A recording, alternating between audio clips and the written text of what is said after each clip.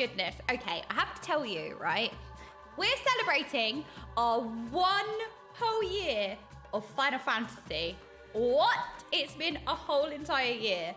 And I have to tell you, as I was starting the stream today, I did a tweet that was like, it's been a year, like, it's been an amazing journey, thank you. And I started tearing up, thinking like of this past year and this Happy whole FF anniversary.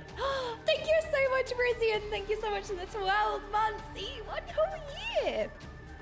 So I was sitting here thinking, I was getting really emotional thinking about my whole journey over the last year.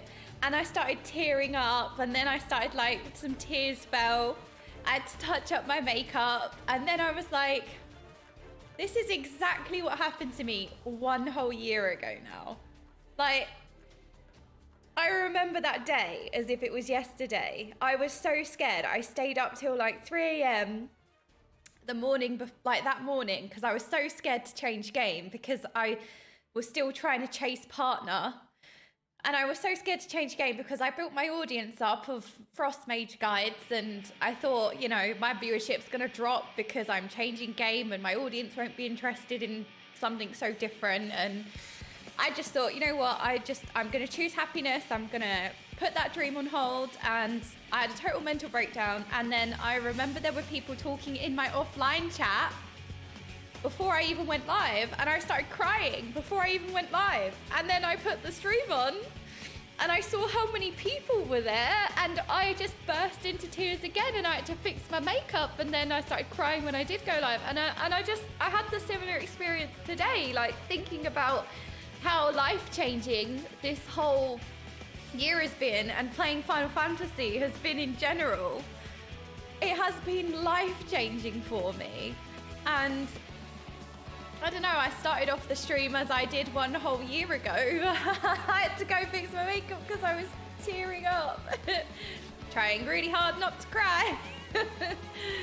I know it's okay to cry, but then I have to fix my makeup again. That's the pain in the ass. But you know what? The smudged mascara look is fine. Less than 3 for many happy returns. Less than 3? Wow. I love you, less than 3? I remember at Preacher's Subathon, it didn't click what less than 3 was because we just heard it through the speaker. And I was like, we love you less than 3. That's not much. Didn't realize it was a heart. I love you less than 3. I was like, what? That's not much.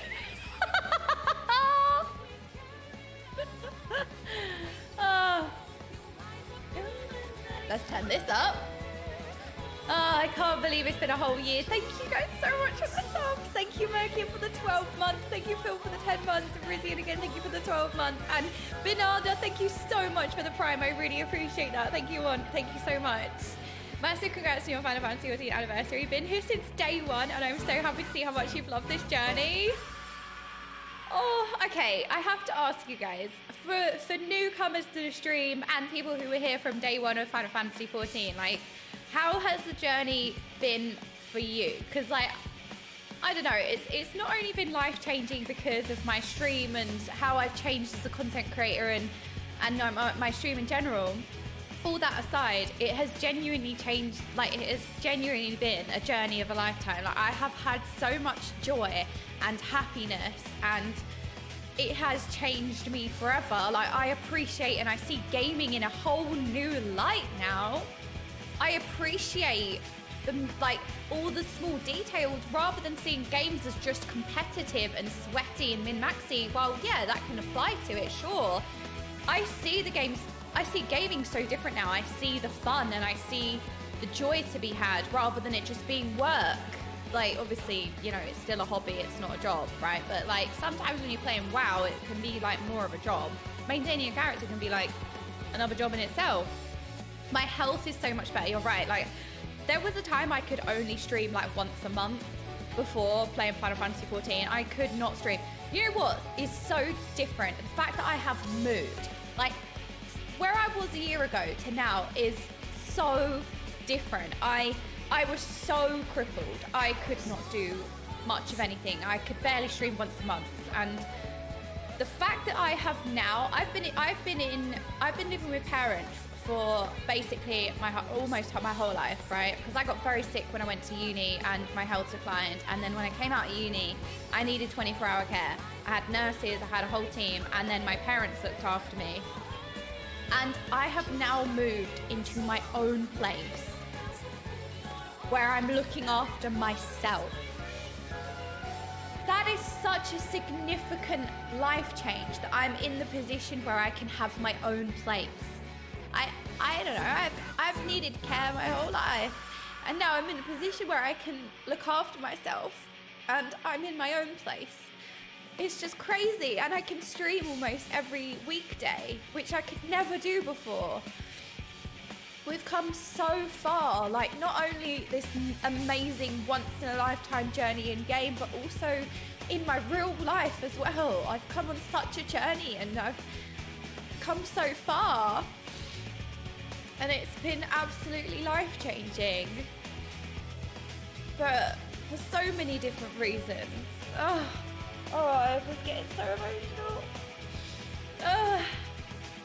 Oh, sorry. But thank you everybody who has been here. Even if you've been here a day, if you've been here a year, no matter how long you've been here, I appreciate you coming to the stream and going through this together.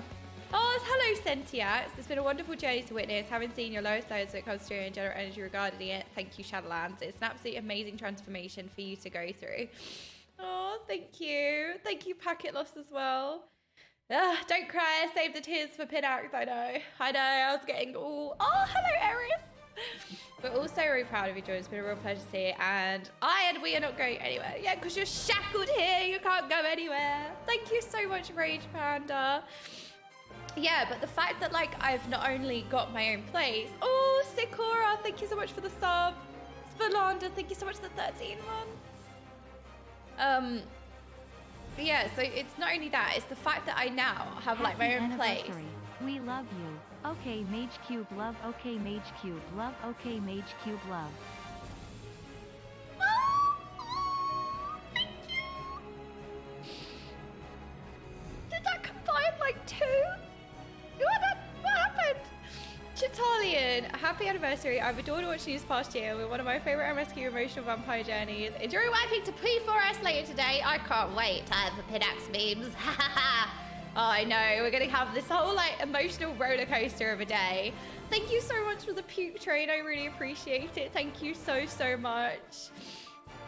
I've loved all your journey, from the bright spark to the shining light we all knew you were from the start. Oh, Becca.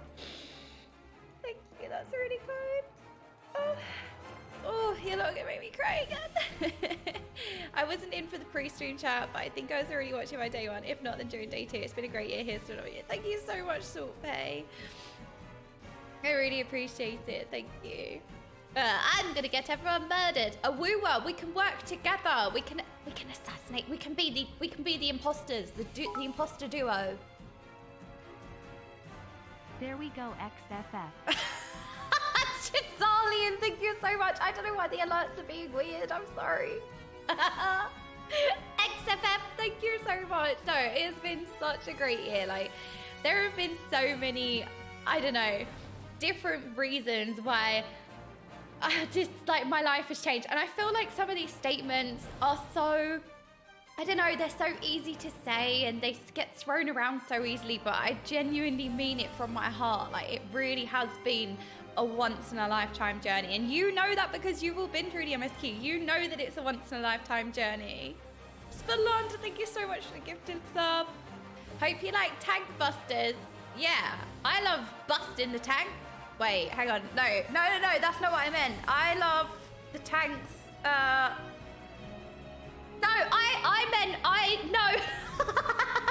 Wait, hang on. I meant I love the, that was not what I meant. That was not what I meant. Scour the anals for M itself. Oh, it's all going wrong. No, stop scouring the anals. Spalanda, thank you so much for the 5 gifted subs. Hello, Riri. Oh, look at you both. Oh, thank you so much for coming to say hi. It has been such a wonderful journey. I know, that's the content we're all here for. Oh, that's the chaos that we promise. Well, that got clipped. Okay, well, Bernie, who's here, praise be Bernie, my editor, feasting on clips today. Time for costs. Yep, we summoned the costs already. It's all going wrong. We're less than 20 minutes in. It has been such an amazing journey. Like I said, all these phrases, or sometimes words can be cheap, and so many phrases and things can be thrown around so easily, but I sometimes I struggle to find the words because I mean it from like the bottom of my heart. And like, I think sometimes it can be so easy to just say, oh, you know, Final Fantasy 14 changed my life, but it genuinely has. And I think so many people can relate to that as well. I think that's a totally relatable thing, that I'm sure Final Fantasy changed a lot of people's lives, because it gives you so much happiness and hope, and it also gives you a home. There's this homely feeling that you feel straight away. You feel like you've come home. And that is such a powerful feeling that so many people can resonate with, I'm sure. And also the journey as well. Like, it's like consuming your favorite film, your favorite blockbuster film in the cinema with a full sold out cinema experience and people cheering, and like, it's just amazing. But it's like, it's a totally unique piece of media to consume. It's so immersive. Like, I struggle to find the words, but it is just so great. Telseams, no, I'm not saying that. No, I was here since More Soup, which is a crime against my mother tongue. But we love soup. Thank you so much, Judge Chiwi. Aside from my family and your sharing everything, my strongest constant in my life since very up. Thank you for being an anchor. Oh, Dragon, like this, you know what? It's like, so many of us always go through, like, life is always peaks and troughs, isn't it? And so many of us go through so many hardships. We all have off days, we all have off times, and like, providing us.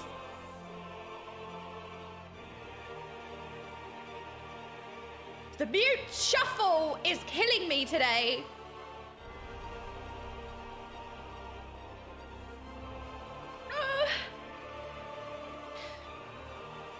Oh, Heaven's Ward always makes me feel really nostalgic. And it just makes me feel like it just makes me think about the last year and how amazing this whole year has been. And how playing through the story has done so much for me. It's changed my life. And I keep saying these things over and over again. I'm sorry, but it's because I really mean it. Heaven's Ward was my losing main character arc. What do you mean that's the best arc? Heaven's Ward was what made us realize that we weren't the main character.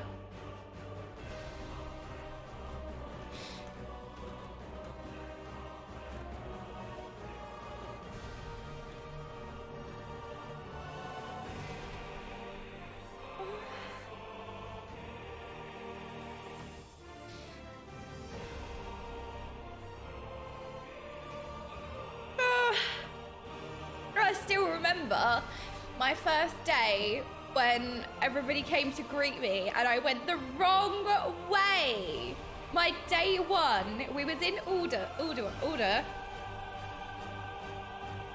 sprouting, and so everybody had a welcome party ready, okay? My first day, I gotta show you, hold on. Day one. You may remember this already. Oh, I feel like, you know, one of those things where it's like, start as you mean to go on. This is such a classic example of like how, I don't know, it set the tone for the rest of my journey, I feel like. Right, where is it? Try and find this picture. Hold on, hold on.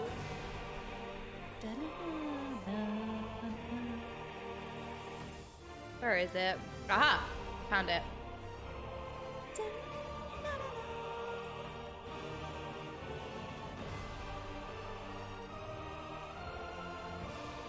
Okay. I don't know why this is all wonky.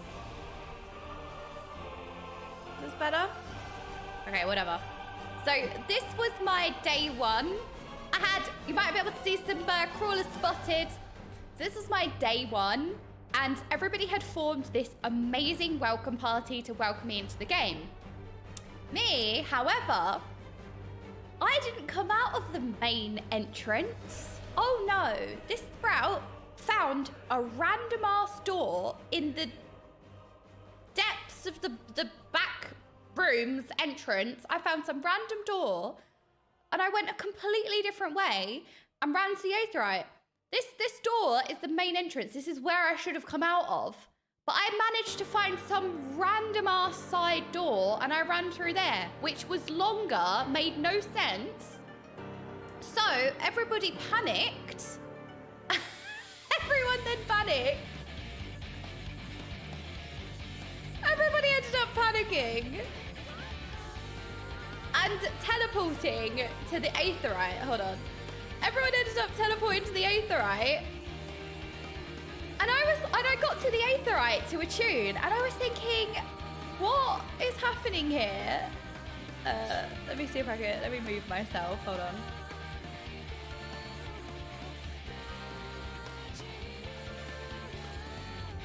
So I ended up going to the aetheryte thinking, like I need to attune. That's what my quest says. I'm reading the quest text. And I got to the aetheryte and I was so confused. This is like classic Sprout moment right here. Classic Sprout moment is this. It's like a raving dance party. What? What is this?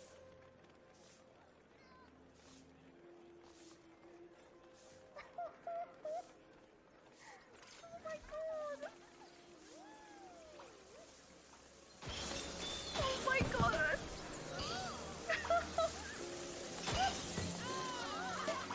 Is this for me? Oh my god. Oh, you guys are so What? Oh my god, you guys are amazing. Look at what's happening on the screen. I did, and I was like, everyone's having a rave and a dance party. What? This is for me? This is incredible, by the way. Like, what is happening? Thank you so much. Oh my god, I could not feel more welcome to like another community or Flashbang. It's like a raving dance party. So there was this whole welcome. I got to the aetheryte and I was like, right. I was like, one, what are all these people?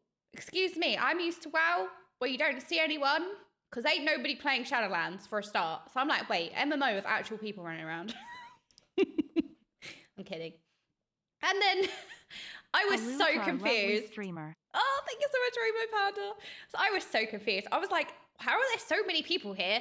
And what's happening as well? I was like, is it just like a rave, a dance party? Like, what's happening?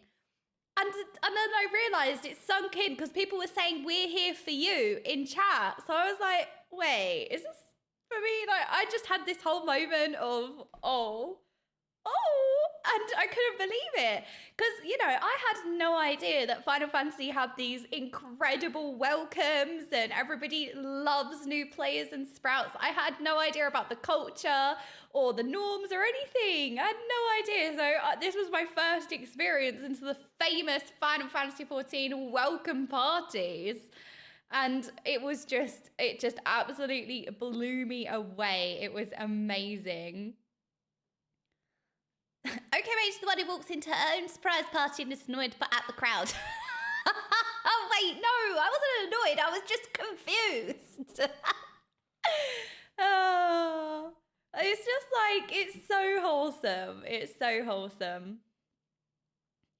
I had no idea. And then this was just my first day. Like, so much happened on my first day. I was like here, there, and everywhere, like shinies, and what's this? And ooh. And I am a year later still the same. And still the same. A whole year later, we are the exact same thing. And this was before Heaven's Ward, so I was actually the main character at this point. This was before we got demoted by Estinian. Okay, I was the main character at this point. I had some respect in ARR. This game does have an auction house. It doesn't have an auction house mount, but it does have a market board, and it does have mounts. No, okay, my Sprout in game graduated to being a Sprout in real life. I changed my Discord name, an absolute savage enjoyer. Okay, I like that. Okay, request to play on music, we're being left alone with our thoughts again. But I just was so blown away by day one. Like, I don't know. I feel like we should look through maybe some of our top like clips over the year, or like be really sentimental. Wait, is it really? Oh, it is really loud. Sorry. No. You're right, because I turned up the mute. Sorry, the clip was really quiet. Sorry. My bad. Sorry. The clip was really quiet, so I turned the music up. I'm a smart. Thank you so much for the 10 months. Sorry. I need a top 10 cries. We're giving Bernie so much work. Bernie, we need top 10 moments and top 10 cries. The people request it. I don't need my eardrums anymore. That's okay. Sorry. No, I turned the volume up for the clip. It was really quiet. I swear. But yeah, it was crazy. It was absolutely. Zeem saw your question. Oh no, what did I ask now? Oh no! Wait, it's actually a clip on his channel. No! No! Oh no! I'm so embarrassed. Oh no! This is a clip on his channel. I love. Okaymage has a question. Oh no! Oh no! Oh! I didn't ask anything. I asked him a really normal question. I swear it was a normal question. Oh, what's Okaymage's question? What's Okaymage's question? Wait, okay, you lot say my stream is chaos. What is this sound redeem from SpongeBob? Bald, my eyes. What is happening? There's so much happening already. Okay, sorry. Oh, what's Okaymage's question? What's Okaymage's question? What's the question? She asked what futa is. No, she didn't.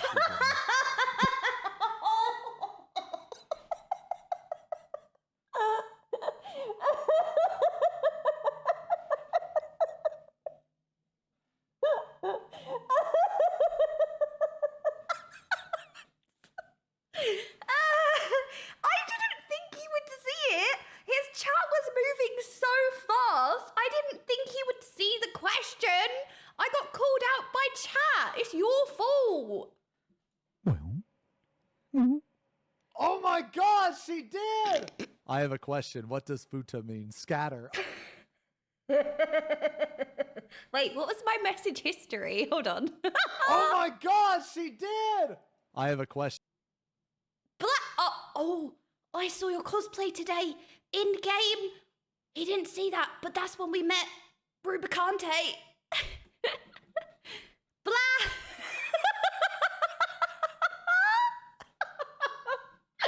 Oh no, I got caught. What does futa mean? Scatter. Oh my God. Oh my God. All right. A futa is a very lovely lady, very lovely, with a massive, veiny, throbbing dick. Oh. Yeah. Oh. Yeah. The best type of lady. Please use it in a sentence. Okay. I met a girl on Tinder. I guess it's going to be multiple sentences. We had a very nice first date. We went to Wendy's. I dipped my fry in my frosty and fed it to her. We laughed. This feels like a true story. This is way too fluid. This is definitely a true story. She had a little bit of frosty on her lips, so I licked it off and kissed her. It was nice. We went back to my house to watch Netflix, And then she dicked me down with her massive futa.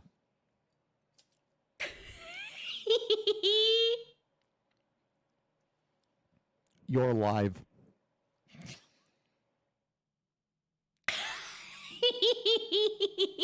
Oh no! Oh no! Oh no! Wait, I thought I was subscribed. Oh, it must be his clips channel. Okay. Oh no! Everyone's gonna hate me in the YouTube comments. Do I dare scroll? Do I dare? Concerned? That's very specific, streamer. True. Does he know he is live? Okay, oh, we're safe. We're safe for now from the YouTube comments. We're safe for now. Oh no! Why am I like this? Oh no! That's 2 clips that have made it to his channel now. I'm so embarrassed. The first one was when I said, it seems this stream looks so fun. He's like head of the daycare and his chat like eating glue and licking windows. And then that one made it to his YouTube channel as well.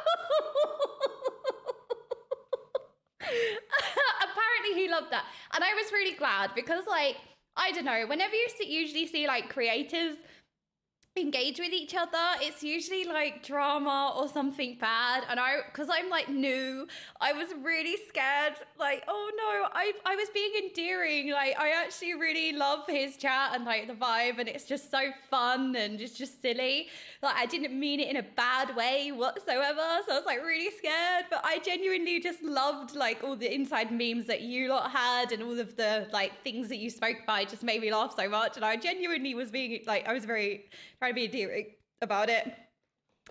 I know. So after a year of Final Fantasy, I am now asking about futas.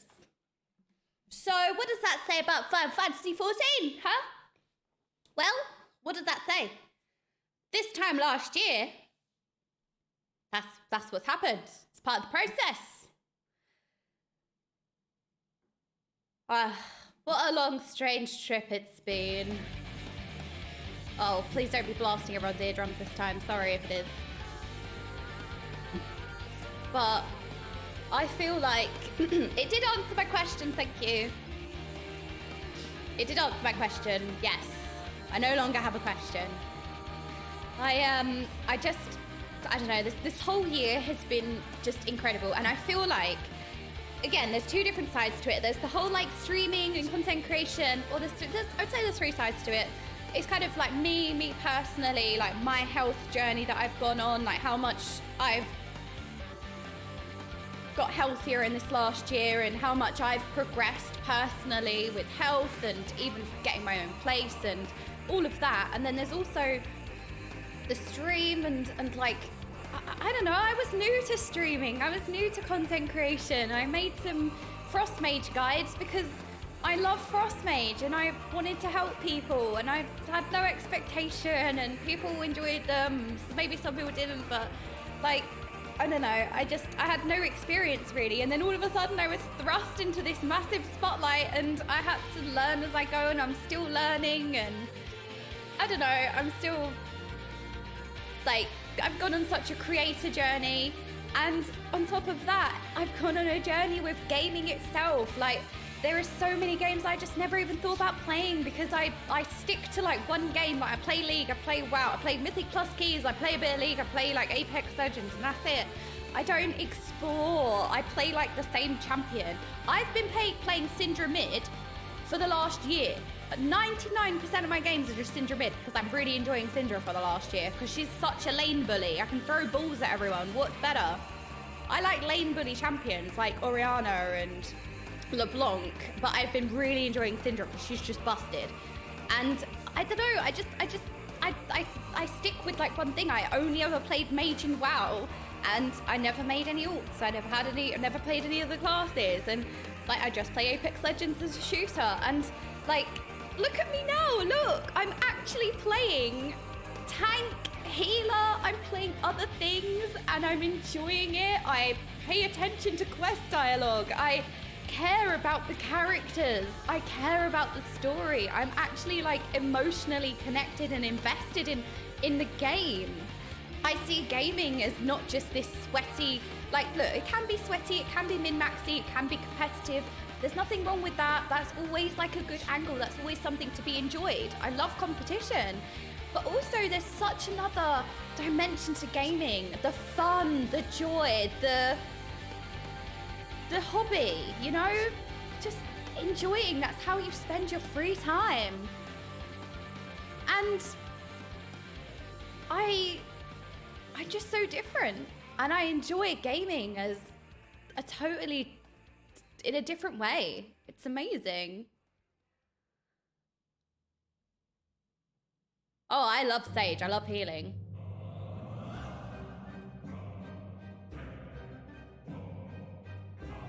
No, I wasn't scared of getting invested. I just wasn't really interested. I've never played a story game. I've only ever been competitive. Like, I compete in sports in real life. That's what I grew up doing. I really enjoy competition. It's not the like dunking on other people. Like, it's not I'm not competitive as like a personality trait. I just really enjoy a competitive environment. I love the pressure. I love playing to a high level. I think nothing pushes you more than throwing yourself into stressful content. I just really thrive in that kind of situation, and I just really enjoy it. So I was never really interested in story elements. I was never drawn to slower gameplay, let's say. It's not slower gameplay, it's just different gameplay. It's like how I would see it. It's not necessarily like scared or anything like that. How I would see it is like, is there a genre of music or a genre of film that you don't necessarily think that you find that interesting, so you don't gravitate to watch it or listen to it? But like, if you actually did put it on and maybe gave it a go, like, you enjoy it. It's not an element of you just don't enjoy it. It's just like, maybe you wouldn't think to put on a film of a genre that you don't necessarily find very interesting, or you think that you don't find very interesting. I'd say that's more what it was. And I'm just totally different now. I still love competition, but I love it's opened so much more to gaming now. There are so many games that I'm now interested in playing in because I enjoy so many different aspects to gaming now, not just that competitive side to gaming. I enjoy the storytelling aspects. I enjoy the immersion. I enjoy the music. I enjoy so many different things in gaming now. I have a totally new appreciation and exploration, characters, well-written plot lines and characters and personalities, and I just love it. And all of those things I never necessarily paid attention to. I'd never paid attention to before, you know? Because, like, for example, in WoW, when I'm mythic raiding, I don't care about the boss. I care about progression. Like, I see it as kind of like very, not shallow, but like, it's all about logs and progress and like killing the bosses as fast as possible, getting good logs, getting good world ranks. I don't see the boss as a boss or lore or story. I don't see the raid as like we're sieging. I just never saw it like that. It was kind of just a means to like, not a means to an end, but it was more, oh, you know, I really enjoy the competitive environment, and this is how I enjoy the competitive environment. And I just never really paid attention to anything else, if that makes sense. And I also, while I agree that maybe arguably it could just be that there isn't much story in the first place, but after having played Final Fantasy XIV, I actually tackle WoW very differently now. I remember I played the WoW patch, the Dragonflight patch that dropped the Dragonflight Mega Dungeon. And I remember playing through that for the first time, and I took in the skybox. I had the music turned on, and I was listening to the music. And I paid attention to the boss names and the dialogue and but the dialogue that was being said. I paid attention to all of the aesthetics rather than just, I need to kill this, I'm gonna kill this. And like, you don't pay attention to anything other than, this is something that I'm gonna kill, and that's it. So I don't know if it's necessarily just WoW. I think it's also me. Like even these are all really bad examples, but like Apex also has lore behind the characters. Apex Legends has lore.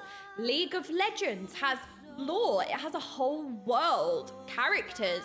And yes, the lore isn't necessarily in the gameplay, so you have to go out of your way to experience the lore. Like you research it and read up on it and you go outside the game to learn about lore, sure, but it doesn't impact the gameplay, if that makes sense, of actual League. So apply that to like everything else. So if I would have played Final Fantasy XIV in my previous mindset, I would have boosted to max level straight away. I would not pay attention to any of the boss names. I probably wouldn't even be able to tell you most of the boss names, really, or what they look like or whatever. I just know, like, the fight, the mechanics. I know what I'm going to be pressing, when I'm going to pop my DPS cooldowns. Like, I would only pay attention to that side of it, which people do, right? You do have a lot of people, like competitive players, for example, like Echo, who boost their characters to max level and they raid high end, they complete ultimates and stuff, but they couldn't tell you who this character is, or they don't necessarily pay attention so much to that.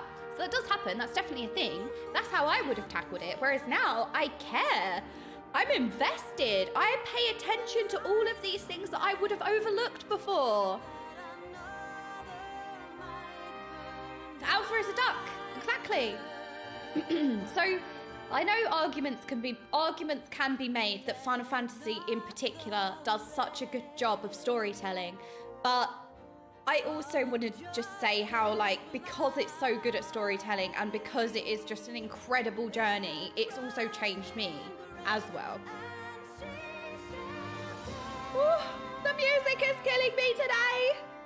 No, it has been just a wonderful, wonderful year. I have had so much joy and happiness. I cannot even begin believe I've given to my money explain to it. a filthy skipper of all people for this long.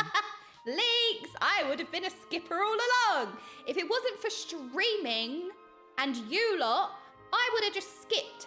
I wouldn't have had the best experience of my entire life within a year. I would have missed it. If it weren't for you and streaming, I would have not have even bothered. Thank you so much, Tiny Jazans, for the 10 months. Yeah, no, it is just, I don't know, there is nothing like it, and I'm so glad that I took that leap of faith. Like, it has been absolutely life-changing, and I don't know, I hope that you all enjoyed the journey as much or the same as I did. You are a positive influence on me. It's the preaching one's fault, and it's also Echo's fault, because they asked me to cast Echo's blind top progression first day. Speaking of leap of faith, talking of leap of faith, hang on a minute. That's my new favourite phrase, by the way, because I love the gold saucer, and because I love the gates, and because I love leap of faith. I literally overuse that phrase to death. It's my new favourite phrase. Lucia, welcome. We are celebrating our 1 year of Final Fantasy XIV today, which has been just incredible. It's true, if Preach hadn't tweeted your first stream and I hadn't recognized you from the cast, I would have missed it. Yeah, I mean, I owe so much. Like, the Square Enix Final Fantasy XIV account actually replied to my original tweet that long ago. Hold on, let me see if I can find the tweet.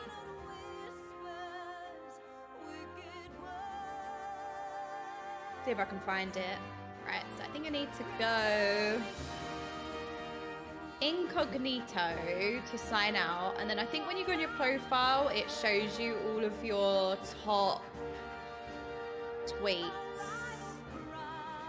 Oh my gosh, okay, this is a trip down memory lane. Hold on, let me show you lot this. So I think when you go incognito, it shows you all of that person's top tweets. I noticed this a long time ago, actually. Who was it? It was when my PC logged me out, and I think I looked at somebody on Twitter and it showed me all of their top tweets, and I was thinking, huh, does that do that for everyone? A sassy cat easily distracted by the visuals and glams on the game. Now look at you, a sassy cat easily distracted by glams and visuals with that clear savage content. Congrats on your first of many years here. I've stayed the same for a whole entire year. I have had no progression. I enjoyed your first Final Fantasy 14 stream, make your cute cat girl. I know, we made Sass Cat with her fierce eyebrows. Oh. No, I have to tell you, so yeah, I was logged out of Twitter. I can't remember why. I was just logged out, and then I looked at somebody. I didn't realize I was logged out, and then it showed all their top tweets. So instead of me logging out, I'll just open it in an incognito. Ooh, why do I keep pressing the wrong one? Alright, move me down. So,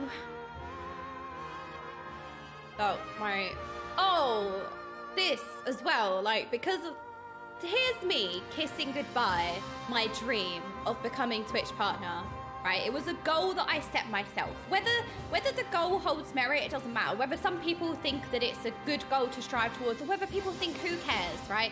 It is just a tick. I mean, I knew that from the start. It's just a tick, but it's just, we all set ourselves goals in life, and it was a goal that I set myself to achieve. That's why it meant a lot. Not necessarily because, oh, I need a shiny tick. It doesn't change what you do. You're still yourself. You still stream. It doesn't change anything. But it was just a goal that I set myself, and it was an achievement for me. You know, it's like chasing achievements in a game. It was an achievement that I was chasing. And who knew that playing Final Fantasy would just like blow my stream up beyond recognition? And I got a partner because of Final Fantasy 14 when I thought I was putting my partner dream on hold. Like, what? Oh, this was so crazy. And that tweet popped off as well. And then, oh, this was when I got to the end of 5.0. Oh, reminiscing. Final Fantasy 14 is so much more than an award-winning, greatly beloved story. The end of Shadowbringers 5.0 was one of the most immersive, incredible piece of media I've ever consumed. From seeing Amarops for the first time till the very end, it's truly an unforgettable experience. Still true. Still true. Yeah, there might be some slippies. We're just gonna glance past the slippies. Oh, and when we walked, and we met the twins and Tancred. This was it. This was my tweet. Look. February 21st, 2023. This was the day before I started playing Final Fantasy for the first time. Tomorrow at 1 PM CT, we take on AOZ and MSQ for the first time. Okay, you win. And it just completely popped off this tweet. I had no expectation. I was like, what's happening? What? I'm trying to find the comments, but I can't see the comments, but the Square Enix account actually replied to this tweet. I could not believe it. I absolutely could not believe it when they replied to my tweet, because I was like, what? Ah! It's just been such a like pinch me experience from start to the end. We're never getting to the end. Forever. Oh. Oh, well, whatever. We don't need to go down like other tweets that... All of my... This 1 year, all of my top tweets just from things... You can't see comments now if you're not logged in. Okay, so I need to try and... I was going to log out in non-incognito, but... let's see if I can find... What if I copy and paste this? If I copy and paste this, search it, is that going to come up? Oh my god, it did. Okay, hold on. We can get rid of the stupid incognito rubbish. Look! Welcome to Eorzea! Oh, I could not believe it! I couldn't believe it! Oh. No lalas, okay? No lalas. Noted. Yeah. Yeah, that's where it all started. Oh. Can't believe it. I really can't believe it. I was so like, I didn't know which picture to use for the tweet that I did today. Oh my goodness. Well, that popped off. Hang on a minute. I didn't know which picture to use, and then I found this picture on my desktop, and I was like, wait, I kind of love this. I know that it's not like from my day one, but I think my Heavensward welcome was the most crazy thing I have ever experienced in my entire life. XFFING one of us. Yes! I am finally one of you! Yes! Thank you so much, Brackets, for the 13 months. Yeah, the Heavensward welcome was absolutely nuts. Wait, this is a good pick to use because I'm in it. Where are you, Spalander? Yeah, but you know what? You know what was crazy? Some people were saying that the welcome was like the biggest there has ever been. I don't know because I haven't seen them all, but that was what people were saying, that it was crazy. It was crazy. It was like the most, like that was my peak viewership. It was at 3K viewers at that point. It was nuts. And I spent the whole line sobbing, being so annoying. No more Futa questions. No more questions. We're just welcoming you to no longer be the main character as you get introduced to S9. Yeah, it was Heavensward that we lost title of main character. But yeah, no, and I didn't know at the time, but Preach was standing at the very end, and then that made me sob again, and it was absolutely nuts. Absolutely nuts. It was great. Oh, we're in Leap of Faith though. Oh my gosh, hold on. Ah! Run!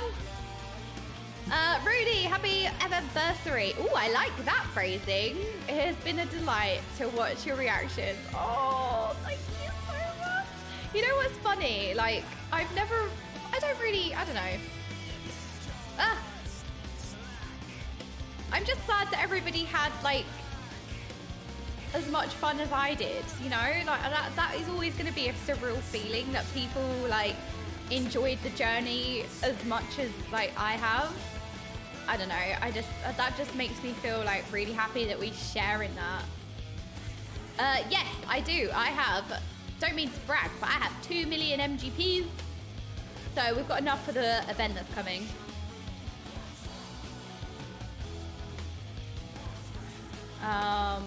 Including the solid takes on the more serious issues. Oh, thank you. I'm glad that could resonate with you. Obviously, like, opinions are going to differ all the time with everything. Everyone's always going to have differing opinions, but, like, that's what makes life interesting. Everybody have kind of different takes. As long as those, like, oh no! I mean, as long as, you know, they're not harming anyone, I think it's good to have different perspectives and different opinions. Unless they're just outright just hate. I think there's a difference between an opinion and just, like, hate, just hate-fueled. Because, like, saying to somebody, like, for example, oh no, I'm so bad. I always feel like some people can't tell the difference sometimes between an opinion and just, like, hate. I think that often gets lost. Like, sometimes people, like, for example, if somebody just went up to somebody else who maybe, let's say, were overweight and they were just like, you're fat. That might be their opinion, but, like, that's just a hate comment. And I think it's when people can't really tell the difference, you know? I would say. So as long, like, I always feel like different opinions is always healthy. I love hearing different perspectives and different varying opinions. But yeah, like I said, as long as it's, like, respectful and not just outright hate. Oh, we got 40 seconds left. Ah, quick, we ain't got time for this. Go, speed run. We need the gold. Where are we going? This way. That reminds me of my first time when I completed it in like 1 second. Oh, I knew it. I overshot it. Oh well, it's Jova.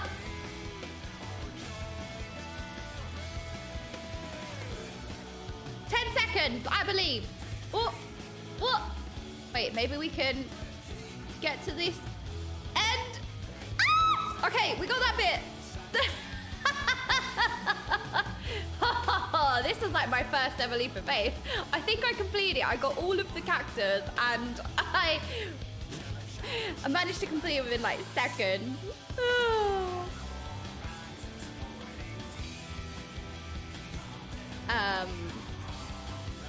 The way you sell the game reminds me of this. Oh god, what is this? Is this a fart?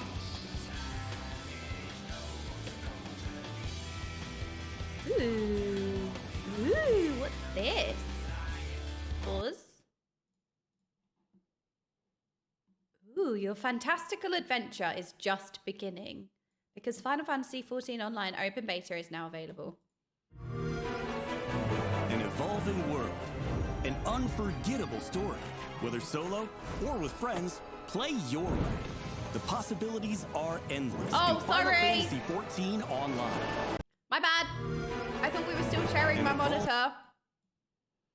Oops. Oops. Soz.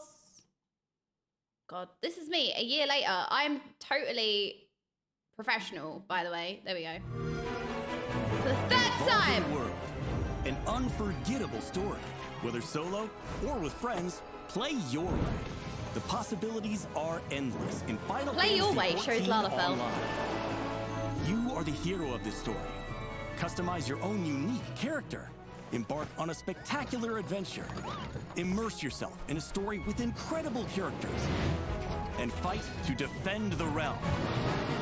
Play a variety of classic jobs from the Final Fantasy series, each with a unique gameplay style. Party up with friends to face powerful foes. Or call upon NPC allies to fight by your side. I do that when I go in Party Player Finder. versus player combat. And discover all the world has to offer. There are countless ways to enjoy the realm of Eorzea. So join millions of adventurers and find out for yourself. Experience a critically acclaimed adventure.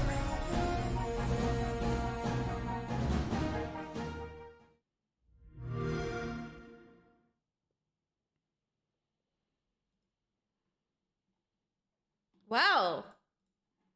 Well. That was basically everything I said. I'm so excited that there's going to be another way for people to experience this game and a whole new wave of players.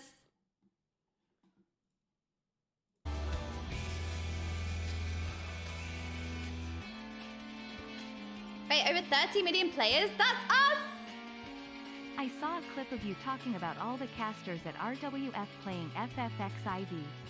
Have loved the energy and all the moments, i.e. tears, ever since.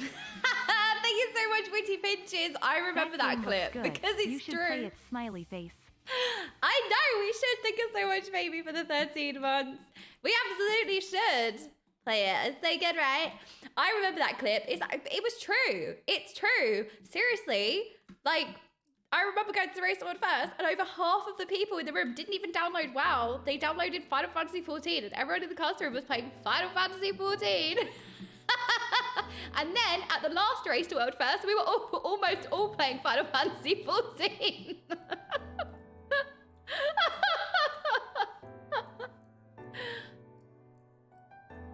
Oh. Remember, wow, Shuffle's got a back today, celebrating a whole entire year. Hello, Ava. How are you doing? I was asking about you. I think it was yesterday. I was like, where's Ava? How is she? I haven't seen her in ages. We're not remembering that. Put it away. Oh, we should totally reminisce. You should watch the strange live action Final Fantasy 14 1.0 ad they made featuring Louis Soir. Wait, it's actually not a fart. I really fully expected this one to be a fart. I was like, this is a bait. I'm falling for it. I fell for it. It was actually real. 1, 2, 3 this time. No! No! Next time for sure.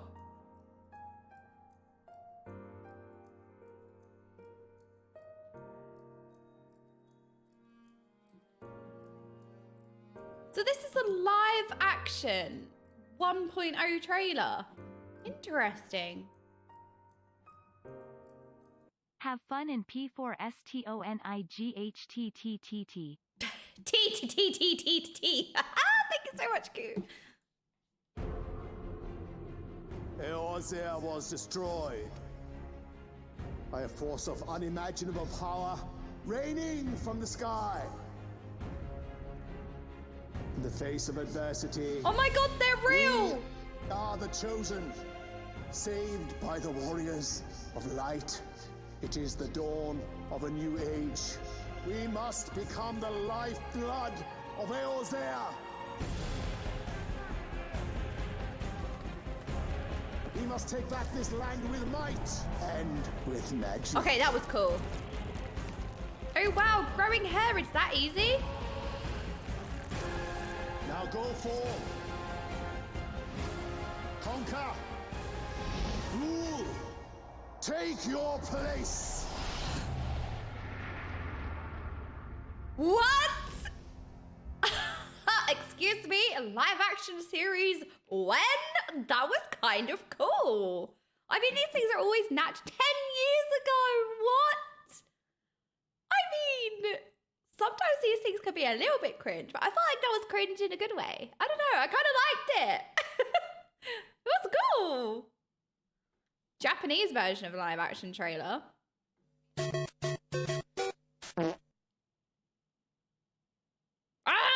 No! The one time I don't say, oh, this is probably a fart, and it's actually a fart. The one time, no. I actually did not see the Tom Holland Shadowbringers trailer, I don't think. My daughter laughed. Yes, well, I've been getting got for the last year. Actually, I put that in this. Final Fantasy XIV has brought me untold joy and happiness. We have laughed, sobbed, and farted. That's you. That's you. This is you. Ding dong DM. Not a fart, but funny. Oh god, didn't see you were still back there, lol. Dudes, I'm sorry, my son started eating dog food. What? Do you want me to pull smaller? Well, oh god, oh, is he okay? You're good, that was fine, Paul. I just literally, you know, dog food. Wait, can you imagine being in Party Finder and somebody says, oh, sorry, my kid's eating dog food. This is like when people say, sorry, my goldfish is on fire. Oh, my cat's on fire, gotta go. Oh, my goldfish is drowning. Sorry, my kid's eating dog food. Yeah, I'm so sorry. I'm crying, laughing. That is so funny. Is your boy okay? See, this is so nice. This is so wholesome because, like, as funny as it is, people are saying, like, oh, is he okay? Like, they're still checking in, like, is he all right, though? Even though this is, like, really funny. I wish I could see his face. Oh, he's 9 months old. Wait, how did he get dog food? Wait, I have so many questions. I was thinking like a chaotic toddler just being chaotic, running around, but like, how is he 9 months old? Where did he get the dog food from? Like, wait, at 9 months, are they crawling or walking at that point? I don't think so, right? This is what a childless person says. Oh, from the dog bowl. Oh, crawling from the dog bowl. Yes. I was thinking, you know, just going into the cupboard. Yeah, no, that makes sense. Childless, by the way. Childless and poor. Tom Holland trailer. Please don't be a fart. Oh my God, it's not a fart. Wait, oh my God, wait, I think I have seen this. This is familiar. Let's watch it again. Hey, Tom, we playing Final Fantasy XIV? No, I'm not ready yet. I gotta get prepared. He needs to get prepared because he needs to show Estinian who the real main character is. Train, just play He's the training game. to beat Estinian. Why are you doing this? For Shadowbringers, dude. I'm training to be the warrior of darkness.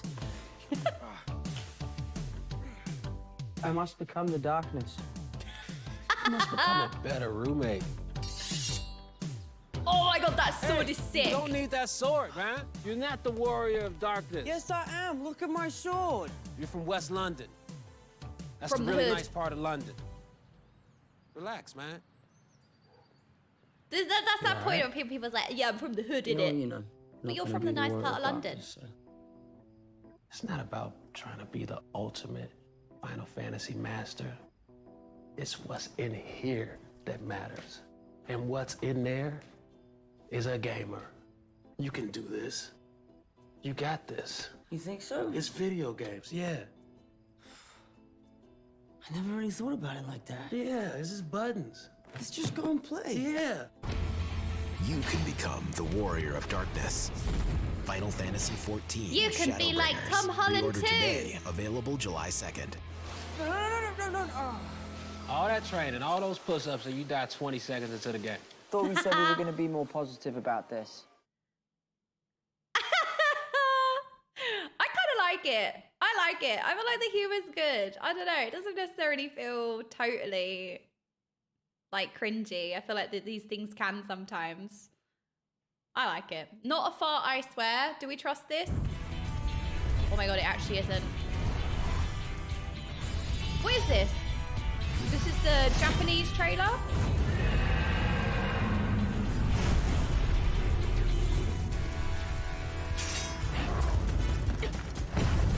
Korean trailer, sorry.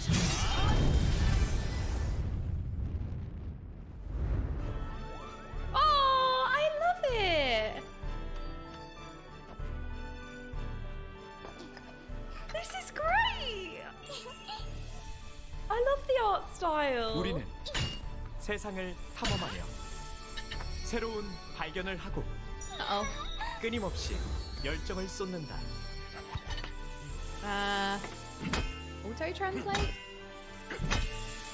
Where's Genglish? 때로는 함께 싸우며 나아가는 것. 모든 이야기가 우리의 모험. This is so epic!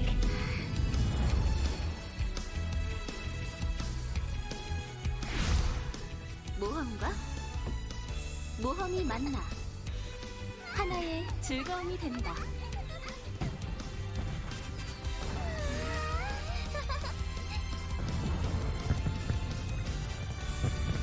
도와주고 도전하고 탐험하고 열중하며 쌓아올린 모험들.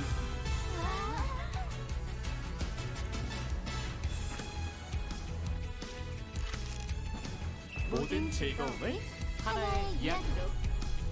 파이널 판타지 14. That was so good!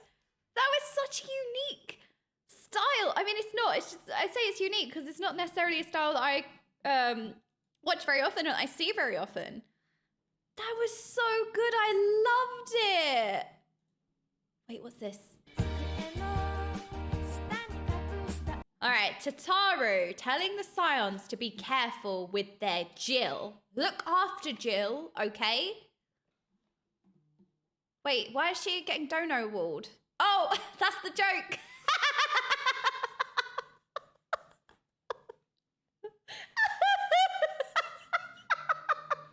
Because they're not paying attention. Okay, right, I'm going to start it. I'm ruining it before we even press play.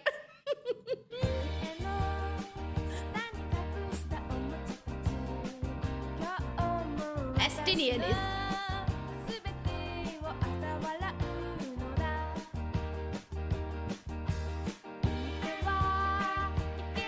I wouldn't mind that. Oh! Oh no. Oh no! We wouldn't dare. Oh no, we wouldn't dare. No, no. Run, run, run! You're not red, Alfie!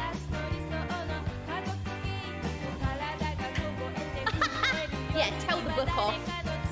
Oh no, the kick! Yuriande telling a funny story.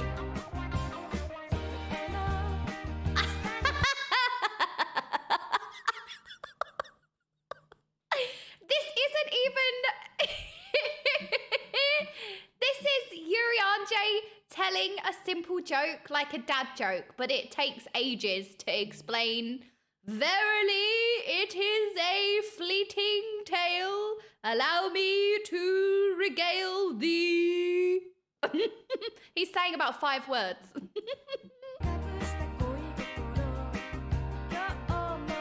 Oh, you're right. This was me when I was telling you all about Pokemon IVs for 4 hours. Wait, this is accurate. Oh, poor Yuriande. Justice. Esther, on his way to buy 1 orange juice. They told him it was expensive. Okay, I will give you 65 million Jill for 1 orange juice. Splats again. Krill's most dangerous mission. Biscuits.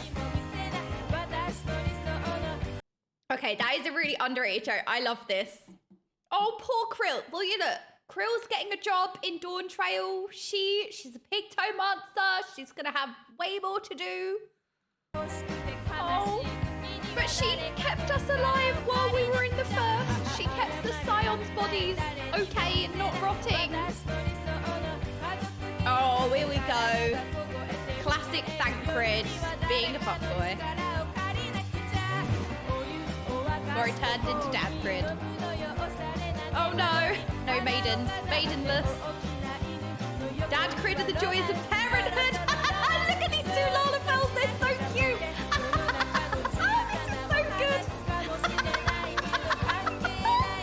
good. This is how Zeems feels in his stream, okay? This is Zeems, and this is you.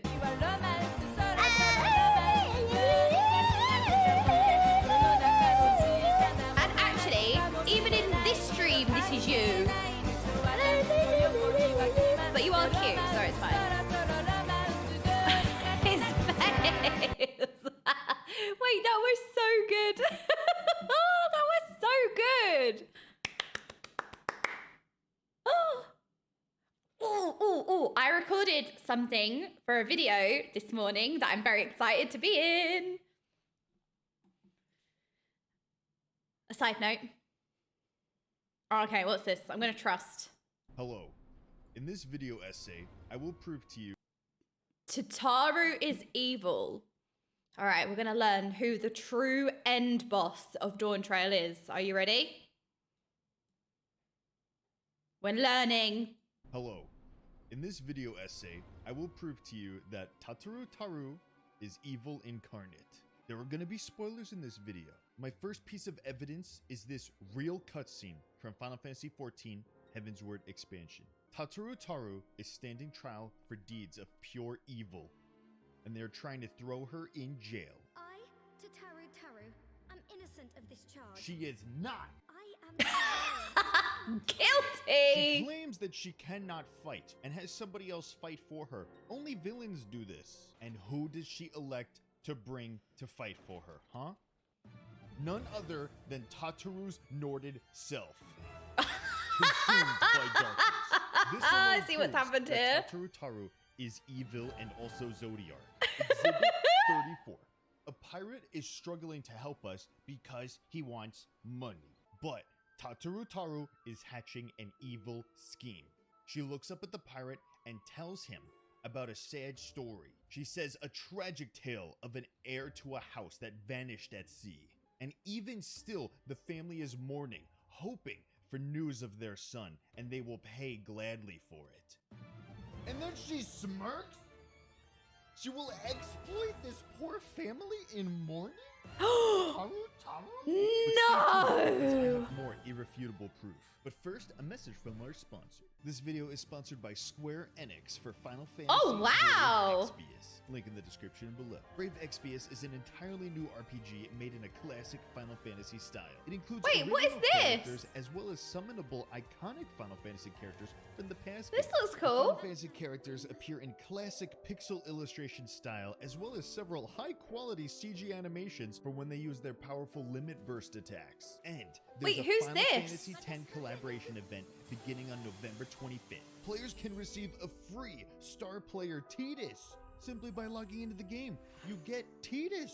Players can also enjoy a daily free 10 summon for 21 days. And more units will arrive from Final Fantasy X. There's going to be Yuna and Riku. Who's that? There's going to be a Black Friday deal starting November 25th. Oh, I'm so and excited to Cyber play Monday starting all of the November Final Fantasy 29th, games. Both going until December 1st. And there's a login bonus for new players. You get a guaranteed NV summon. This is a great time for new players to join and take advantage of all these discounted items. So if Final Fantasy Brave Exvius looks interesting to you, check it out in the link in the description below. And now back to the video. Don't let her tears deceive you. Tataru knows exactly what she's doing. Consider the Endwalker poster. Why is Tataru? Oh, look at her face. She looks fierce. She is the mastermind pulling all the strings behind the scenes, planned since 1.0. Taru, front and center? Well, to answer that, let's consider this image. On the top, you can see Heidelin, and on the bottom, you could see Zodiark. Now look back. At the top, who do you see? That's right, the Lady of the Light, otherwise You known know what? as This Heidi. checks out. Now, No, this is at the bottom, factual evidence who do you right see? here. That's right. Tataru Taru, otherwise He's known not wrong. as Zodiar. Need I say more? How did Tataru Taru make this? What was going through Tataru's mind? Wait, what armor set is this? This is To so make cool. This. Now, let's actually ignore the point that this is super edgy and looks like something an evil person would wear. Let's consider It's very edgy. the I name love of it. the gear. It's called the Traveler's Gear. Oh, I have that. I Where just have never heard wore that it. Before? Doesn't it look a lot like an Asian? Oh, it hat? does. Almost like Oh. because it is. Oh, it does. To commit the chronicle of the Traveler. The seat of the Traveler. How would she have known this? We didn't even know this. Exhibit Ooh. A. Tataru's surprise. There's two of her, first of all. Again, these are fake tears. Please do not be fooled. The other one doesn't even talk. Don't worry. The others are alive and well. There's two of them. How would you know? Need to find them. Are you hiding them, Tataru Taru? See how she's looking at her, judging her? She's judging if Y'shtola would be a suitable vessel for the darkness. Tataru has apprised me of all that took place in the aftermath of the assassination plot. Because it was her plot! Exhibit 24. Tataru Taru is shown here juggling with a knife. Nothing good has ever This is come very of sinister. juggling. I remember Here's this. a scene from a video titled Tataru Taru is so cute. Toss aside the scions who shirk their work. She wants to kill us. Blood. Tataru Taru, 2019. Here is a wonderful exhibit of Tataru Taru. Wait, how is she not drowning here? To believe that she is our friend by having a heartwarming moment together. She says farewell and thank you for everything and says that sounds rather final and then just walks away Alu triplet. and stands there. Hello. Turns around Ooh. and stares us down. Menacing. Waits for us to walk away. And she keeps going. And just stands there. And turns around and gives a mischievous, evil smile. And walks away. This is very with the sussy behavior. Arguably, this is just classic Lalafell behavior, but still. Hatched by Tataru Taru. She tells us to meet her in this undisclosed location, but then these barbarians show up, and Tataru Taru tells us no squirming and to close our eyes, as she literally beats us up, and then she's happy about it. Tataru Taru is seen here scheming, not realizing that we are watching her. She's singing about beating people up and decking them and beating them up. Not only that, but she pretends that the crates are her victims. And then she sees a cute little squirrel and decides that she must kill it. To It's which called the cute Carmichael runs aggression. away You're because so good, I must kill Tataru is a you. psychopath. But perhaps the biggest piece of evidence that Tataru is evil incarnate is this scene right here. This spear was clearly not even gonna hit Tataru, but she let it happen. And he dies. She wasn't and tall was right enough there for and it did to nothing, hit. And she even smiles about it. Hopefully I have convinced you into believing that Tataru Taru is evil incarnate and also Zodiark. Thank you for coming to my TED Talk. I'm convinced. Sold. Like, there's no way you can convince me otherwise. This is totally real. Ooh, have I seen this? No, I have not. What is it? Wait, this is the official Final Fantasy site. Final Fantasy XIV, Eorzea Academy special page. Wait, hang on a minute. The spin-off Final Fantasy XIV manga where characters enjoy life at school? What is this? This is official. Hang on a minute. Wait, this would be so... I would love this. Wait, Eorzea Academy is now available on Manga Up. Chapter 1 is free to read right now, and a new portion of the story will be added each week. This special page not only introduces the manga, but includes sample pages for your reading pleasure. Wait, this is so cool. Because it's kind of like seeing the characters you love in a different situation. I love that because it's even more like, it's another way to enjoy your favorite characters in the world that you love through placing them in a different story, I guess. This is so good. Story. Alice is a high school student attending Eorzea Academy, an exclusive institution created by the merger of former rival schools, the Academy of Light and the Academy of Darkness. However, frequent quarrels between the students prove that a bitter divide remains between the class of light and the class of darkness. Worried about the ongoing conflict, Headmistress Tataru, see, she is the ultimate big bad, decides it's time for some bold solutions to raise morale. Let the school games begin. Oh my god! And then it turns into the Hunger Games, and they need to fight for the death. No. It's time to put my plan into action. Desperate times call for bold solutions. First of all, it's odd that Tataru is the headmistress. I love the like the self-awareness thing here. It's so funny. But with Alice and Alphinaud as the stars and a supporting cast of other vibrant personalities from Final Fantasy XIV, there's no end to the shenanigans. On top of that, there are plenty of events unique to school life, such as field days, summer break, and school festivals. See, it's kind of like if you place your favorite characters in this fantasy world into like the real world, like in a real world situation, like being at school and experiencing a field trip, going on summer break, going to school festivals, and you can kind of see how your favorite characters are going to act or react in certain situations. Like immediately I'm thinking, oh my god, what's Estenine going to have to say about going on like a field trip? He's going to be like, ugh. There were also appearances of well-known, notorious scenes from Final Fantasy XIV. Keep your eyes peeled for them within the manga. I can swim now, thank you very much. Somehow the boy just isn't very buoyant. Oh no, poor Alfie. And his lack of swimming. Main characters, students of the class of light. Includes Alice, Alphinaud, Estinian, Grahatia, and Krill. Yes, Estinian is 32 in the game. But let's not nitpick over the details. Yeah, we don't care about stuff like that. Students of the class of darkness. Xenos, Asahi, Yotsuyu. Certainly a charismatic group of students. I see Emmett. Wait, you have to read it left to right to left. Oh, sorry. Somehow the boy just isn't very buoyant. I can swim now, thank you very much. Stop saying that to people. Aha, aha, aha, we did it. I got there. I'm sorry, I haven't read one of these before. Okay, our instructors, other than Headmistress Tataru, Thancred Yashola, Urian J, and Emmett Selk appear as instructors.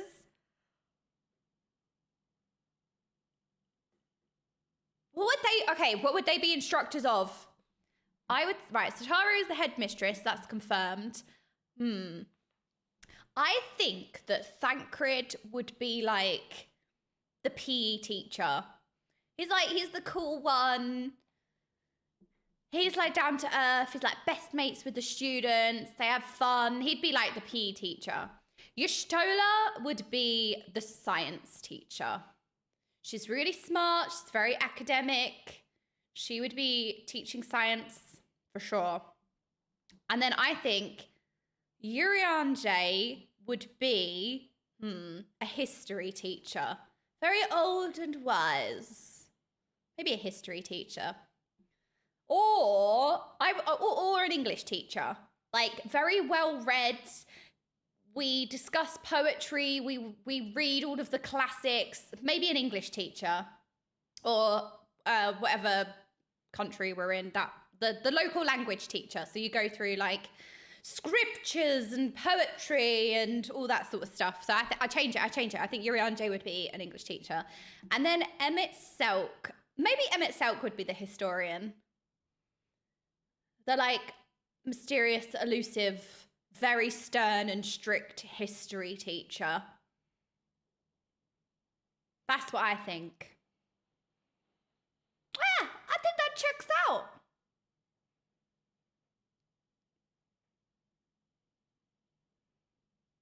And it's not just because Emmett Selk has been around forever and can actually teach history. I also feel like he kind of suits the history teacher aesthetic as well.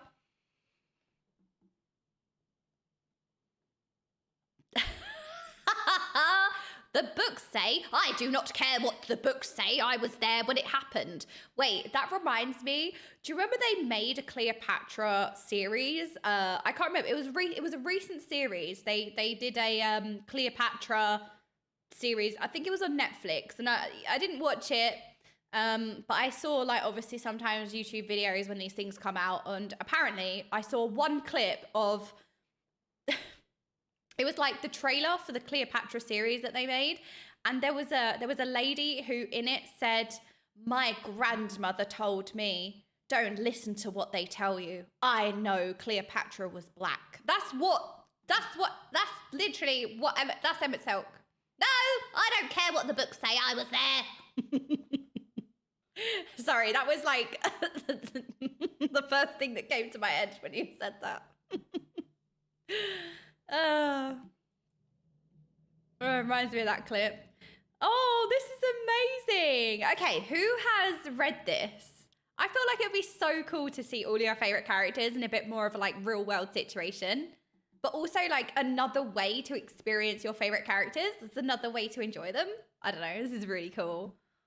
Aww. This is awesome.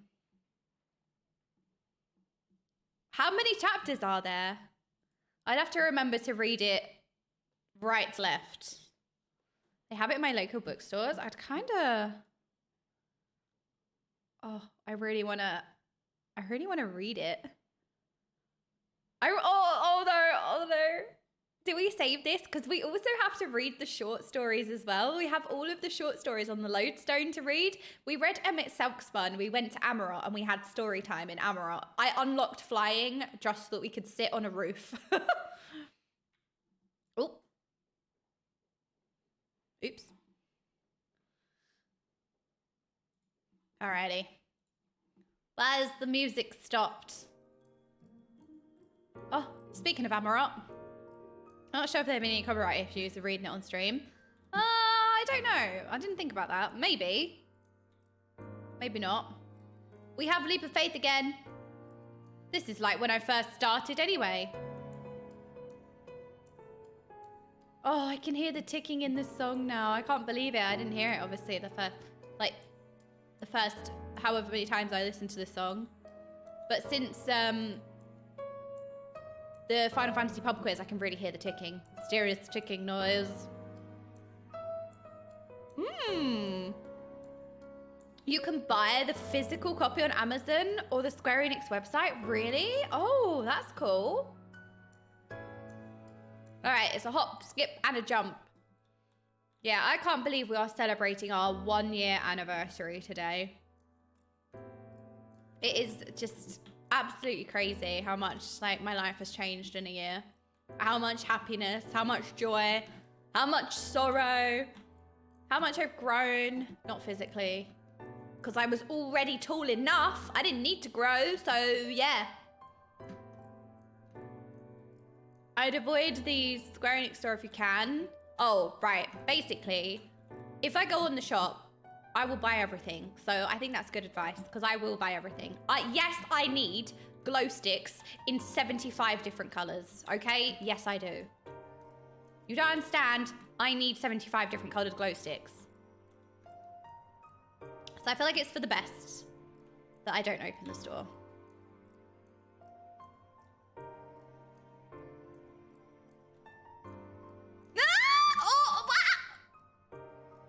Oh my god, how am I still alive? What? That was chaotic. Wait, where do I go now? Oh. I don't feel like I've done this map, but I haven't done this version of the map. This is cool. Wait, have I missed one? Check like all the nooks and crannies. I recommend Amazon, not because of Square Enix shipping, but rather if you have Prime, the shipping is free. Oh, okay. So you can get it on Amazon officially. Oh, stupid ledges. A year later and I still say, burn it, burn the ledges, burn the trees. Sorry. My Sylvanas was showing. Although it's kind of therapeutic doing Leap of Faith in a very tense environment while listening to the soothing sound of Amarot. No, the ledges are actually the worst, okay? I think they're worse than the pine cones. Pine cones, you know what we need? We need a tier list of things that of objects, obstacles in Leap of Faith, okay? Everything is going in the bin. That's where it's going. Tier list of obstacles in Leap of Faith. Literally nobody would watch that video. That's such a stupid idea. See, I was like, I really want to, I'm being chaotic again, but I really, really set it as my goal this year to like make YouTube videos and be able to juggle streaming and video making and be able to do that, because I know that I've been very limited. Like, even though I've been able to stream almost every single weekday, it does take a lot out of me, and I do struggle to do anything outside of streaming. You know, I'm very still, I'm gaining strength. It's like exercise, right? You're gonna do a run and you're gonna be exhausted the first time, and then slowly, you know, you can go a little bit further and you can breathe a little easier. I'm trying to work everything in my stride, and it's so hard juggling all the different things that you got to do. And it's like, after you finish streaming, like work, let's say streaming hours are like work hours, like, well, your work isn't over because now you have to answer all the emails, or now you have to do this, and now you have to like post a tweet, or like, you don't have to, but you know, you got to keep up to date with things. So you're kind of watching Reddit, Twitter, all these things that I don't do. So it's like everything that I'm not doing always cripples me, but it's okay. I'm an overachieving perfectionist, so it just doesn't help. But I do definitely want to put like way more time into YouTube and like actually producing videos, and I want to give back to the community. I want to provide content that people will enjoy, you know? I want to be able to create stupid, silly videos that people can enjoy, or make videos to further love our characters in game and favorite lore moments and stuff like that.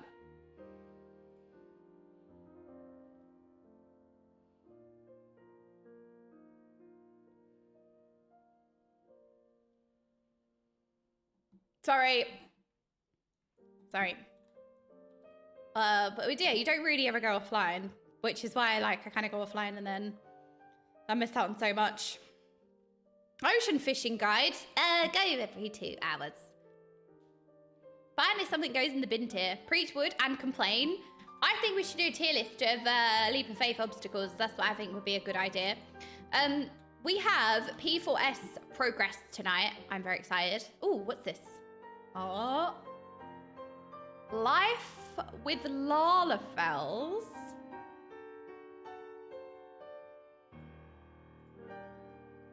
Okay, hold on. Let me change scenes because I'm a professional strummer.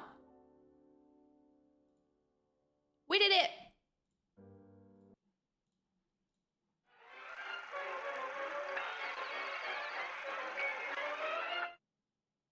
Why was that scary? Oh, look at the little slippers. Oh. Oh. You're so cute. Wait. Did you see the love heart? This is a haunted doll, but the haunted doll gives love instead of trying to murder you. Look at this.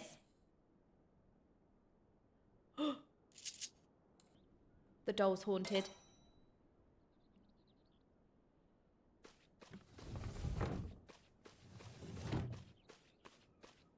I love how they stomp around. It's so adorable.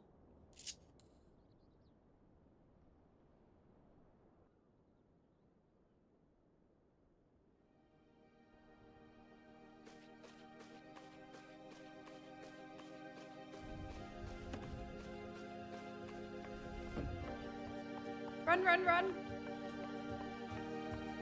Oh, music. Oh, the TV. Controversial chair. Aww.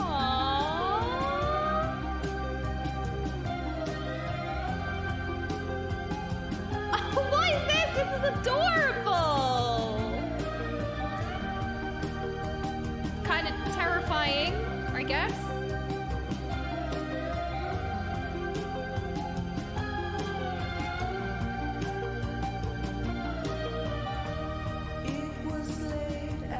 It's all very cute, but also there's an undertone of something scary.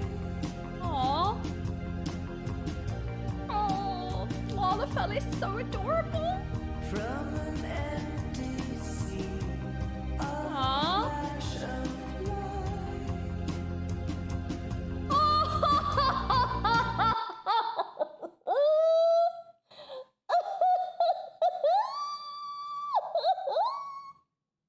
This is the most adorable image I have ever seen.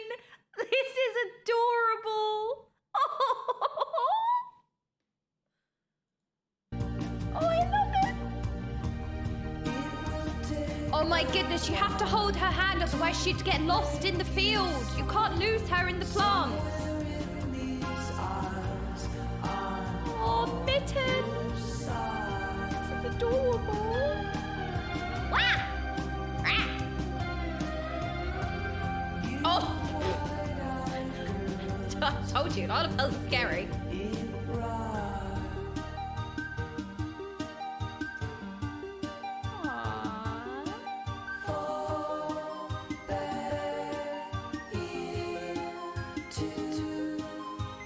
All the fat cat was thinking was murder, murder, murder, murder, murder, murder, murder, murder.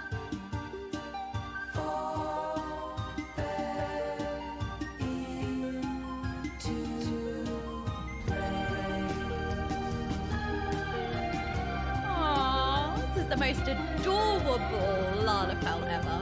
Look at her, she's so cute. Aww. Wait, are these fat cat slippers? Oh, why do they look even more adorable on Lalafell's? Hee. They're going to die. Oh. Oh, they, oh. They did. Oh no. Oh no. Aww.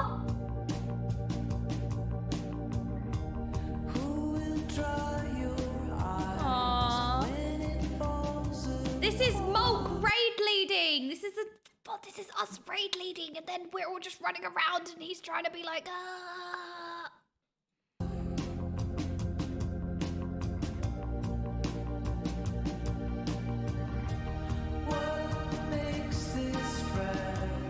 Wait, she's standing on the bar and she's still not the same height as a bunny. Oh no. Oh no.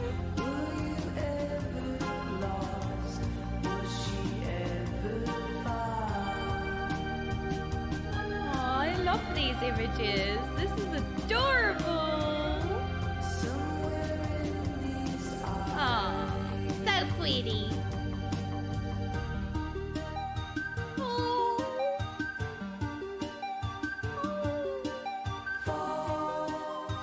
Please don't throw him in the fire. Oh, stop it. They look like they're bundled into sleeping bags.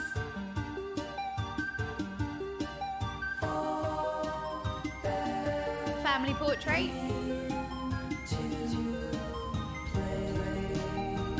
Oh, everyone having a nice day on the beach.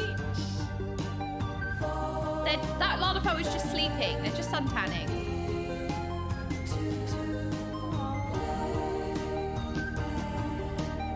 Wait, is this real? Can you get... What is this? A tent?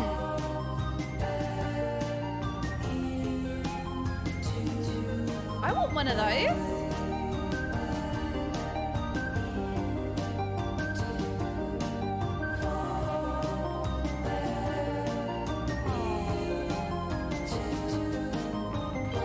Oh, it's not legal. Uh-oh.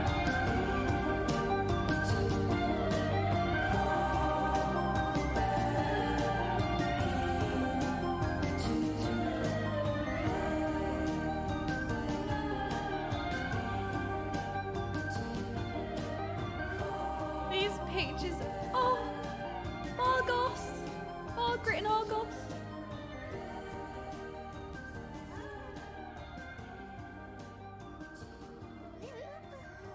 Look at the fish tank.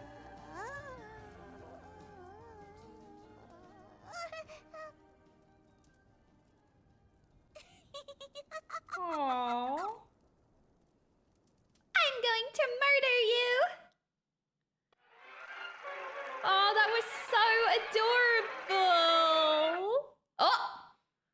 that Tataru?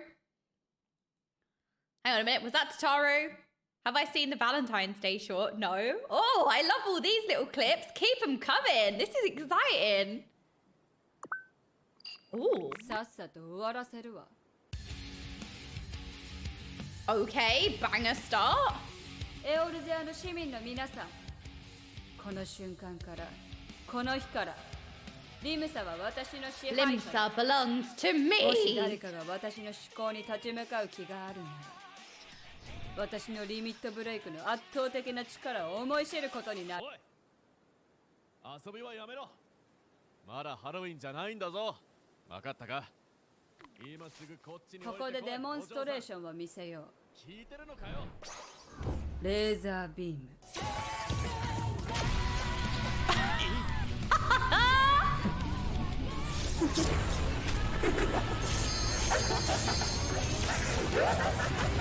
Oh my god, this is so cool! What? This is so good! Yes! Destruction!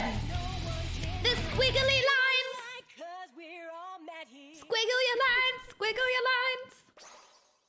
That was freaking awesome! I'm sorry, can we watch that again? That was so cool! What a way to go! I wouldn't even mind dying. さっさと終わらせるわ。We need to squiggle our mind. エオルゼアの市民の皆さん。Again, again, again, again. この瞬間から、この日から、リムサは私の支配下だ。もし誰かが私の思考に立ち向かう気があるなら、私のリミットブレイクの圧倒的な力を思い知ることになる。遊びはやめろ。まだハロウィンじゃないんだぞ。分かったか？今すぐこっちに。ここでデモンストレーションを見せよう。聞いてるのかよ。レーザービーム。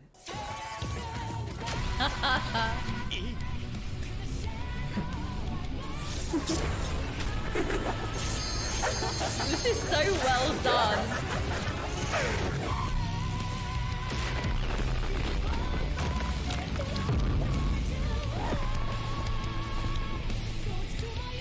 So scribble your lines. Scribble your lines. That was so well made. That was so good. No, you ruined it. We'll keep singing about chicken tenders and buttholes, but no, you're not allowed to squiggle your lines. This is unjust. It is unfair. Wait, is it Leap of Faith again? This is so similar to my experience in Final Fantasy XIV in general anyway. Lalafell 2020. I love all these. Wait, hang on a minute. Why are we getting so many Lalafell videos? There's a theme here.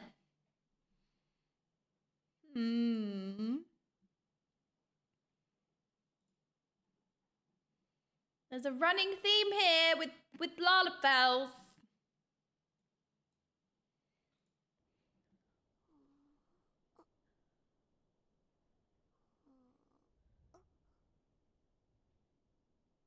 Aww.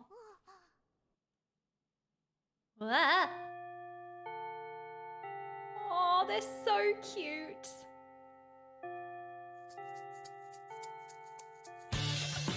Oh, see? Being small makes everything better. So who's really winning here?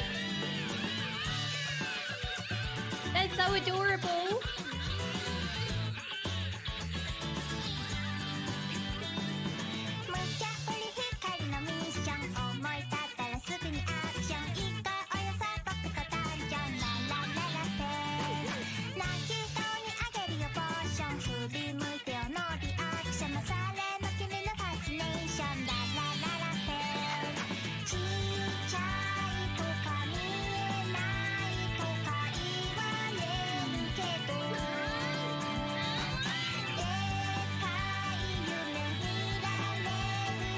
Okay, they're not working, the translators.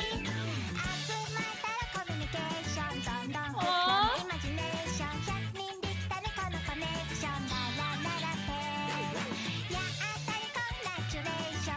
adorable. Wait, where's this cat bell?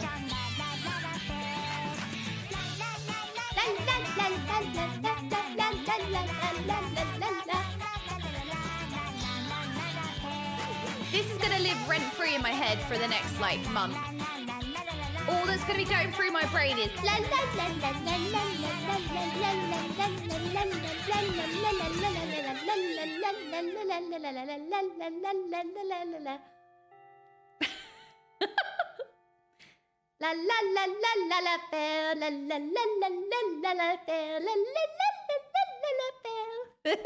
All right, well, thanks. It's gonna be 4 a.m. and I can't sleep because my brain is going la la la la la la la la la la la. This one's based on a Pandemonium boss meme. I'll give you special cells.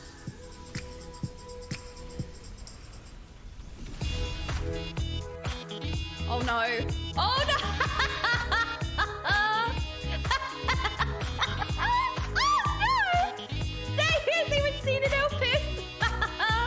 Oh no, the moon! Oh, Charlie!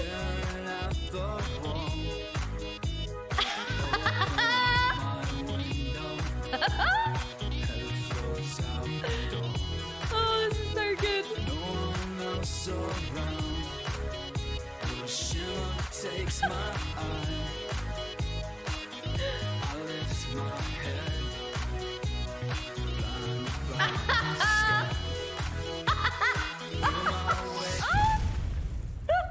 Well played.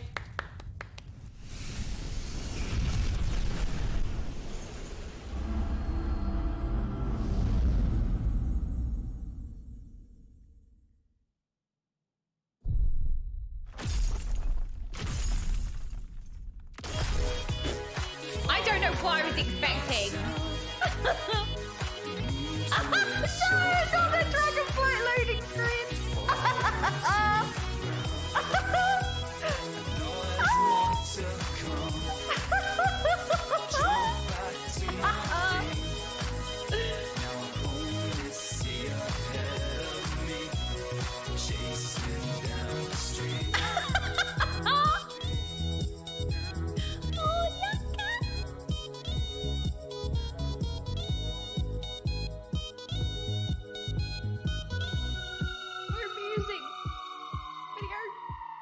Ugh.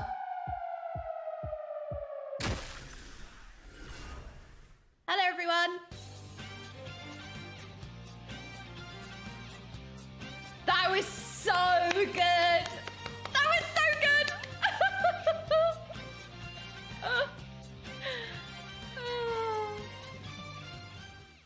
That was great.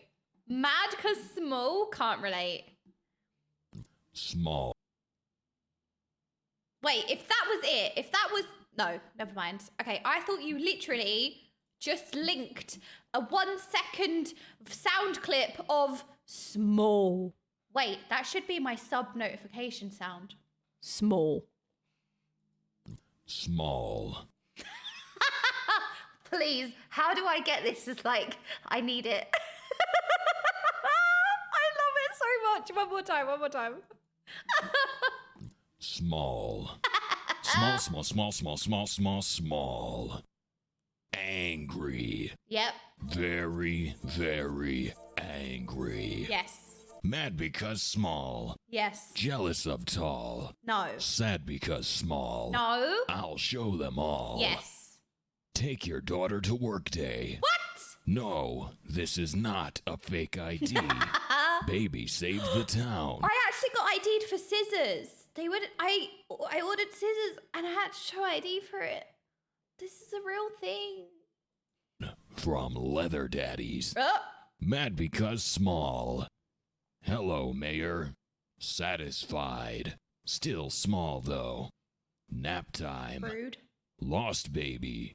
Found baby. No! Baby learns to dance. From Leather Daddies. Uh-oh. Okay, bye. And this, children, is how you Naruto run. Baby passes judgment. Jealous of tall. Excuse me, I need an adult. No, we don't. We're fine. I just got back from the fake beard store. Does someone here need an adult? Not scared of tall. Baby protect.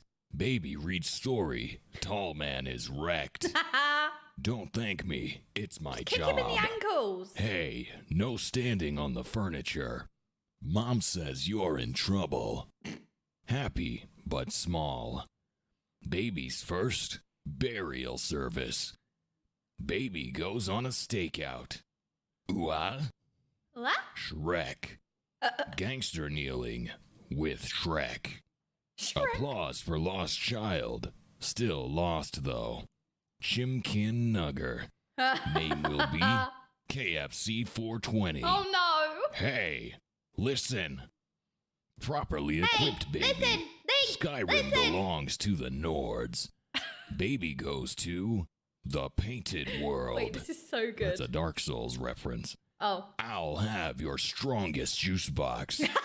And small have friends. Yes, Mr. President, I know I'm awesome, but can you call back later? I'm busy. Stay away from my mom. Hate Fierce vegetables. eyebrows. How Mom dare said you. it's my turn on that thing. Smart baby. I can see your nipples. You look drunk like my dad. Oh. Excuse me, would you like to buy some Girl Scout cookies? Baby joins the army. Shrek 2. Oh, God. I Is forgot this about guy his outfit. bothering you? Yes. Furious. Excuse me, chef. Is this keto friendly? Reading a story to Titan. Once upon a Forgive me, time. father, for I am short. Why is daddy sleeping? I can't wake him up. It's not a phase, Mom. Have friends, still small. Do not worry, Mrs. Claus. I'll protect you. Sad because small. No. Excuse me, miss. Is he bothering you? Worst beach party ever. Jealous of tall. Sorry, you are not tall enough to ride. No. Are we there yet? No. I have to go potty. Are we there yet? No. When Preach did his subathon, he had his stream on 24/7, and every time he travelled from place to place in his van, he took you lot with you, and that's all you lot were saying in the chat. Excuse me, are we there yet? Excuse me, can we stop for nuggies, please? We are there. Oh no, a boss fight. JK, it was easy. Nap time. Angry dreams. Mad because awake. Baby's first recon mission. The eyebrows are so good. Stupid onion hair feels ashamed. Oh, yeah, it does look Rightfully like so. a red onion. Hey kid, you wanna buy some death sticks? Yes. Hide and go seek. Oh no, have been found. Mecha suit is tall. Baby is small. Baby's first prison break. Baby is a fugitive. Excuse me, sir, do you need Jesus? If you train hard, you can be as strong as me, but never as stylish. Are you making fun of me? Excuse me, Power Rangers, would you like to buy some Girl Scout cookies? Well? They said no, so I killed them. Jealous of tall. Mad because small. Never. Resolute baby. Angry baby. Will save the world. Big Book Baby versus Bionicle Boy. Oh my God, Baby see? Bionicle. wins. No, Mr. President, now is not a good time either. Have friends, still small, still mad, very mad. Red Ranger loses. Megazord loses. Kaboom. Knowledge is power, and friendship is magic. Aww. Glowing baby, powerful. Man destroyed, baby is win, but still small. Space Candy is pleased. Space World candy. is saved. Baby still small. No happy ending. You know, Square really should bring out a candy range of just like the gemstones as a candy. Like that would sell a lot. Oh, I'm so glad I paused it there. Wait, mad cause small too? Small. All right, spoilers. Big fat spoilers. Spoilers. This is so good. I love it. It's like all the different points in the MSQ. All right. Small. Small, still small. Small. Still small. Angry. Still angry. Very angry. Mad because small. Baby gets a fresh new fit from the market board. Can't reach Mad though. because dailies. Mad because cutscenes. Mad because daily cutscenes. Mad. Praetorium. No. Now this is pod Yeah, Praetorium. racing. Baby goes to a burlesque show. Very confused. Recruited to be a stripper. Nice. Horn Girl and Balloon Rats have a quest. Good King Mogglemaw, good King Mog, good King Mogglemaw, good King Mog, good King Mogglemaw, good. So anyway, I killed the giant Furby. Oh no, what has happened? Mom, please wake up. Oh. I want Wendy's. I want McDonald's. I want nuggies. You better pick Wendy's. We have Wendy's at home. Mad because small. What do you mean you look up to me? No one looks up to me. Can relate. Feel big, actually small. No! Shrek 2, Director's Cut, on Blu-ray. Kneel lower and I might spare you. Baby versus Super Sushi. Baby wins. Mad because seasick. What's the problem, sir? Is something wrong with my face? Nothing. What are you looking at me for? I can't even reach that high. Sent to the True. principal's office for murder. I can explain this, big brother. I promise. Stupid Cabbage Patch Kids summon a god. Wizard Santa. Magic Accurate. Baby versus Wizard Santa. Baby will destroy. Next time, give better presents. Minor 49er. Minor 4'9". Hey kid, could you be taller? I can't see you over my voluptuous man chest. How Rude. about now? Big brother, I am being bullied because small. Hey, no juggling on the furniture. Mom says you're in Tataru. trouble again. Introducing Mr. Shoulder Pads, skipper of Leg Day, current holder of Stupidest Hat Award. Probably evil. Maybe. Cold AF. Hey, big brother, it's cold AF. Have friends, still cold. Mad because small. Jealous of tall. Can't reach table or floor. Introducing Thigh Mom. Very tall. Thighs have eyes. Better than original mom. Stealing big blue leather daddy candy from Elsa. This wasn't in the script. Friends crave that Jolly Rancher. Same. Must confront Elsa. Let it Elsa go. is a stripper. Oh, Jealous of tall. I didn't see that version of Frozen. Small is win. Thought is begone. Do you want to build a snowman? Do you want to build a Mad because snowman? small. Can't see over desk. Jealous of tall. Oh, this is so Small cute. is oppressed. Oni-chan, Mommy-sama and Thigh-senpai said you have to take me to Wendy's. Happy because Wendy's. Mad because small. Mad Excuse me, cause small. Shenron. I wish That's to what be I'm thinking. tall. Wish not granted. Angry. Angie. Baby is shot through the heart. You're to blame. Baby goes to space heaven.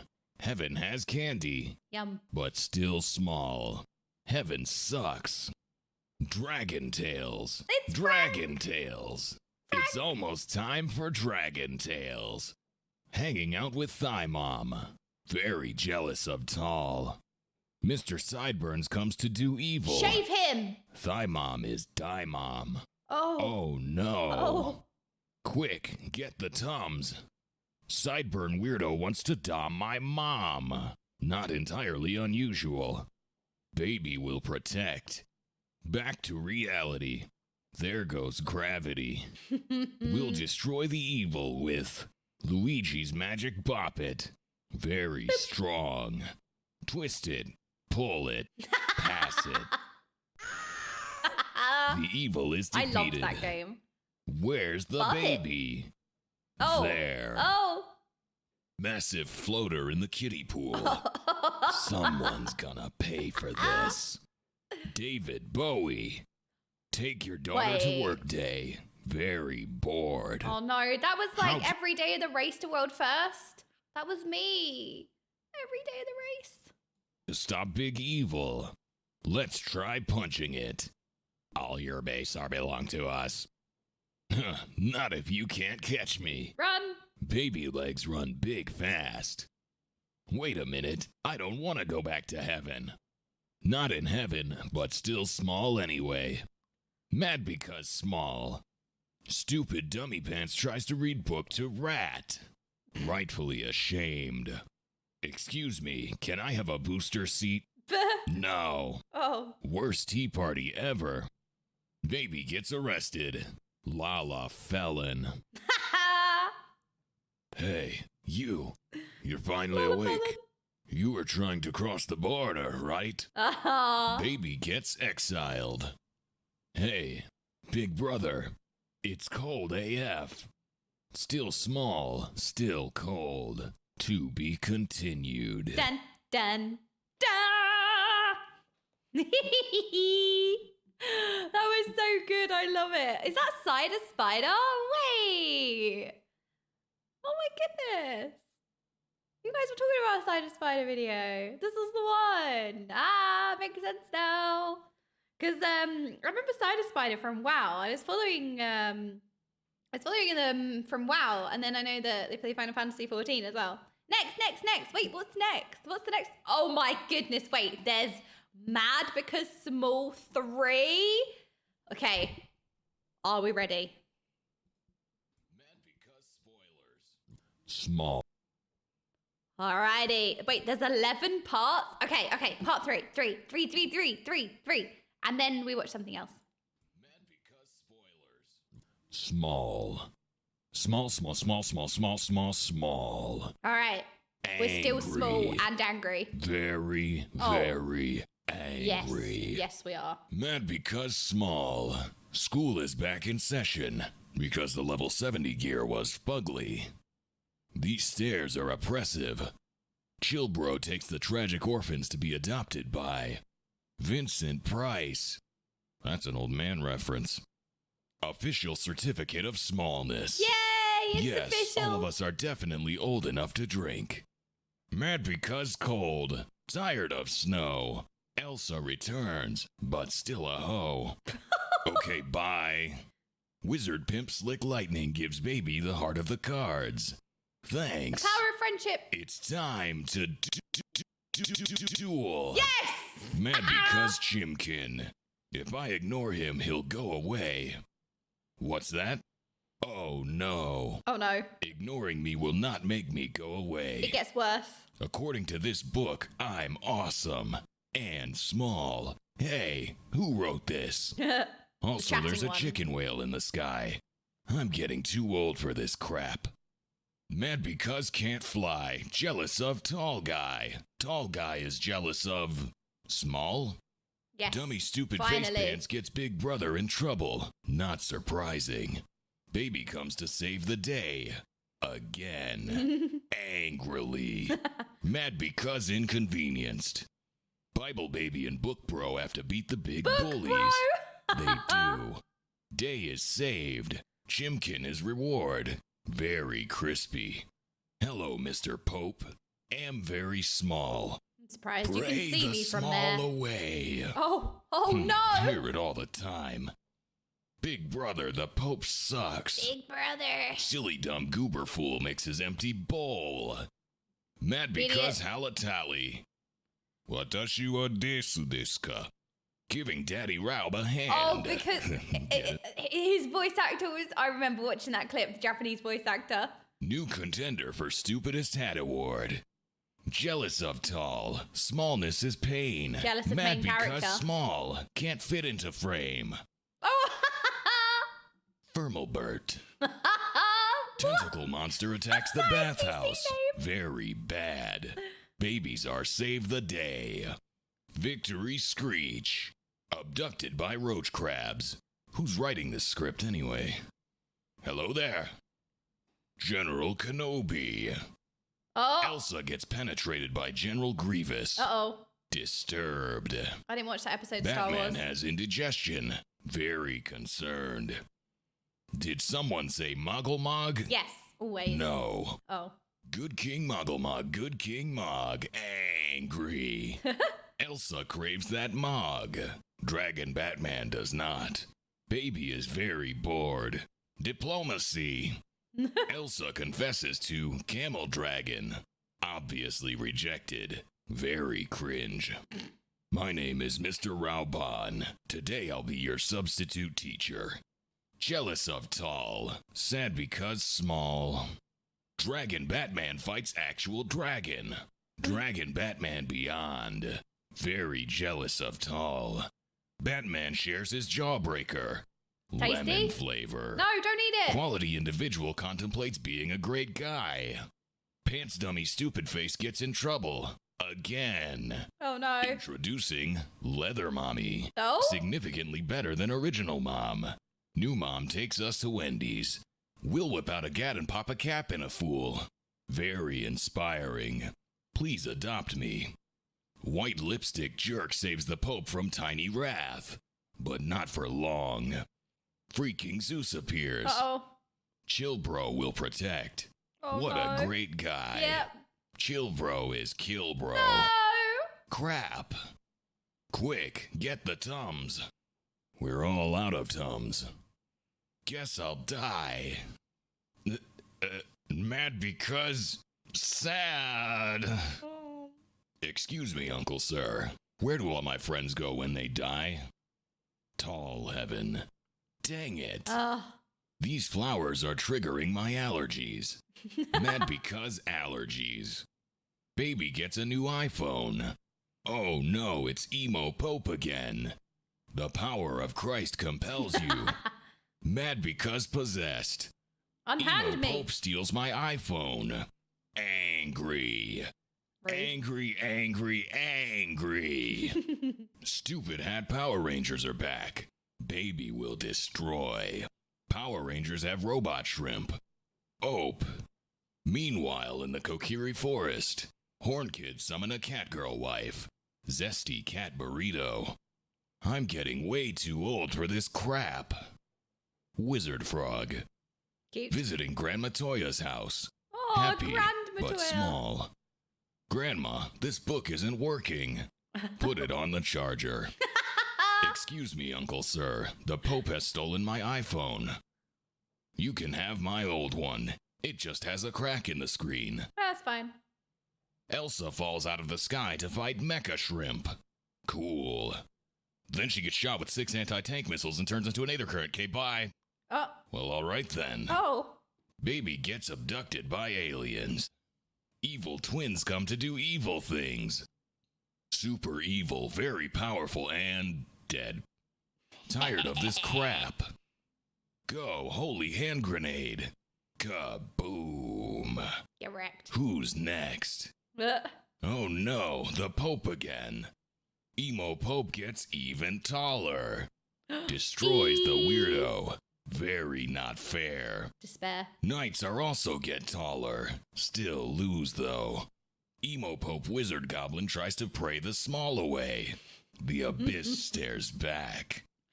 Pray the small away. Then he died. The end.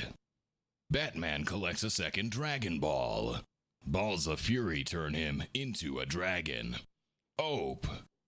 Oh well, let's go home. Too small to fit on seat. Dad, can we keep him? All my friends are dead. All my and friends are still small. Worst ending ever. With graveyard To be headstone continued. sized.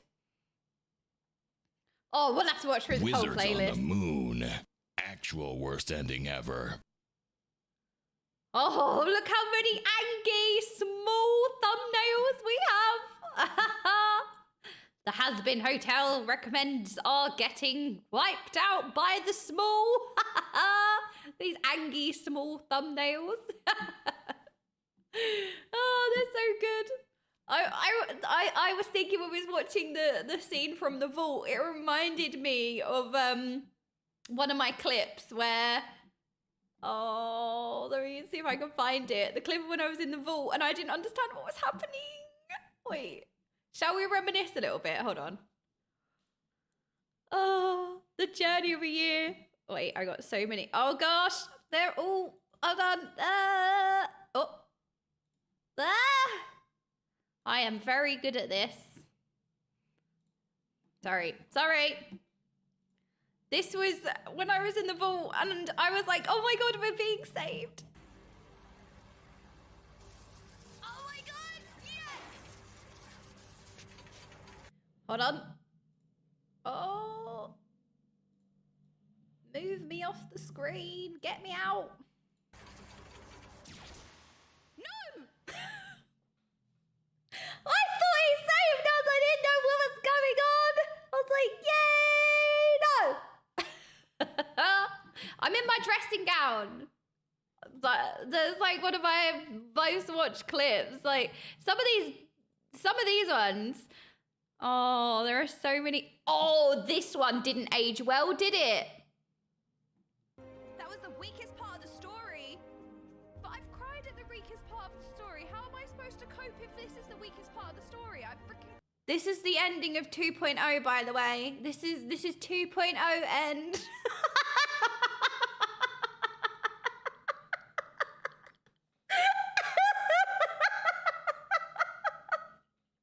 This is 2.0.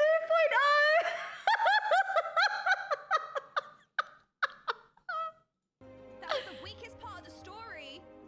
But I've cried at the weakest part of the story. How am I supposed to cope if this is the weakest part of the story? I've freaking cried the whole time. What do you mean this is the weakest part? What do you mean? What? It's so funny because like at the time, obviously, like I lacked context. So I'm like, what are you talking about? And now watching these clips, I get it. I'm like, oh, okay, fine, whatever.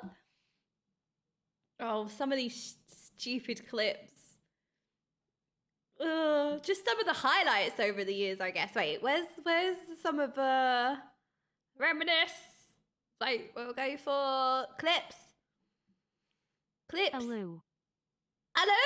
Boris, thank you so much for the 11 months. It does get worse, okay? Of all time. What's here? Oh, this stupid one. Extreme raid progression. Oh, no. Oh, this was day 3. I don't know if I can watch these without getting really emotional. I don't know.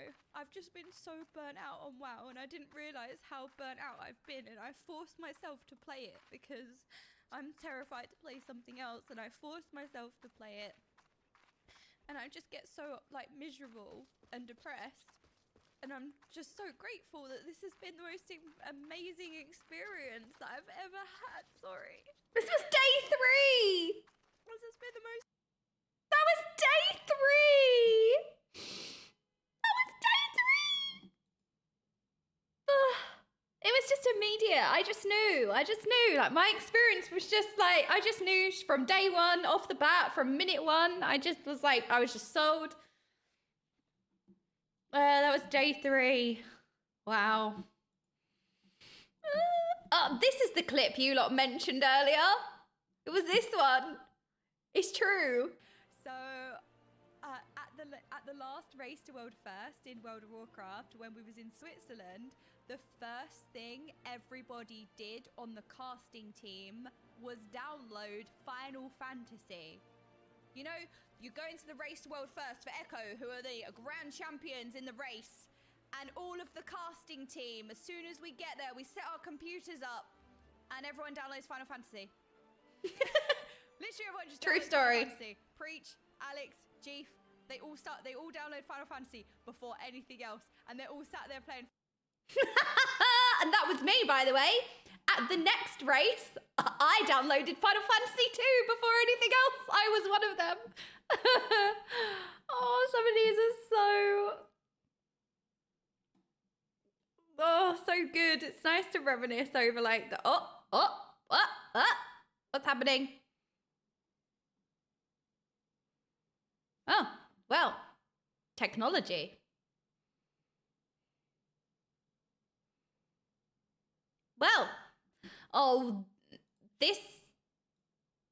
Oh no. This explains a lot. And I remember this. Lunatic scheme. That's so funny. Lunatic scheme. I like that. We marched our forces to the Cartaneo Flats and there met the Vilth. The 7th. I did not just say that, chat. I don't want to hear anything. I don't want to hear it. I don't want to hear it.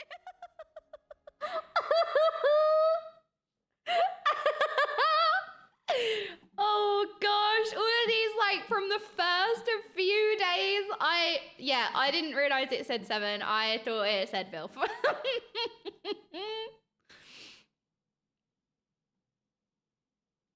It was that, and it was I think that was this is probably one of the worst misreads of all time. Following dive down onto Emmett Selk's underwear, but I read it and I was like, it doesn't say that. Why would it say dive deep into Emmett Selk's underwear? That can't be right. The open sea. I fear the following dive down onto Emmett Selk's underwear, but underwater.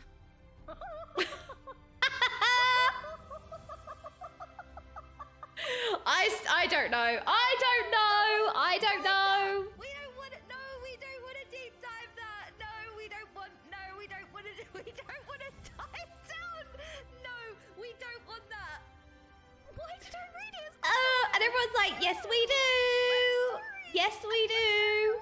It's the double take. I know, because I read it out and I was like, wait, what? I was just like, huh? I fear the following dive down onto Emmett Selk's underwear, but underwater. We've had so many good moments. It's a double take because I was like, that can't be what it says. That doesn't sound right. And I was like, what does it say? Oh, we've had so many good moments over this last year. It's so good. Saving this clip for later expansions. What is this?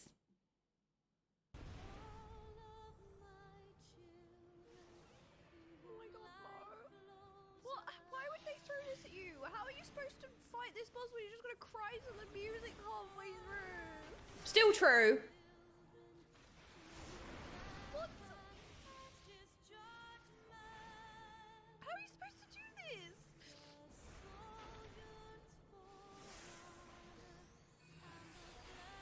Fighting through my tears. How are you supposed to cope? How are you supposed to actually do boss fights? The music just makes you cry. Anyway, we need to prepare for Savage tonight. But I like these ones, like saving these clips for later expansions. Because I watch them now, I'm like, oh, right. Oh, yeah. There's so many good moments over the last year. Oh, Twitch, please. What is happening? Why is it doing this? I've never seen it do this before. I've never seen this. What is happening? I'm not even scrolling.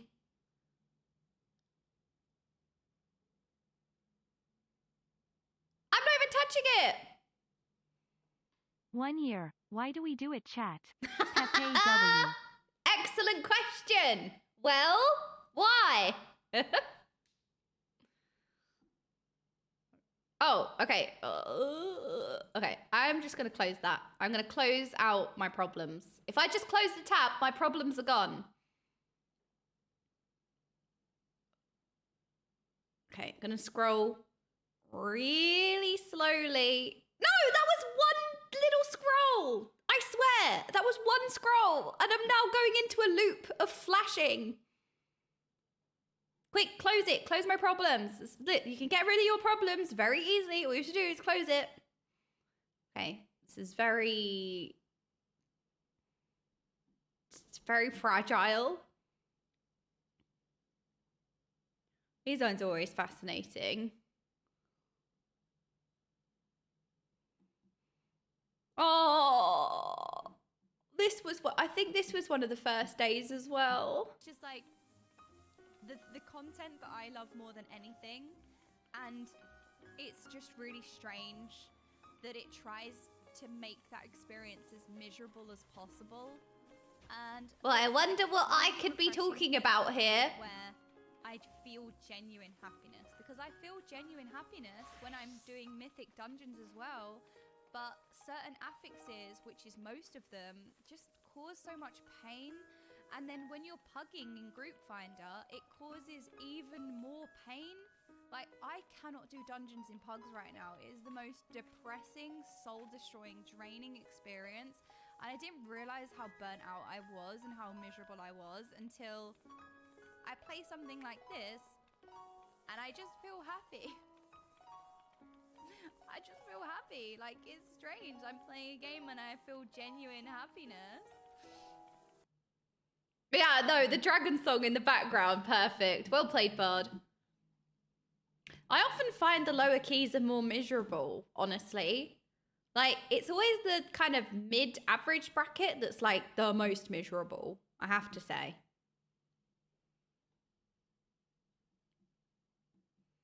Oh, so many good moments. What a wonderful journey it's been.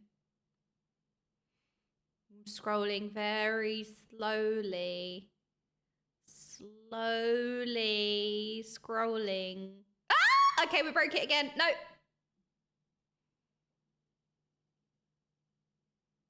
Slowly, slowly. This is where it broke. Ah! We got her, fellas. Okay, for some reason, this is happening today.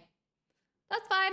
That's, oh my God, how many, why am I like this? I could have just opened it all in one tab, but no, I have like 600 windows open.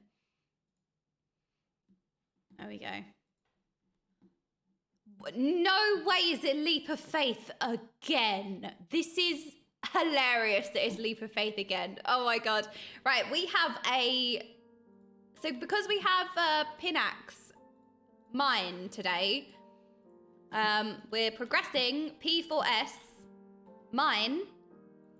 We need to watch the guide. We need to watch the guide for the fight, so we have some knowledge going in. Opens 500 tabs. Why won't website work? Exactly. Why? What exactly is the point of keys? Is it gear progression or leaderboards? So for me, it's the difficulty. It's really enjoyable content. So like whenever I used to do end game content in WoW or in any MMO, there wasn't any like, I don't know if this is the right word, but materialistic reward. It was just a sense of achievement. It's a sense of competition. Like increasing my Raider IO score, trying to push it as high as possible, trying to time the highest key as possible. It was purely a sense of achievement. There wasn't like a gear reward. There wasn't any kind of like reward I was chasing. I don't know what else there would be other than gear. But it was just pure competition, competitive reason. So I guess like Raider IO score, maybe chasing Raider IO score, I would say. Yeah, not for gear or anything. But I mean, everybody experiences Mythic Plus differently, right? So some people would just be doing it to gear.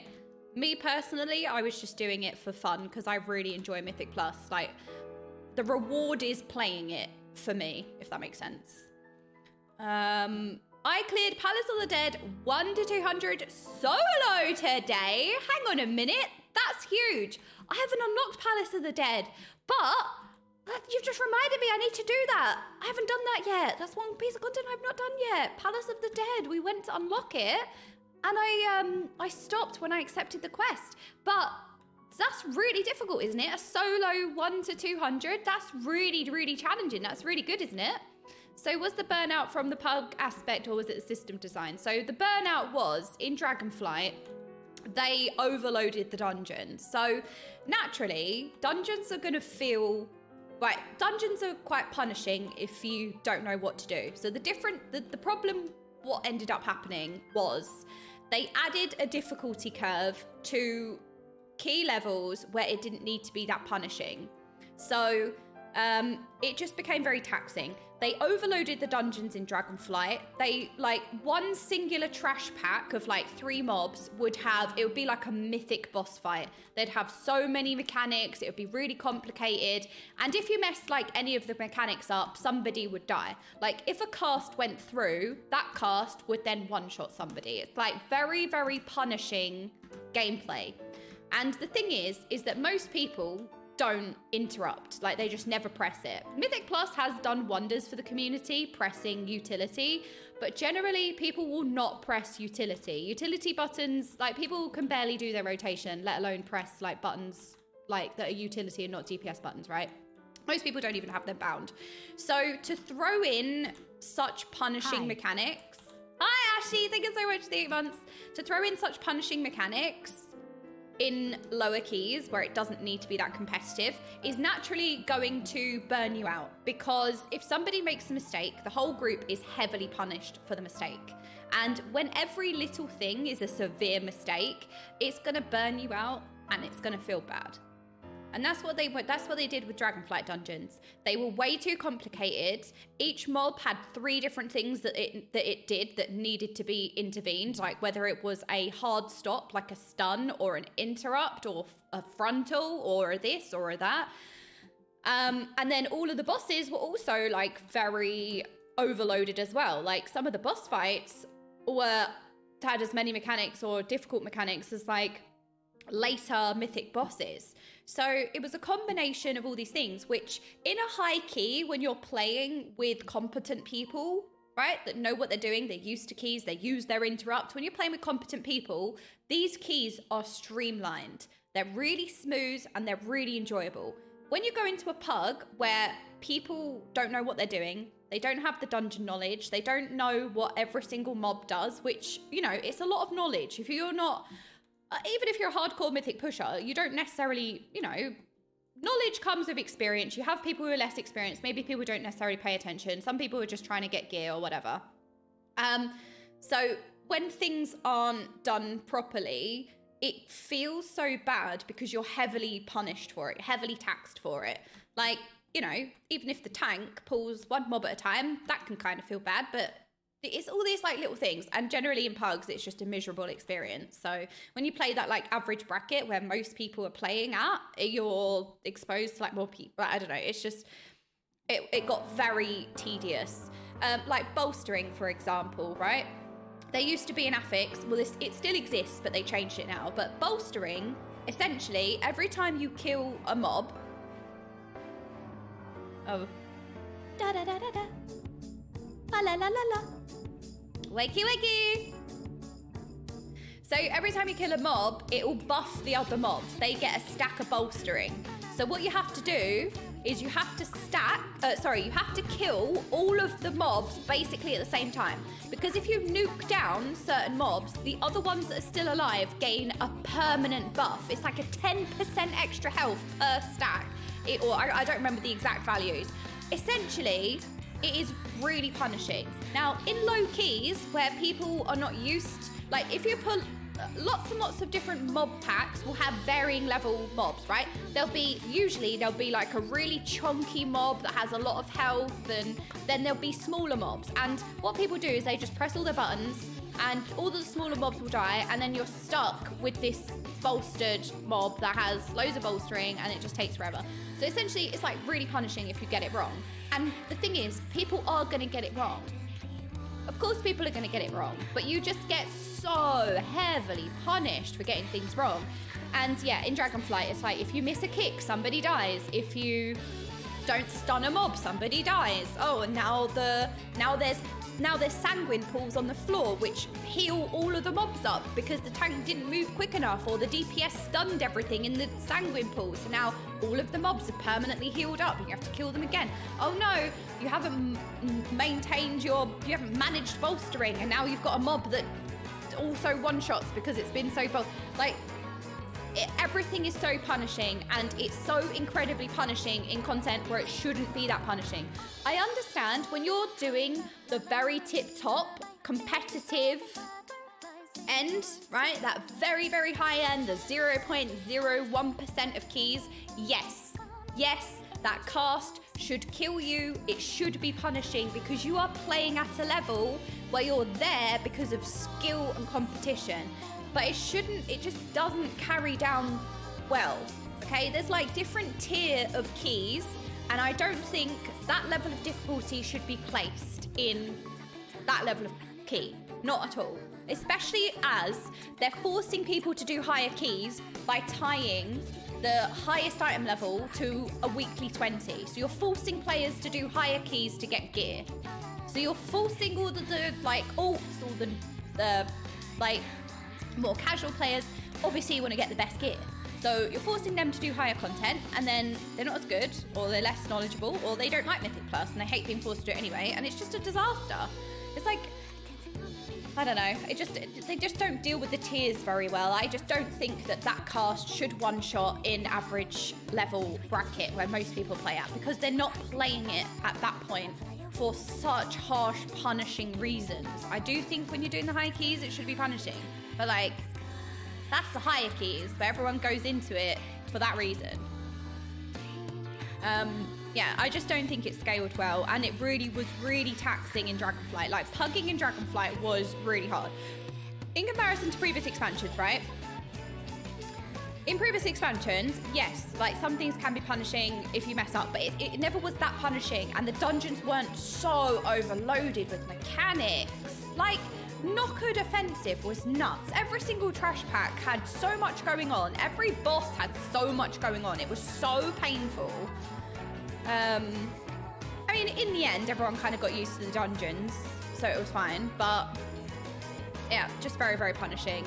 And like I said, you go into a key and people get something wrong, or something doesn't get interrupted, or everyone presses an interrupt on the same cast because you're not in voice comms and you don't have any coordination. That's very normal as well.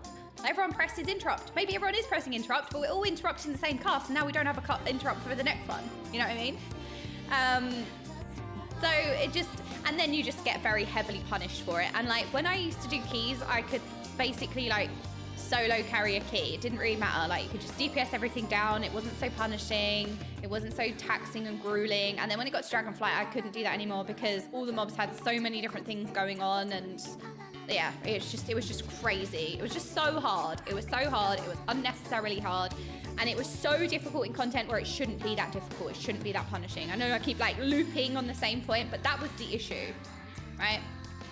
I think just because you do a lower difficulty doesn't mean that you don't enjoy challenge, but it's like going into LFR, for example, and I don't know, it's standing in the, and the fire swirlies that go on the floor like one-shot you in LFR. Well, people are going to get hit in LFR. And it doesn't mean that people who play LFR don't care about playing well, but what I'm saying is that more people who play at that, or who are in LFR, they might be going into the raid blind. They might be doing it for story. They might not like raiding, or they might, you know, be a bit slower, or I don't know, there's like so many different reasons. And they shouldn't be punished so harshly in content where it is a little bit more casual orientated, I would say. But yeah, I don't want to be like dismissive and say because content is relative. Like, if you normal raid, like normal raiding to one person could be a massive deal. Like, to an LFR raider or somebody who doesn't raid, like, they look at a normal raider and will think, wow, that person is so good.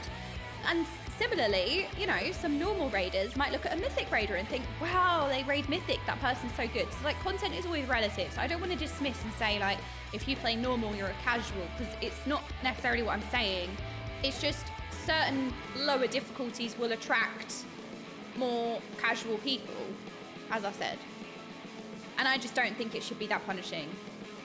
Of course it's punishing, of course it's a challenge, but like the fire scaling, like maybe that will one-shot you in Mythic, but on normal it shouldn't one-shot you, but maybe deal like 50% of your damage.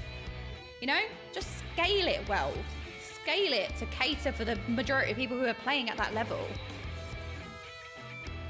That was the issue. They just haven't found the right tuning in Mythic Plus keys for the average bracket. And especially in Dragonflight, where the dungeons were so overloaded anyway.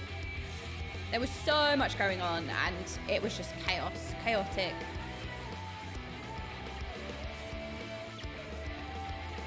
Tell us how you really feel, right? You know what, Burncrest? Let me tell you how I really feel. I'm not mad, by the way. I'm fine. No. Somebody did ask. Evidence, okay? Burncrest asked, so... Wait, let me go do my Pixie dailies. Oh wait, we need to juggle ranting while doing content. Challenge impossible. Wait, I wanna heal. Let me heal you, baby. I will DPS away the pain. That checks out, that makes sense. I joined a casual Savage group and people with inexperience find Extreme and Savage mechanics incredibly difficult, whereas I have 6 years of Savage and a few Ultimates and isn't as challenging for me. Yeah, of course, like, we're all human. We all have varying skill levels, you know what I mean? We all have varying skill levels and it's okay. It's fine. We all make mistakes as well. Like, you even see the pros when you watch the Race to World First. People die. People make mistakes. It's such a normal... Ooh. Amigo! Wait, do we put in-game music on? Hold on. Give it an L pause. I'm an L skipper. But it's okay because we're all human. We all make mistakes. Even the best players in the world are not the best because they don't make mistakes, because humans make mistakes. Mistakes are a part. And I feel like the understanding of like good equals no mistakes. Like, yes, you might make less mistakes, but like no mistakes is just not how it works. We all make mistakes. But otherwise, like, why do bosses not get one shot in the Race to World First and stuff like that? Like, why not just one shot the boss? Like, why is nobody, oh, we just play perfectly, just don't die, don't fail a mechanic. Well, why do we have, like, why do ultimates take 400 million pulls then? You know what I mean? It's just logic that doesn't quite check out. Yeah, exactly, Burncrest. You have 700 pulls for a kill. Exactly. So, like, the fact mistakes exist. That's definitely not the case. And yeah, people, you know what? Some people make more mistakes, but you're not doing the content where those mistakes should be so punishing. I think that's more what it is. People also ignore the mistake they have made until then. But I mean, it happens to me all the time. I'm like, wait, what did I do? I'm like, did I make a mistake? No, I don't have all my buttons yet. Actually, I do. I completed the Reaper quest line, so I have my Reaper buttons now. I have Black Mage buttons. I don't have Gunbreaker buttons, and I think I'm missing a Sage button. But wait, hold on, let me see what... As contrast to Dragonflight Season 1, which was getting used to everything and hard, even on casual levels, Season 3 is a complete joke. I usually need 6 to 3 weeks to train up the key level with the best loot. In Season 3, I was doing 20 second week, and I can carry keys damage requirements alone if the healer and the tank are good. Season 3 is a joke up until 20. Okay, sis. I mean, I'm talking about very early Dragonflight. Yeah, like early Dragonflight. Oh god, I'm a healer. Oh, I did it again. I'm healing, right. I did it again. Sorry. I'm the heal. This is bad. Maybe I shouldn't heal. Oh right, yes. I'm healing. People are losing life. It's my responsibility. Oh yeah. Oh yeah.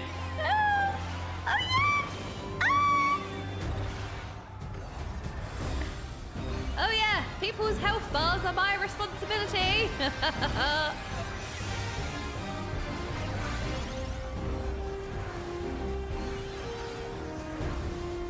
Pov, Okaymage is my healer. Dead. That's literally, I was like, oh, the tank is low. No, that was my brain process. Legit. I was like, oh, the tank is low on health. And then I realized, wait, that's my job.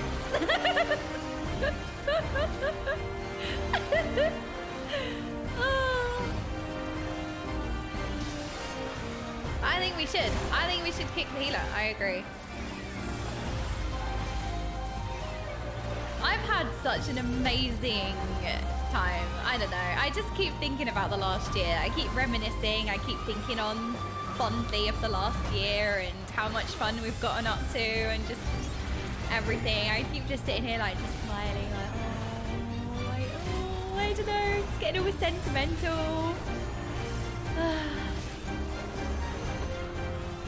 What I meant is the absolute pendulum swing. No. I mean, it's good. Like, I'm talking about Mythic Plus in very early, like, Season 1. And, like, I have to say, it's not that I didn't like Mythic Plus in Season 1, because when I was playing with competent people, I loved it. I love Mythic Plus, but it was very draining in pugs, because people make more mistakes, people lack knowledge, and, you know, which is fine. It's just in a certain bracket of keys, it just shouldn't be so punishing, you know, like the cast not being interrupted on a 22 should not one shot. In a 32, yeah, it should, but in a 22, no. In a 14, no. That was my only thing. But like, I did enjoy Mythic Plus. It doesn't mean to say that I didn't enjoy it, because I did.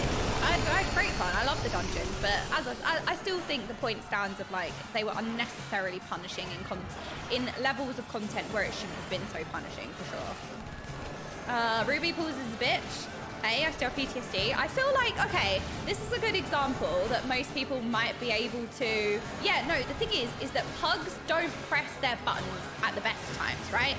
People are not going to be playing their classes to 100% efficiency, because we're not playing in level of content where people are going to be playing to that standard. But also, most, like, you know, most people are just doing their thing. Leave me alone!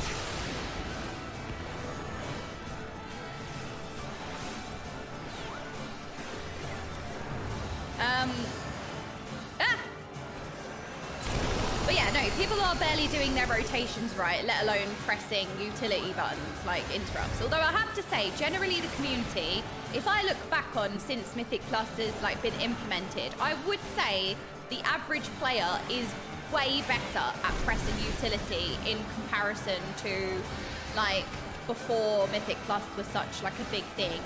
Because people didn't really engage with it much in Legion. I did, but Mythic Plus pushes were not so cool.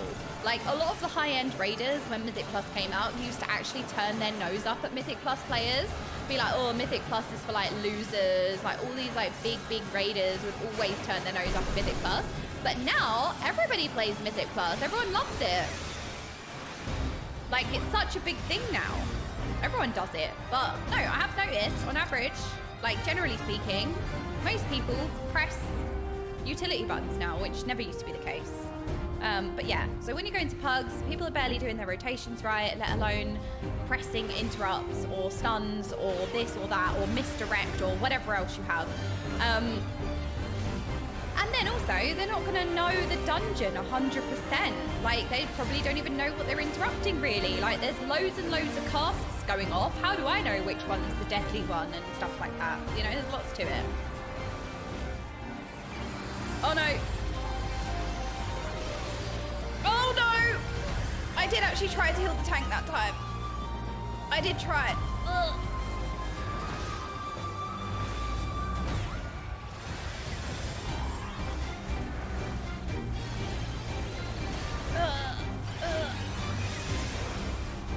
I am bad. Wait, I need to press this one. No, I'm trying! I'm trying! I'm actually trying this time! I'm trying! I'm trying! I'm actually trying to heal the tank this time. I'm just bad.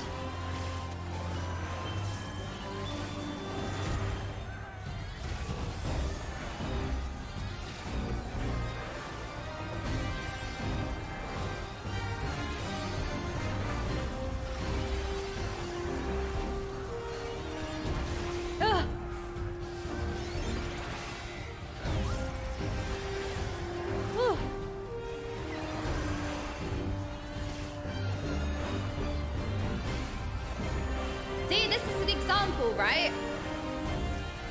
I don't know the dungeon, I don't know these mobs, I don't know if these are hard-hitting mobs for the tank, like they're tank busters or have tank buster casts. Like, I don't know, I lack loads of knowledge for this dungeon.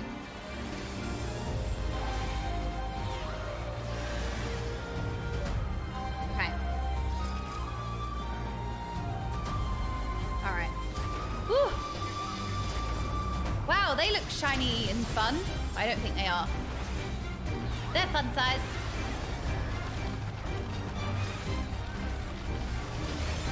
Okay, I'm prepared this time. What do I have? I'm going to use an AoE on everybody so that nobody takes damage. And I'm going to keep my eye on the tank. Right? We're not going to lose the tank this time. I am giving it my full attention. Maybe I DPS a little bit because that still heals the tank, doesn't it? Because I've got Crayola on it. Oh, Cardia. That's what I meant. I've got crayons. The tank's alive! We succeeded! I'm evolving, I'm learning. But yeah, there's definitely, like, obviously Blizzard implement, like, gear gain in Mythic Plus. So, you know, there's going to be a lot of people who, like, don't necessarily like Mythic Plus, but you're kind of forced to play it because you want gear. Like, some of the best trinkets are from Mythic Plus and stuff like that. And, like, early on in Prog, gear from Mythic Plus is very big for like early raid progression. So that can make people resentful. Like whenever you force somebody to play something that they don't want to engage with, it's not going to make them like it most of the time. Like obviously there are going to be the cases where, oh, you know what, this is going to make me do content that I otherwise ignore. Hey, hang on a minute, I actually quite like this content. Yes, you do have very rare cases where that's the case, but most of the time it's just going to make you resent it a little bit more, you know? So yeah, that can definitely be a case of like, you know, I don't necessarily like Mythic Plus anyway, and now I'm being forced to play it, and people don't necessarily want to be there, let alone know what to interrupt or know how to do this, and, well, this is a hard pack, I need to use cooldowns here or whatever. Yeah, it's a shame about Torghast. I think Torghast had so much potential, and they took all of the fun out of Torghast, and they also added your legendary currency to Torghast, so you were forced to play it. Not only were you forced to play it, but they made it so that if you missed a week, you were permanently behind forever. So you would get your legendary a week later than everybody else. So it forces you to do Torghast because you can't afford to miss a week. So that naturally is going to make it feel bad. However, if they just like kept the fun in, I don't know, it could have just been fun, repeatable content. Ah! I shall have to share these findings. I shall have to share these findings. But that's like... Initiate soul extraction. No, my soul is mine. I mean, success. I didn't play the early versions of Torghast. I didn't think it was too bad. It was so hard, especially for some... Oh, wait. Do I have to... Wait. The sun rebels. Respawning. My word, this data. I mean, I didn't, yeah, like, the Torghast was all right, to be honest. It's just, its potential could have been way more. Like, it wasn't the worst thing, but it's just, like, it had a lot of things going against it. You're being forced to do it, because if you don't do it, you're permanently behind. You're permanently set back for a legendary, which is really important.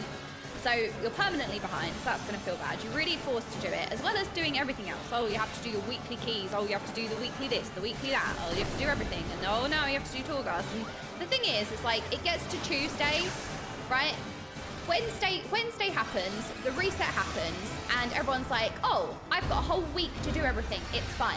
And then you blink, and it's the day before reset, and you're like, oh, now I need to do 20 Mythic Plus dungeons, I need to do Torghast, I need to do this, I need to do that.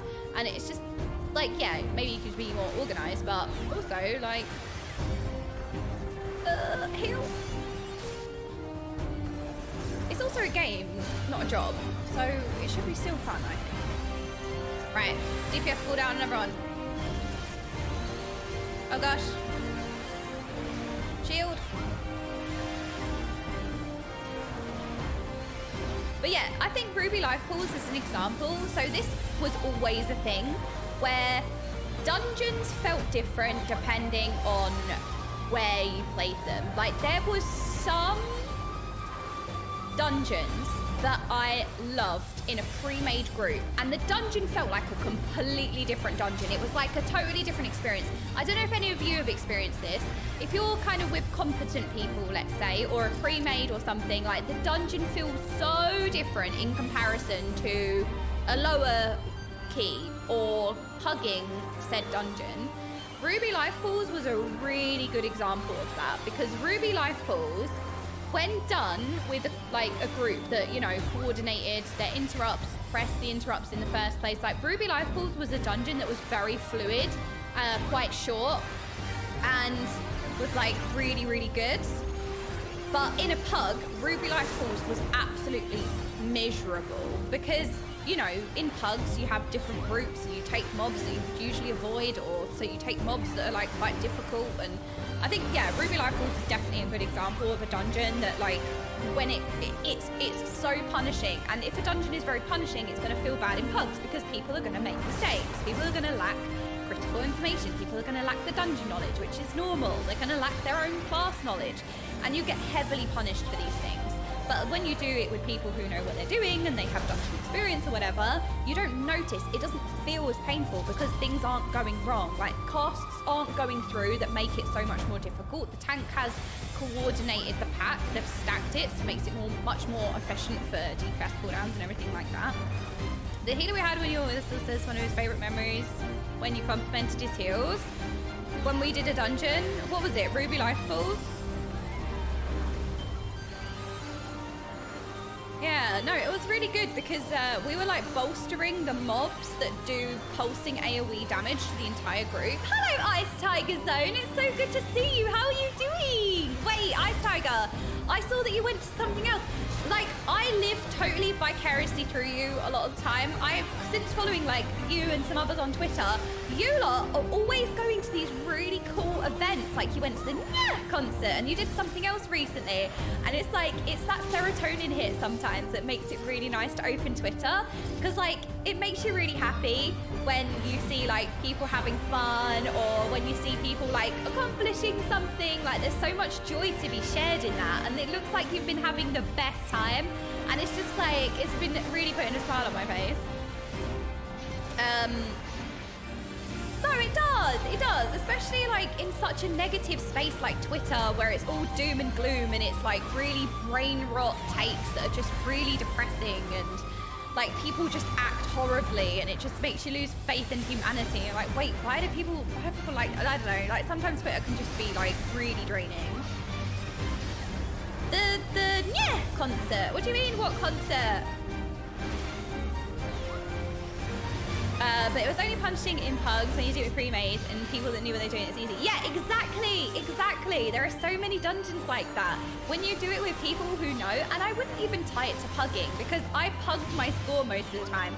I played in a consistent team. I played with people that I know from my friends list. You know, naturally, when you've got a key, you look at your friends list first, you see who's around, you know who's competent, you know who's good. In a Mythic Plus, you ask them first. So it's not necessarily pugging, but it's not a group that's like your team. Oh no. Oh, well, look who we have here. Well. Back when he was genuinely horrifying and terrifying. I feel like in Endwalker he became a little bit more of like an anti-hero, not just like total villainy. Like, he was totally villainous. Yeah, he's the same. Oh, wait, where am I going? Oh, this way. Rend! Oh, voice line. Sorry, I've got my cutscenes on. Ugh. Kill! La, la. My bad. But yeah, no, I wouldn't necessarily say that it's just pugging, because you can, like, pug competent people. Rend! It's people who, let's say, lack knowledge. More inexperienced people, I would say. Which, yes, is most commonly found while pugging, but... trust me, my guildies could int just as hard as the pugs. Ha ha ha, don't kill me, Shrouders, who are in here. La la la. La la la la la. La la la la. Let this moment last. Sorry, sorry. La la la la la. La la la la. Storm of Boo.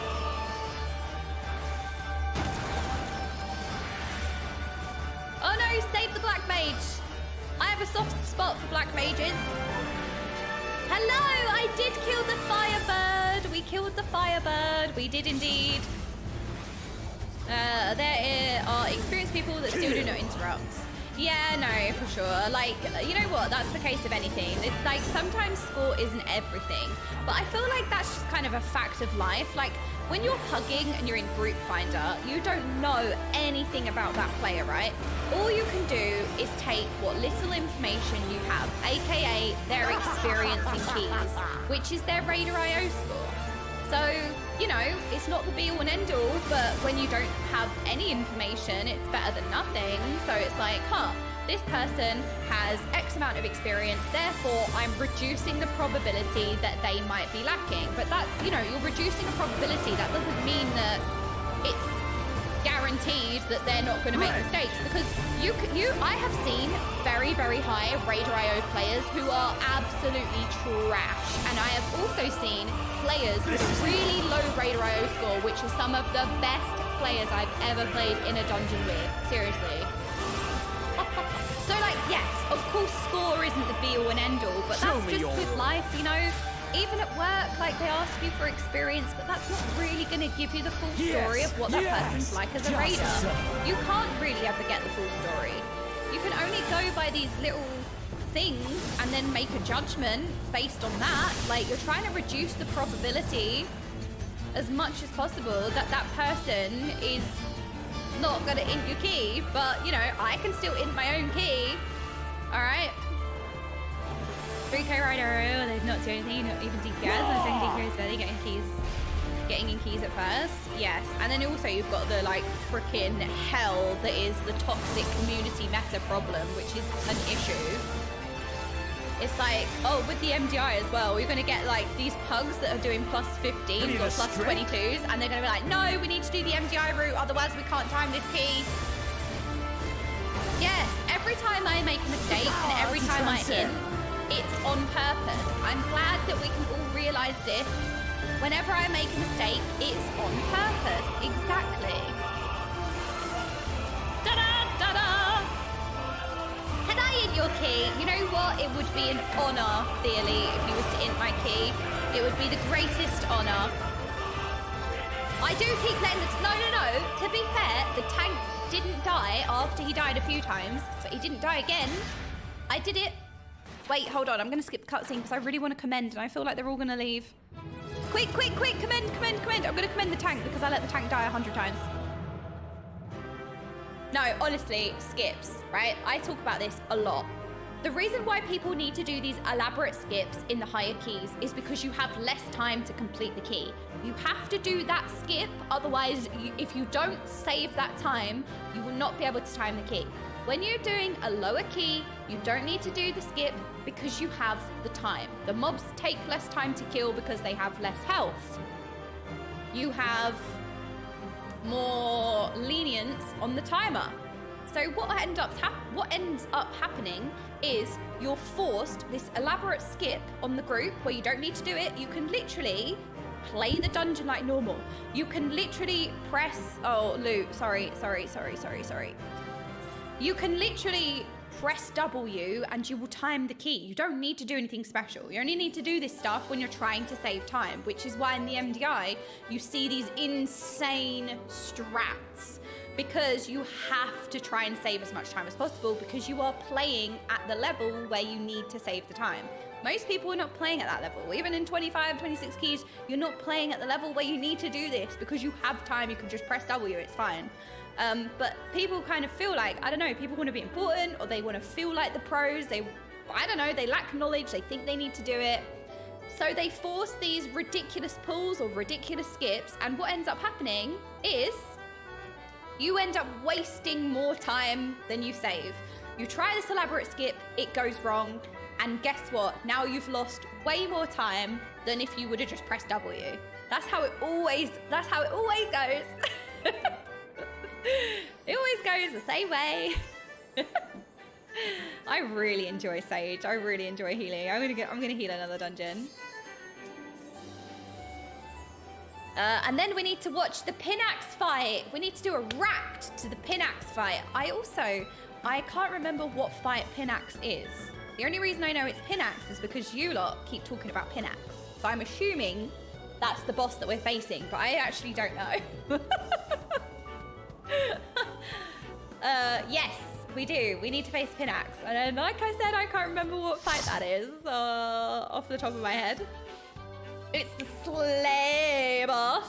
All right, we slaying. Healing dungeons gives me an aneurysm. Okay, how does watching me heal dungeons? It's like a dungeon, an onion dungeon, sorry. How does watching me heal dungeons make you feel? I feel like it makes it worse. Wait, I need to skip a cutscene, sorry. It does get worse. It gets worse. No, apparently, oh, there's loads of PINAX memes. Apparently there's loads of Firebird, License for the Phoenix memes that nobody shows me. A stroke! Haha, very funny. Wait, my healing is wholesome. No way. Is it because I accidentally let people die? I don't mean to let people die. Look, it just takes me, I'm so used to DPSing. By the way, I have never healed in like any game. I don't heal in World of Warcraft, I DPS. I've healed like a little bit. I've tanked a little bit, but I would not say that I've healed. So I'm so used to being a DPS that I just forget that I'm supposed to be healing. It's like DPS main POV. Oh wait, look, somebody should heal that person. Wait, that's me. Especially where Sage has loads of, oh, don't let them die. Sage has loads of pew pew buttons, so it makes it worse. Well, I saw the MDI, there were no healers. We don't heal in WoW anymore anyway. You heal them. When I heal, I just watch the HP go as low as I can and laugh as I demonstrate how I hold their life in my hands. And then they die because I forget to heal them. All right, well, Quisty's on their villain arc. I love it. You know what? Your life is in my hands. And whether you live or die, it is in my control. Beg for a heal now. Beg me. You know what? I'm going to enter my villainous healer arc as well. I actually did that to somebody in Apex. I wish I was streaming because it was actually quite funny. It probably wasn't funny, but I was laughing. We had this really, really toxic teammate who was flaming our other teammate, and I was in a pug, so I didn't know any of them. And this guy was flaming the hell out of our other teammate, and I was like, oh, drama. Like, they were arguing, and it was just being really toxic, like constantly like yelling, like proper yelling. I think they were playing on a console, and they didn't have like push to talk on, so you could hear a lot of like the background, and then they were just yelling, and it was like really obnoxious. I don't want the tank to die. I don't want the tank to die. Don't die, tank. No die. No die on this day. No die. Oh, my heal actually does a lot. So it was proper healing, flaming our teammate, and our teammate wasn't even that bad. Like, basically, our teammate would rush, and then, like, rush on Octane, or whatever, or Lifeline, or Pathfinder, sorry. But, like, get to a place really quickly, and we're not mobile, so we can't reach him as fast, and just, like, go in, take the zip line up, and then instantly die because you run into 3 people or anything, something, it's flaming our teammate. So eventually, he's on the floor, and we won the fight. I killed them, obviously with the help of them, but I also blasted that game. So I took out the team, and then I just stood there staring at this toxic teammate, and I said, are you going to stop being a dick, or what? He was like, what do you mean stop being a dick? I was like, well, I will res you if you stop yelling at everyone. And then he was like, and then he heard I was a girl. So then obviously the sexism starts, the misogynistic comments start. And I was like, I am literally carrying you right now. I had like over 1k damage at that point. It was very early into the game, like early-ish into the game. I said, I'm carrying you right now. And I had that healer complex that you just mentioned. And I said to him, why don't you beg me to res you, little bitch? Beg me for a res, otherwise I'm not resing you. Ow! I just ate the microphone. That was karma. Actual karma. Chat shit, get hit. Ow! Well, there you go. There's my karma. It hit the front of my teeth. Yeah, so, but I obviously wasn't doing it in like a horrible way. I was just like, no, you know what? Beg me to res you, you little bitch. But it was all like I was being very light-hearted. I was obviously like joking around. I resed him. It was actually instant karma. Did you see that? Look, the #1 rule of life is chat shit, get hit. Okay, that's the #1 rule, and you saw that demonstrated just then. So I have done that. That healer complex of your life hangs in the balance and I choose whether you live or die. I think he actually, so he didn't say anything, and because I was only like joking around, I resed him anyway. Like I ran away, looted something, I came back and resed him. I wasn't expecting him to actually like say please res me or something. No, I just thought it was funny. I was in a humorous mood because it's like, you know when somebody's really angry but it kind of is like funny. It's not funny, but like there's a little bit of humor in it. You know those times? I don't know if it's like a frame of mind you're in or if it's so ridiculous. Like it's so ridiculous that you're just like, why are you this mad? It was one of those guys. I was just like joking around. So I have totally done that. No. I made him beg for it. I made him beg for a res. He just left the game rather than begging for a res, but I tried. This stream is very educational. I know, right?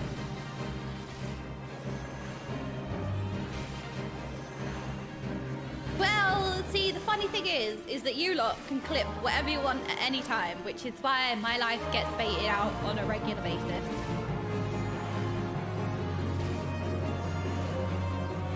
But maybe I will enter my healer villain arc. I'm excited for that one. You know what I am excited for? PINAX. I can't wait. We've got 1 hour. 1 hour. Aye. But. Thank you so much, the 11 months. I like your new high emote. It's cute. We would never do that. Oh no, I don't want any of this. I don't want it. No. Wait, no, I don't want this. My inventory is full. Healer, villain arc, /wow, /cheers, /yippee. Yeah, you know what, Quisty? We are gonna enter our healer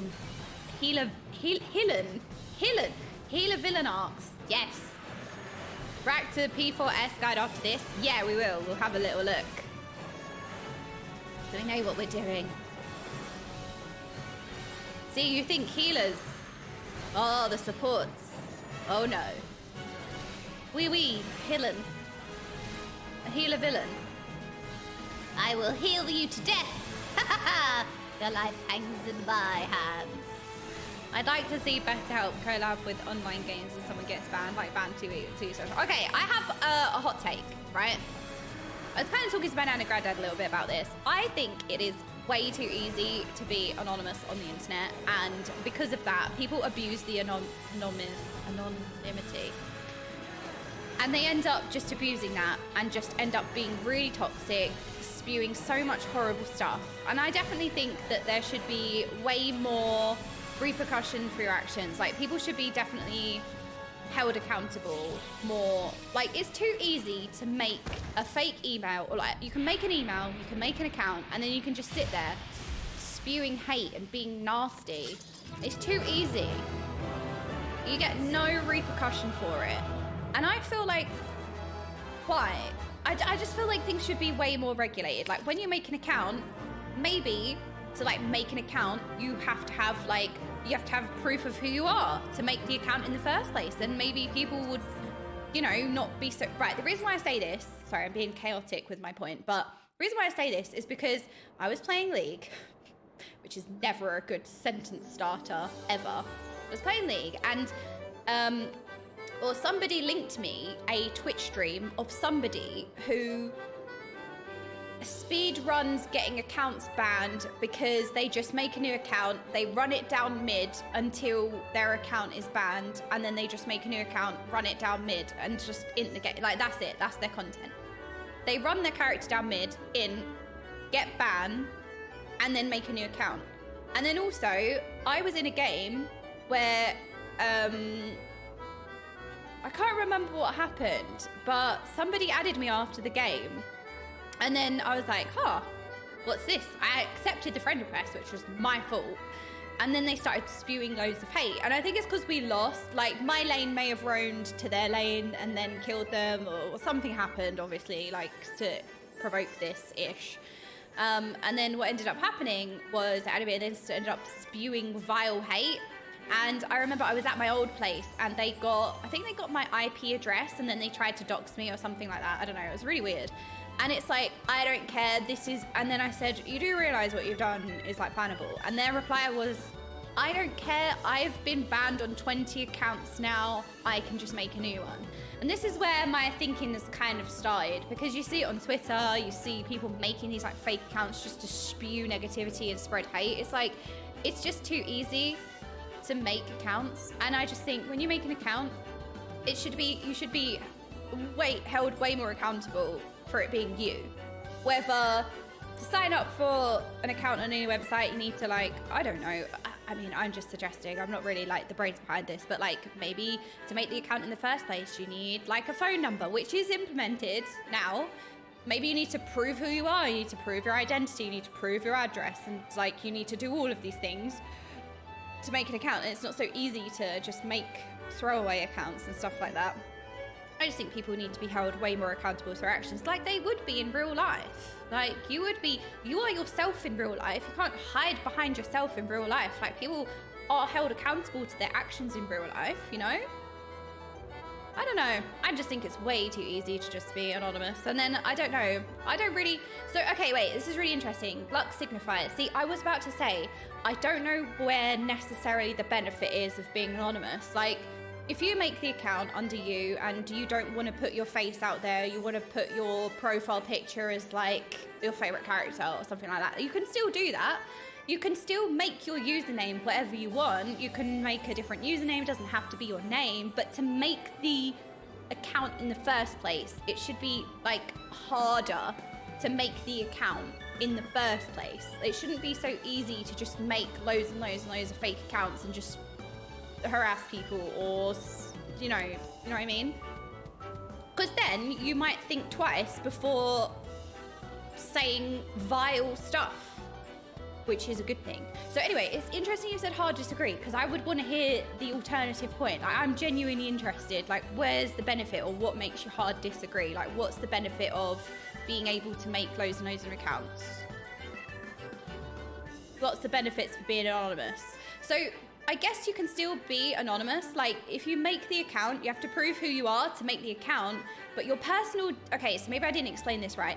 Your personal information is not shown. It still works how it works now, where you pick your username, you pick your profile pictures, like, all of your data is still not seen. It's just you need to prove who you are to make the account in the first place, if that makes sense. So, I think on Discord... Like, even on Twitch, you now have, like, there's a setting where you can set it so that only accounts with a verified phone number can talk in, like, there's extra security now. So it kind of already exists, you know? It kind of already exists, because I know a lot of people have, like, what, two-factor authentication and stuff like that. So it definitely is already there, but... Okay, so the counterpoint is how people abuse the data. Well, which is interesting. I mean, ideally, you just say people don't abuse the data, but that's not realistic, is it? So the issue isn't necessarily, like... anything wrong with being held accountable a bit more by having your account harder to make. It's more like the advertising issues, like your data being sold and selling information, and yeah. Data breach. Yeah, data breaches. But this is like when you have an Amazon Alexa and people are like, oh yeah, or like my nan says, no, I can't have an Alexa because they're always listening. And I'm like, look, it's just me sitting here talking about cheese. Like, what's the government gonna do? I'm not a spy. I'm not doing anything illegal. Doesn't matter. Like, sure, they just know I'm sitting here talking about cheese. Like, I don't care. I don't know. But yeah, I mean, but the thing is that you already have to provide your phone number and address for most things. So it's not like it doesn't exist.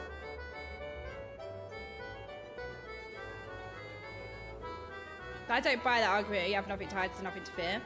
Well, I guess that's how I feel, but not everyone's going to feel the right way, the same way, sorry. Wow, that was toxic, the right way. I didn't even mean that. That was like autopilot speaking. Oh, you know, you have a different opinion. We can't all be right. That's not what I meant.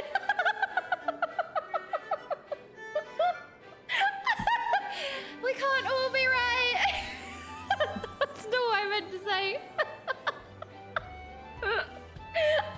We can't all be right. Wow. I didn't mean that at all. Companies will sell your data so you gotta start getting unsolicited phone calls and texts. Yeah, I mean, that's true. That's true, but that already happens. It already happens. Like when you order something online, you have to give your address, you have to give your phone number. Like that already exists. It's not like I'm saying we should implement a system that doesn't already exist. That already exists, and you already do it. That you're doing it already, so it's nothing new. Spam emails, yeah.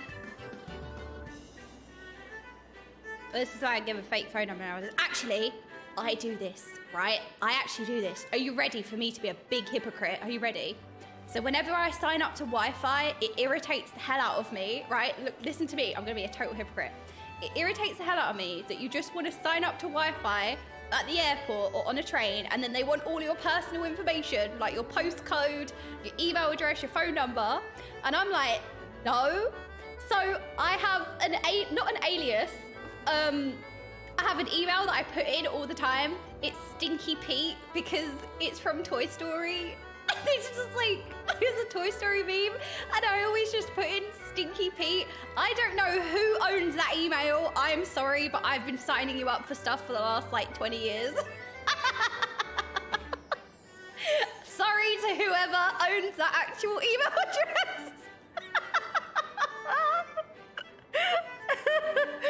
Oh, anyway, so I totally understand where you're coming from. Like the junk text, the junk mailing, the junk this, the junk that. It is selling your data, the marketing, like all of this exists, and I totally understand that. But okay, what if it was just for like, I don't know, key social media platforms like Twitter? I mean, you already put your phone number to Twitter anyway, right? It's well, I suppose it's a little bit more optional, but these things already exist even on your Twitch account. You have and Discord, you have to confirm, like you add that extra layer by confirming your account, by adding your number. So like, you know, it already exists. It's not new tech. I just think maybe for certain websites or social media, I just think you should be held a little bit more accountable for your actions. Therefore, you can't just say vile, horrible things that's just hate and nasty to people.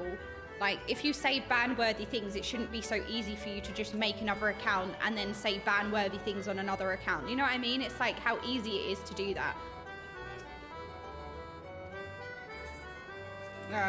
Wait, let me see. Think of the real amount of people who are really obnoxious, like truly. Not talking about of people who insult you or troll, but really make you uncomfortable. It is really small. So if you force people to identify themselves on the internet, you're putting their personal info in risk. So you expose them to real harm from doxer, physical harm and other things, so over some bad behavior on the internet. But the thing is like, my information is already out there. This isn't new tech, you know? My personal information is already out there. That already exists, you know? I use Amazon. My address is on Amazon. I have Apple get leaks all the time. Do we care about random says on the internet or you never see or hear again? So I think that's while I agree that mishandling of your personal data, whether it be through selling your data or like data leaks, those two things are bad. I agree with you.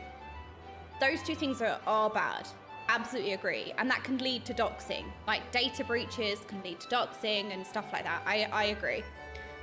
But what I don't agree with is saying, why should we care about things people say on the internet? Because I think, and this isn't to diminish what you're saying, because it's still your opinion, it's fine. Like if horrible things said to you don't necessarily bother you, that's fine. But what if it does bother somebody? Like people take their lives or suffer from severe mental health issues, depression, and comments hurt.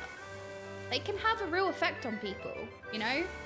As somebody who grew up in COD lobbies, the most cringy statement I always say, right? I am very accustomed to toxicity, but there are different levels of toxicity. I'm not talking about entering a COD lobby or playing a game of League of Legends where everyone's just vile and horrible. I'm talking about YouTube comments. I can't look at any of my clips because people say vile things about me. And it hurts, it does. Like somebody could say something horrible about me on League and it doesn't really hit the same. People are just toxic all the time, no matter what. It's just toxic situation. But like people, or even on Twitter, like I had somebody on Twitter, like I've never blocked anyone on Twitter, but I had to block this person because they were just harassing me on so many tweets, even in, like on echo tweets and stuff like that. And it just, like, you can't blanket statement, oh, you don't know them people, they're just words. I just think that's not how life is, unfortunately. And I guess maybe you've not been in the situation where people have said stuff and it's affected you badly. So it's not privilege, but it's also you're not in that person's shoes, so maybe you can't understand or empathize with that person's situation because you've never been in it, right? You don't know what it feels like to be in that situation or to be bullied, or, you know, kids these days, oh my god, I sound so old saying that, but like there are so many new ways to bully kids. Like in school, bullying already exists, but now there's like friendship groups and stories and this. There are so many different avenues to make people feel excluded these days. It must be awful. You know what I mean? But I can sympathize with that situation, and I can empathize with people who like are sad in that situation, even though I haven't been through it, you know? I think the fact is that words do hurt, and sometimes you can hit somebody on a bad day where they're already feeling a little bit mentally drained. Maybe they had a really bad day at work, and you know what? One comment that wouldn't ordinarily bother you, maybe it bothers you that day. And it's just like the amount of negativity we're exposed to in general because of the internet is a lot. I understand that. It's true that what people say can be extremely hurtful, but there are so many tools to remove people from your experience. You can mute, report, remove, block people's stuff. Most times tools work, but if you put more personal info, that can be used to circumvent those tools and restrictions. Yeah, I mean, I guess the counterpoint is always coming back to the handling of your personal information, right? The handling, like, data leaks, and also, like, selling your information for marketing purposes.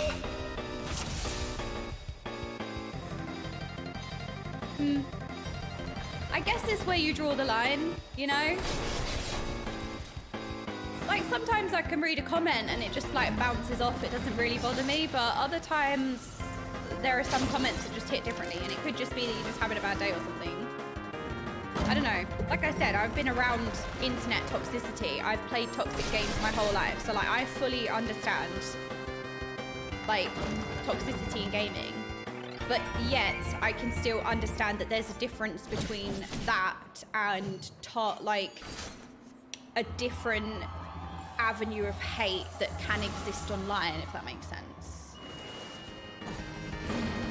And this all stemmed because like somebody was saying really vile things and just being really horrible, and they didn't care. They didn't care about what they were saying because it didn't matter. They've already had loads and loads of accounts banned and there's no repercussion. They can just make another account. You can just make another account. And that's it. You can say vile things, you can really unsettle people, right? What you also have to bear in mind, what I would also say is what you also have to bear in mind is that gaming is most people's escapism, right? I've been in a situation where I play League in my off time. Yes, I do. And I have chats muted and stuff to stop me speaking in them. But like, this is a hobby. Why do I have to come home, let's say, from a bad day at work, blah, blah, blah, blah, blah, I'm exhausted, I'm like, maybe going through a little bit bout of a depression or something, and you log into a game, you do a dungeon in Final Fantasy 60 or whatever, you play this, we play that. Arguably, just don't play League then, but I don't know, League's fun to play sometimes. And so why should you have to deal with somebody being nasty? I don't know. I guess in that case we were just like, oh, just don't be so fragile then. It's hard to speak for every situation, you know? Because there's no blanket statement you can make for one situation. Like, life isn't black or white. There's not like one statement you can say that applies to everything because it's all shades of grey. They're all unique situations. And, oh my goodness, hell yeah. Oh my gosh! Yes!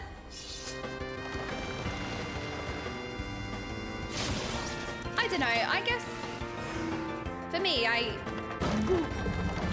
always want to make the world a better place. I should always strive for making things better. Which is kind of like, you know, when we was talking a little bit about the tipping culture, how, like, I guess I kind of saw tipping as, like, oh, I really appreciated your service, but it kind of feels a bit more of a scam these days. And it's because, you know, companies don't pay their workers enough. It's like, well, why don't we just pay our workers enough, let's say? And it's like somebody came in here and was like, oh, well, if you can't afford to go out, then don't. It's like, I don't know, sometimes we have very, like, change is scary, so we're gonna reject it, like, kind of closed-minded mentalities, but I always like to make things a better place, let's say. Make things better, you know? It's very easy to be like, oh, just don't get upset. But, I don't know, maybe we should strive for better. We won! We did it! Alright, we need to watch the PINAX guide. Yay! It was just a fleeting thought I had anyway. That maybe...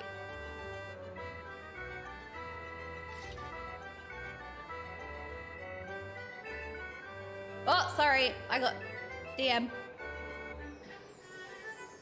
It was just a small, like, fleeting thought I had of, like, somebody who was just being, like, really, really vile and stuff, and then they just didn't care. And they were just constantly, you know, being really, really nice.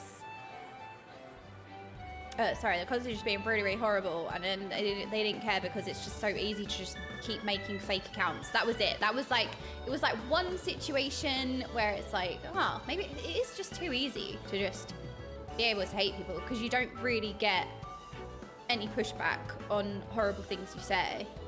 That's it.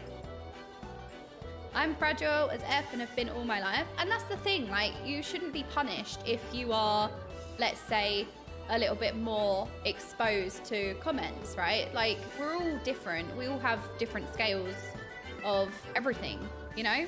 Like, some people might just not deal well with more hurtful comments. And you shouldn't punish that person for that. It's kind of like skill in a video game. Like, I don't know, if somebody's not as good, we don't need to, like, punish them for that, I would say. Aww. I need to punish someone for being bad. Unless they're inting my key, then I'm gonna flame them! How dare you! No, I'm kidding.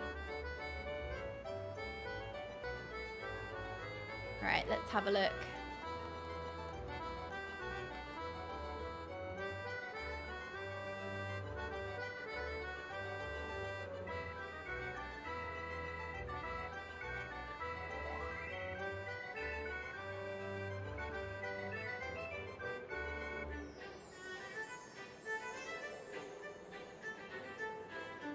I love the fit. Oh no. Oh no. Thank you. I am a disaster. I forgot I've got my jammies and boots. This is right. This outfit is like when you need to get milk from the shop and you're in your jammies, so you put your shoes on to go to the shop. But this is what I'm rocking right now. That happened to me this morning.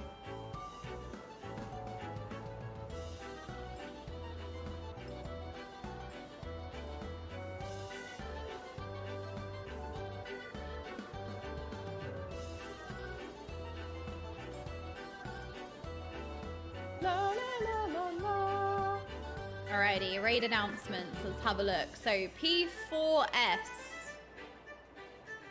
Here is the reference guide. Okay, are we ready? Savage by Oh, it's this fight. Who's PINAX? Why do we keep talking about PINAX? That's not the boss's name. You lot. FFing again. Oh, PINAX. Oh, I've been going around saying, yeah, I'm going to kill PINAX. Oh, okay. Before we go into this video, we've had a very interesting question that I actually really like. Kind of stupid question. I don't believe in there ever being a stupid question, and that's somebody who is an altruist. How WoW being the biggest MMO, one of the biggest franchises worldwide, but people say it's dead or dying. So my question is every MMO kind of dying like the genre? Genuine question.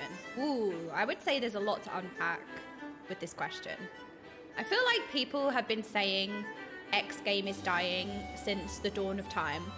So I do feel like it's one of those phrases where it's very easy to say, oh, the game's dying, the game is dying, and that's always said. Whether we take that seriously or not, I suppose we can only be looking at the stats, right?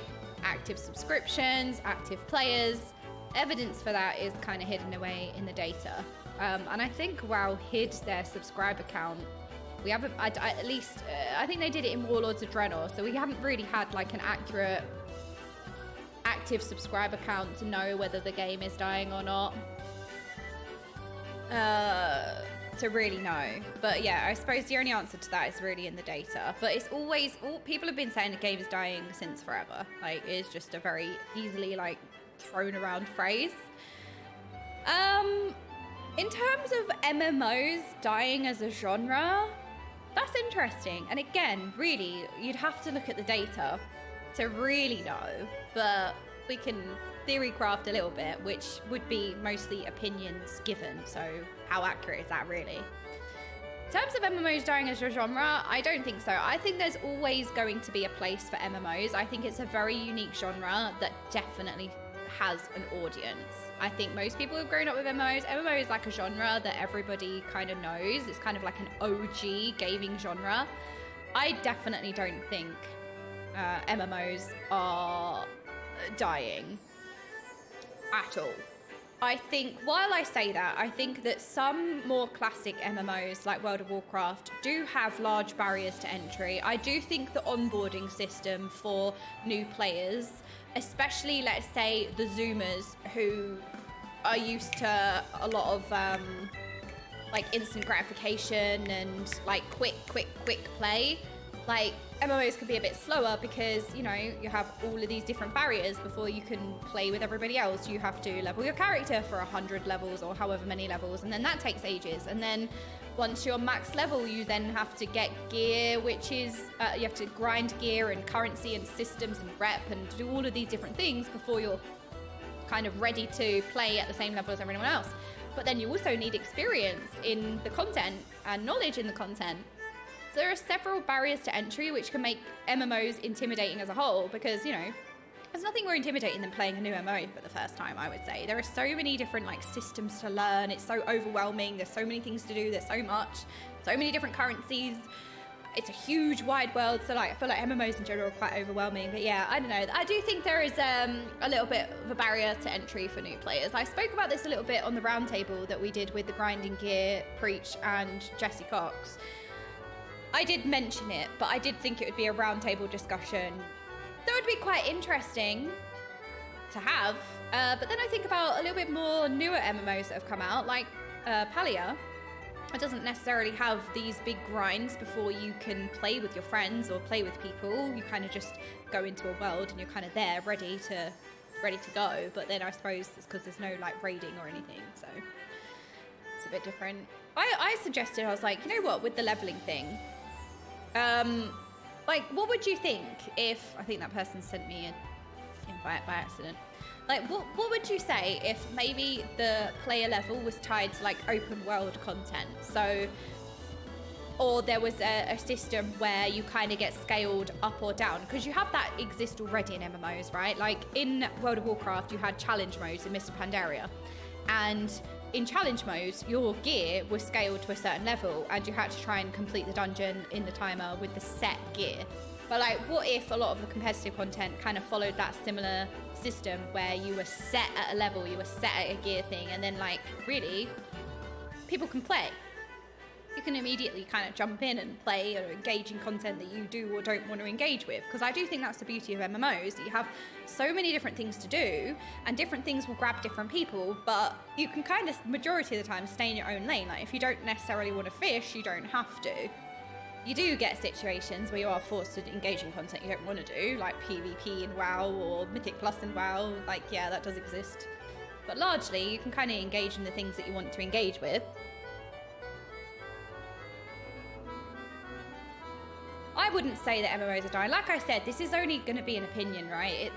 I can't speak on the data. I'm just saying an opinion. I don't think it's necessarily a dying genre, but I do think the onboarding system could be better for newer players and to attract a younger audience or like the next generation. You know, by not having such grindy, large time spent before you even can play the game, let's say. But you did say something else. Was it Asmongold's notorious video that you saw? I saw there was a lot of controversy with Asmongold's title of a video.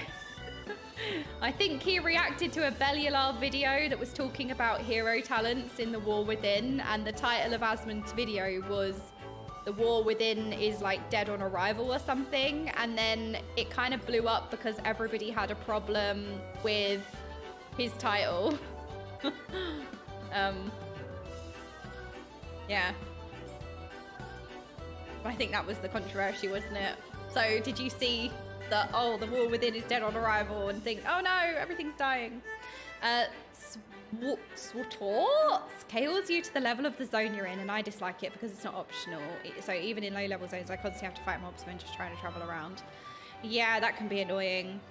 Yeah, I wouldn't say, okay, so maybe not scaling in game, but like to access the higher zones, you level your character up, but you also can play the instanced content with your friends if you're not leveled those 100 levels, maybe. I don't know. It's just click though. Most people should be able to recognize that. That's the problem. Yeah, I mean, it's all about views, making money, and these types of titles get people to click. I clicked on it. I'm the problem. I saw the original video with the original title and I thought, what do you mean The War Within is dead on arrival? I clicked on it, I watched the video. And like, Belial does do a lot of these style videos where everything's dying or dead. I did get clickbaited a lot to the point where I watch the occasional video now. But I mean, I clicked on the Asmund video. I am the problem. I clicked. But the thing is like sometimes these kind of videos I don't really take too seriously. It's just easy to have it on in the background. Like, I don't know, I'll just be tidying up and I just have like podcast style something playing. I'm not necessarily paying too much attention to it, but you know, it's easy. But those kind of titles, like, they work, don't they? Because that's what gets views. But he changed it now, I think, after all the controversy. I saw a funny clip I'll show you the clip. Send the clip. I saw a funny clip this morning. I watched so much rubbish I don't even remember. Let's see here. He did. This might summarize it if you've not seen it.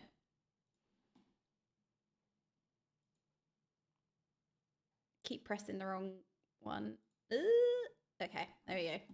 Where is his... Oh, there is his face. So this is it if you've not already seen it. Let's see here. I don't think Asmon as editor should bend to the criticisms of Belluar, especially considering his public... Oh, God. So Belluar wasn't happy about the title of our video. Context. Apparently the new WoW expansion is dead. It has the... So this is the original video, The War Within is dead. And everybody kicked off about the title because the game isn't even in alpha yet. Like, nobody knows anything about the game. Like, alpha is not even out yet. We know nothing about the game. So people are like, how is it dead? You have no way to know. There's literally nothing on the game. You can't say it's dead. So people kicked off about this title. I think Belluar also did a tweet saying, we do not associate ourselves with a title like this. I think it misrepresents, well, you'll see. Hasn't even come out yet, but it's dead. Are you interested in finding out how they've ruined the War Within already? Oh, already? I don't like us being associated. Okay, Asmon's editors are really hilarious here, but... With that title, it's actively misleading.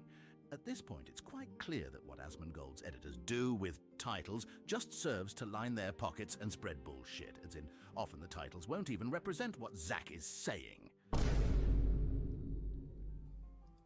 What should we call it? We're gonna rename... Well, okay, so I understand his point, but the editors call Belluar out, because if you listen to the clip, this is what the video says.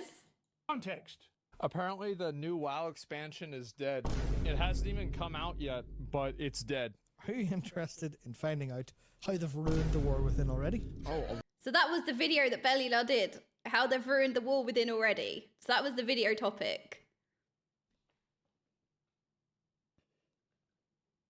That was the video. I mean... Ready?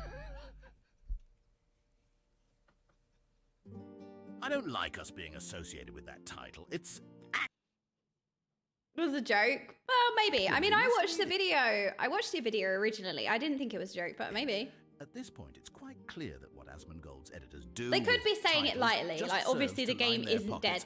But, like, these statements can't be a fact anyway, you know? So even when you listen to these statements, you don't put much weight behind it because there's no way to tell. But, you know, if their point was the hero talents are rubbish, so the main feature of the next expansion is kind of like bad. So you can't say for a fact if it's dead, but you can say like, you know what I mean? Could be heavy on the sarcasm, but could also, I kind of thought that was what they thought, that the hero talent system was looking like a bit dire in current iteration. Red bullshit, as in... I've watched many Belluar videos, and a lot of his videos are like that. Or at least they were for a long time. Won't even represent what Zach is saying. But yeah, that was what happened. We're gonna rename it right now. So he renamed the video, but yeah. Anyway, that was the context for what this lovely chatter is saying. Like, is WoW actually dead? So I guess that's an example of why these titles are different. Because it's like, I don't think so. But people have been saying WoW is dead forever. Like, every day people say it's dead. I think people say everything's dead. Every game is dead. Every game is dead, dead, dying, dead, dead. This is the general, like, throwaway phrase that's always used. Yeah, I mean, the new title, so I probably should have played the rest of the clip, but he basically renamed the title. I don't know. Do you want to watch the rest of the clip? I just thought maybe no one was really interested, but he renamed it. Oh, Air Force One! Air Force One, then the guide. I think it's just a joke because, like usual, Blizzard I've done there. We know what you want, but we think we're smarter than you and are giving you something shit instead. Thing as usual, but people are gonna play regardless. Yeah.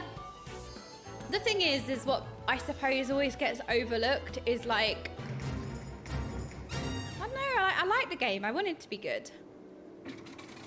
I think it's one of those things that people say, oh, like, if you don't like it, don't play. It's like one of those regressive, like, closed-minded opinions of like, they could be great. Like, you know, there are loads of aspects of the game that I really like.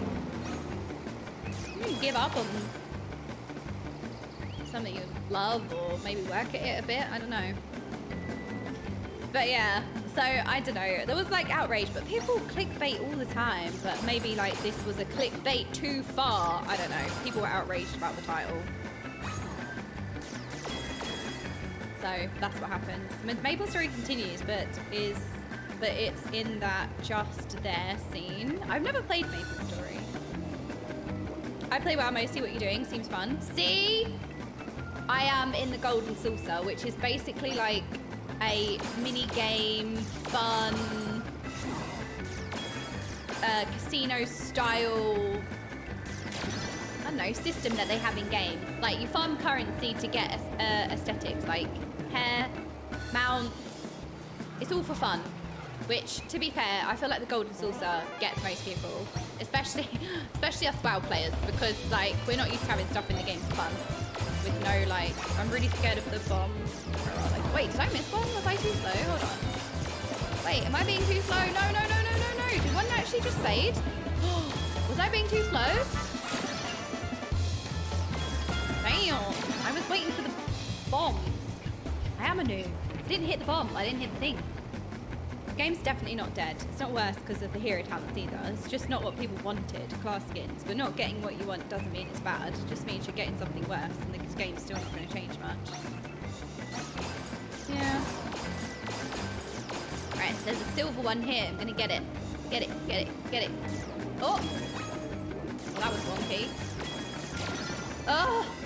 I might as well have hit a bomb. The game with millions of players is dead.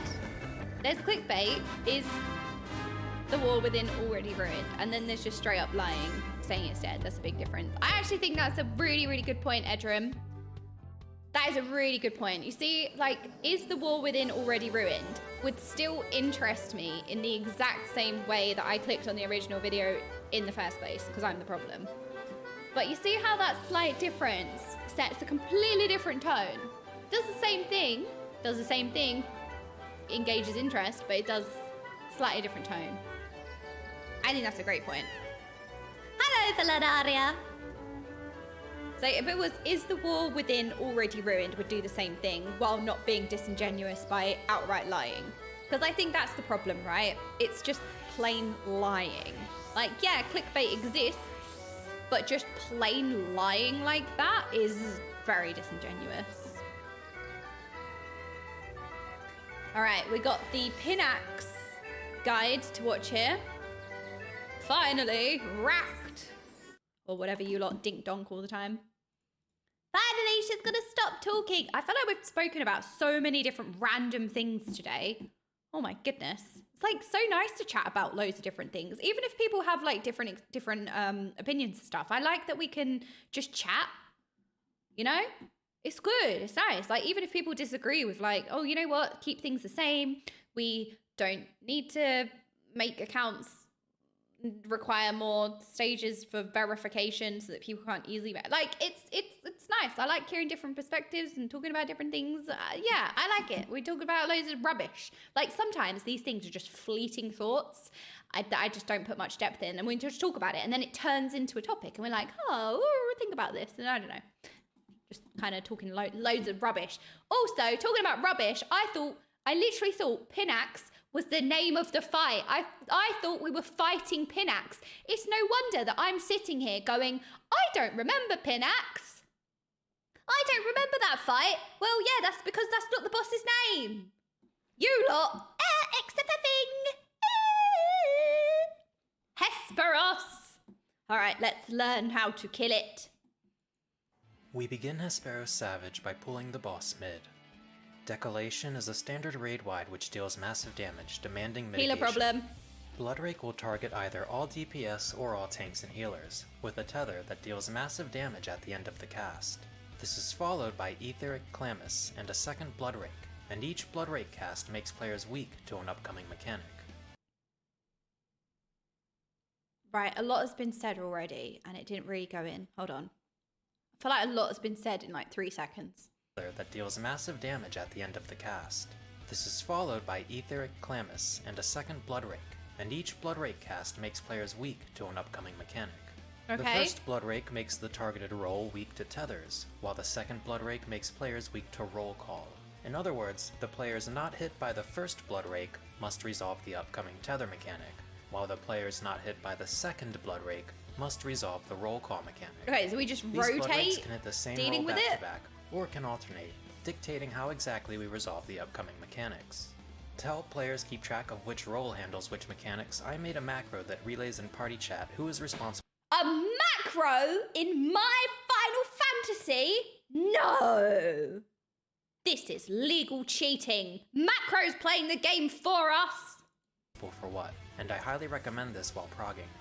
After the two Blood Rakes, Asperos will cast Director's Balone, inflicting 1 tank, 1 healer, and 2 DPS with Roll Call. Roll Call is a debuff that does nothing, so long as the players it resolves on are not weak to it. Furthermore, a player without Roll Call, standing near a player that has it, will cause Roll Call to jump to the unaffected player, and place Miscast on the player it left, immunizing them to Roll Call for the rest of the mechanic. Essentially, once you pass Roll Call to another player, you cannot pick it back up. This is followed by Inversive Clammis, tethering 4 players that will be struck by circle AoEs at the end of the cast. We resolve this mechanic in a very calculated manner that minimizes movement and keeps the entire party in melee range. Let's walk through 2 scenarios. Scenario A involves one role needing tethers, in this case tanks and healers, and the other role needing roll call, in this case the DPS. We start by having the tanks and healers, who need to get rid of roll call, stack south, either in the boss's hitbox if they also need tethers, which they do in this example, or max melee if they don't need tethers. The players that need roll call, the DPS, will loosely spread to avoid accidentally immunizing one another. When the Director's Balone cast finishes, since the tanks and healers are stacked, their roll call will auto-pass, leaving 2 players immune. Taking a tiny step inside the stack helps ensure this immunity happens.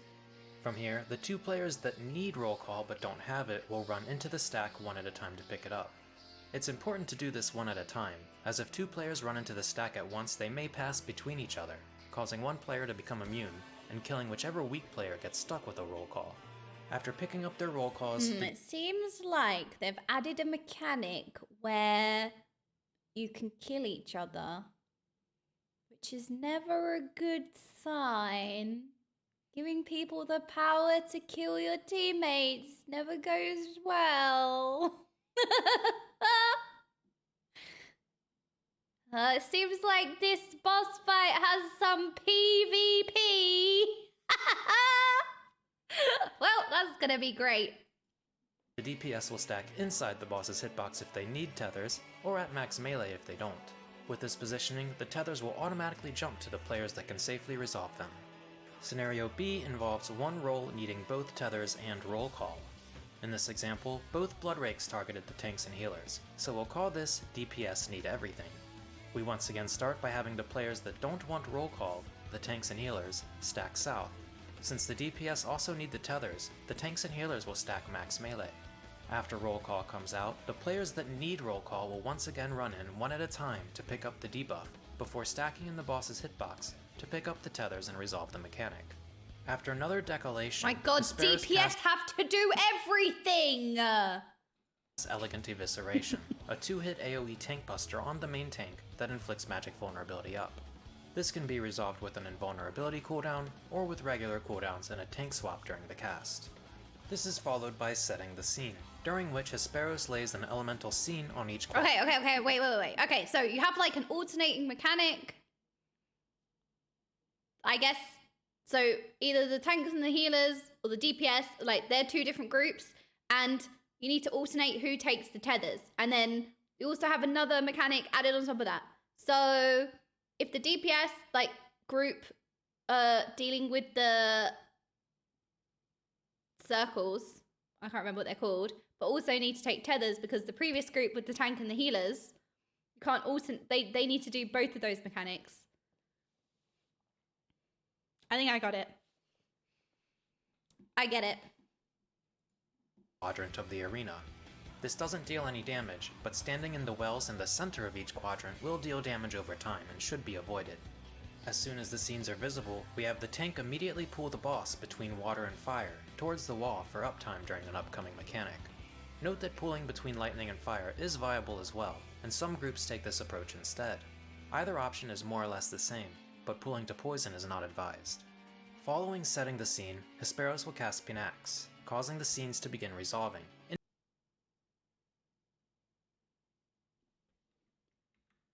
I recognize that name. PINAX. Following setting the scene, Hesperos will cast PINAX, causing the scenes to begin resolving, indicated by the order they begin erupting. Standing in a resolving quadrant will deal massive damage to the player, and even if they survive, they will also receive a damage down. When lightning resolves, a proximity damage AoE hits the center of the arena. If the bosses move correctly, the party will be safe at max melee range towards the wall. When poison resolves, players need to be spread to avoid overlapping their circle AoEs. Oh god! Okay, depending on which section of the room activates, you have to do something different. So you spread for poison. What do you do for thunder? You just don't stand in that zone? Down. When lightning resolves, a proximity damage AoE hits the center of the arena. If the bosses move correctly, the party will be safe at max melee range towards the wall. When poison resolves, players need to be spread to avoid overlapping their circle AoEs. When water resolves, an omnidirectional knockback will hit the center of the arena. My groups chose to always immune the water knockback with arm's length and shorecast. Finally, when fire resolves, both healers will be targeted with shared damage stack AoEs. We divided the raid into light parties for this, with one group stacking near the arena's edge, and the other towards the arena's center. Okay, so now we know what each of the different quadrants do, and I guess you get them in a random order. So like you could get the fire, which causes you to stack, but then you could get the poison next, where you need to spread, which would be hell-ish. Hellish. While there is a ton of RNG in this mechanic, there are some patterns we can observe. Oh, okay. Following the PINAX cast, either water or lightning will begin erupting first. Oh, okay, so there is a method to either the madness. Fire or poison. Players have only about 2 seconds to adjust between when the first and second elements resolve. This is followed by either water or lightning erupting, whichever we didn't see earlier, before Hesperos jumps mid and begins casting Shift, which we'll go over in a moment. And after a long delay, either fire or poison, whichever didn't resolve earlier, will resolve. Shift is very similar to the normal difficulty encounter. The cast name will tell you Hesperos' destination, northerly for north, easterly for east, and so on. However, players must inspect Hesperos to determine if he will do a massive knockback from his destination, indicated by a glowing cloak, or a cleave from his destination, telegraphed by a glowing sword.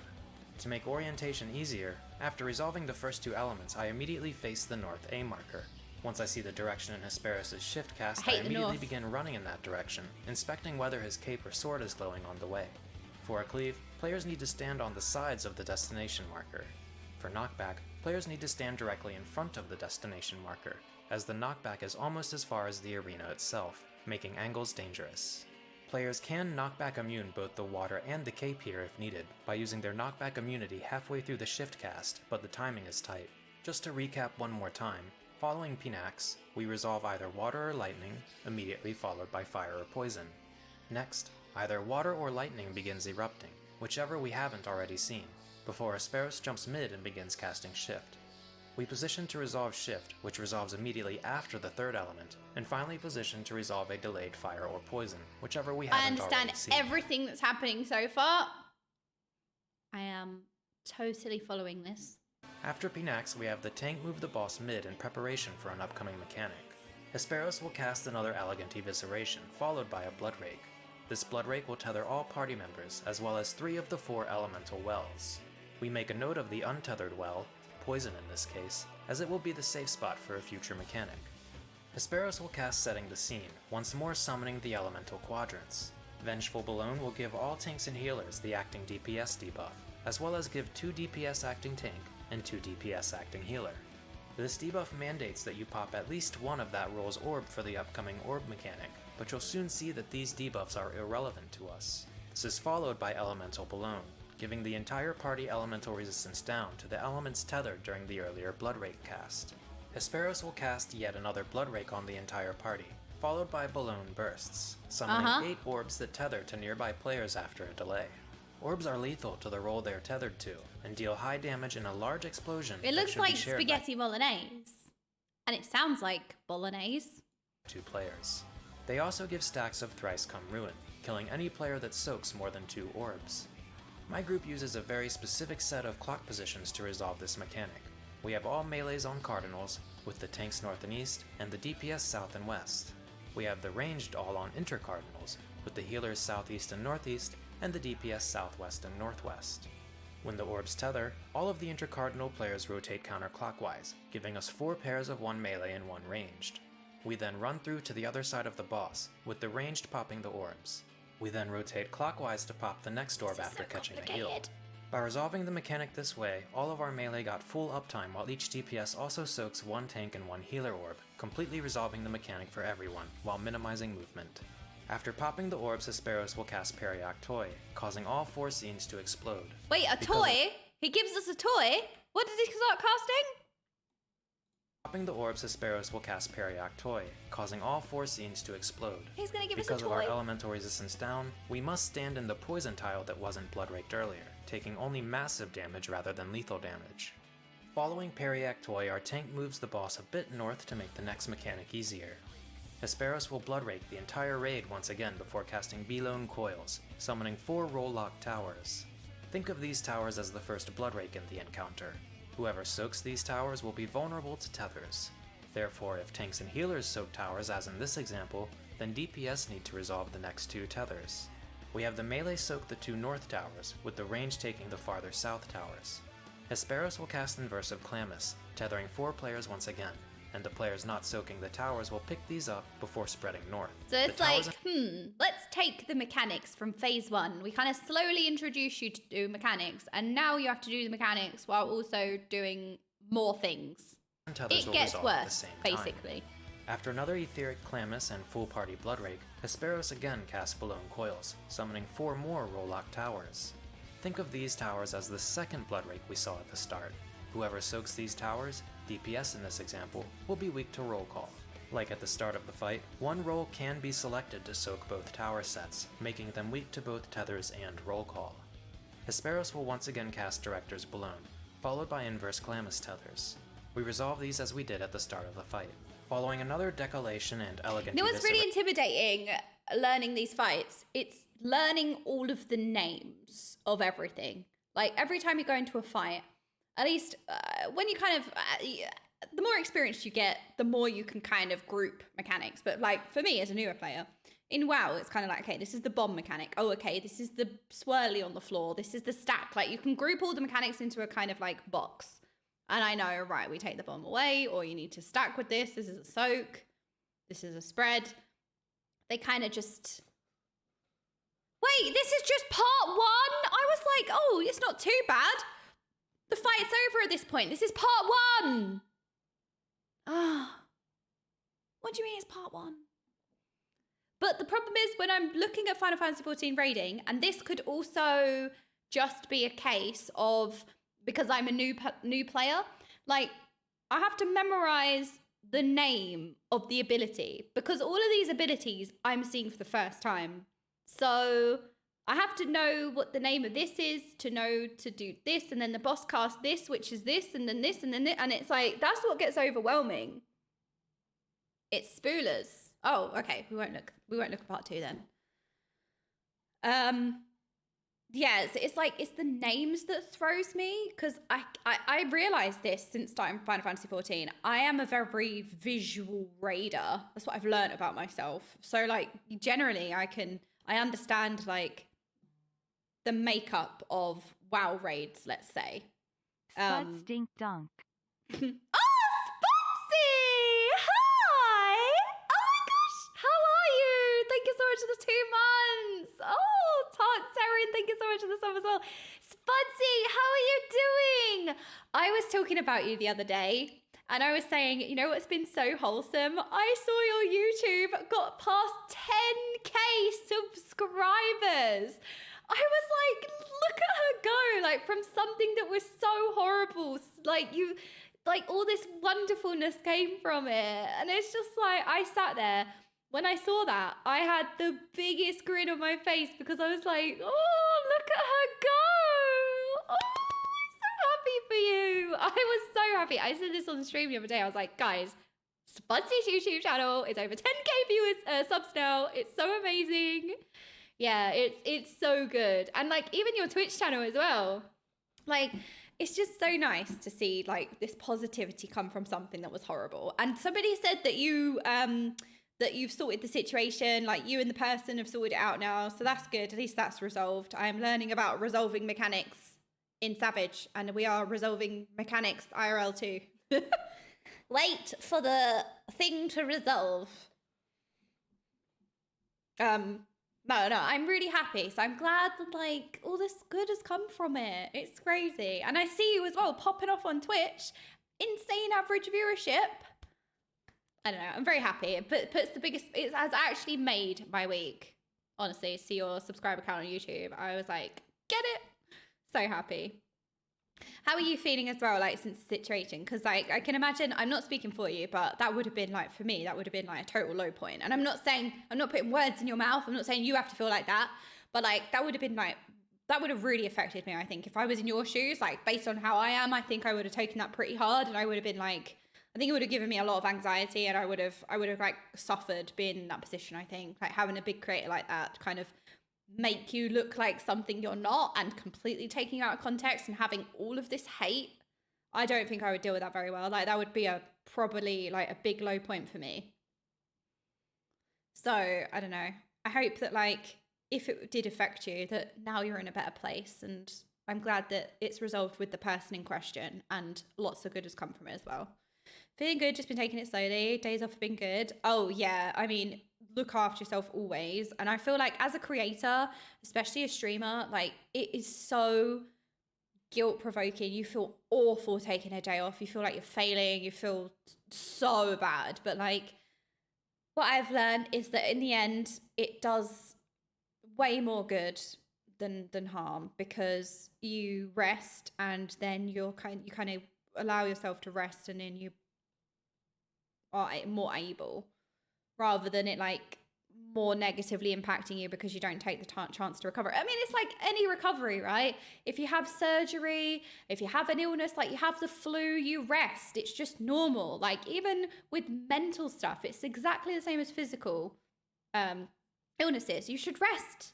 Give yourself time to rest. It's so important, because then, you know, you can't pour from an empty cup. Going out today, going to get Legos. Oh, well, if there isn't something that would cheer you up other than Legos. Wait, can we have a Lego building stream? Hello? I mean, take some time off. Only when you're ready. We build Lego on stream when you're ready. I mean, everyone's going to be here when you come back anyway. We are learning Hesperos at the moment. I don't really know what I've watched for the last 9 minutes. There's definitely been some stuff happening. I know that for sure, but I can't tell you what's happening. There's a lot of stuff happening. This fight is very fun. Yeah, it looks great. I'm like, okay, no.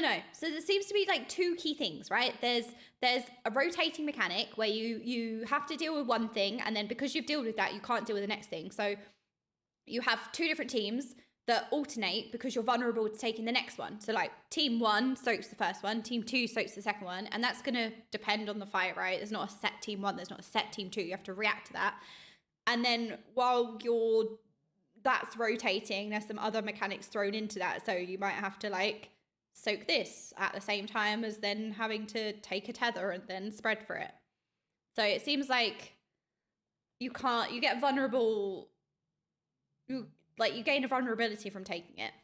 And then also you have the 4 different quadrants in the room, and each of the quadrants do something different. So when the quadrant of the room activates, you have to do something else. So one of them will knock you back, one of them will cause you to spread, one of them will deal damage in proximity, so you have to get furthest away as possible, and one of them will force the group into 2 different soak teams. So depending on the order, you have to react and deal with whichever part of the floor is activated. Don't lick the tethers. That's what I've got so far. It's very fast paced though. There's a lot going on. So I need to understand this first part of the fight. And each Blood Rake cast makes players weak to an upcoming mechanic. Okay, so Blood Rake makes you vulnerable. The first Blood Rake makes the targeted roll weak to tethers, while the second Blood Rake makes players weak to roll call. In other words, the players not hit by the first Blood Rake must resolve the upcoming tether mechanic, while the players not hit by the second Blood Rake must resolve the roll call mechanic. Okay, so it's not alternating that. It's so this group gets targeted, which means the other group needs to deal with the next mechanic, and then it goes out again, but it can target the same group. It can target the same group, but still the opposite group has to deal with the part 2. That's how it works. So part 1 is selected.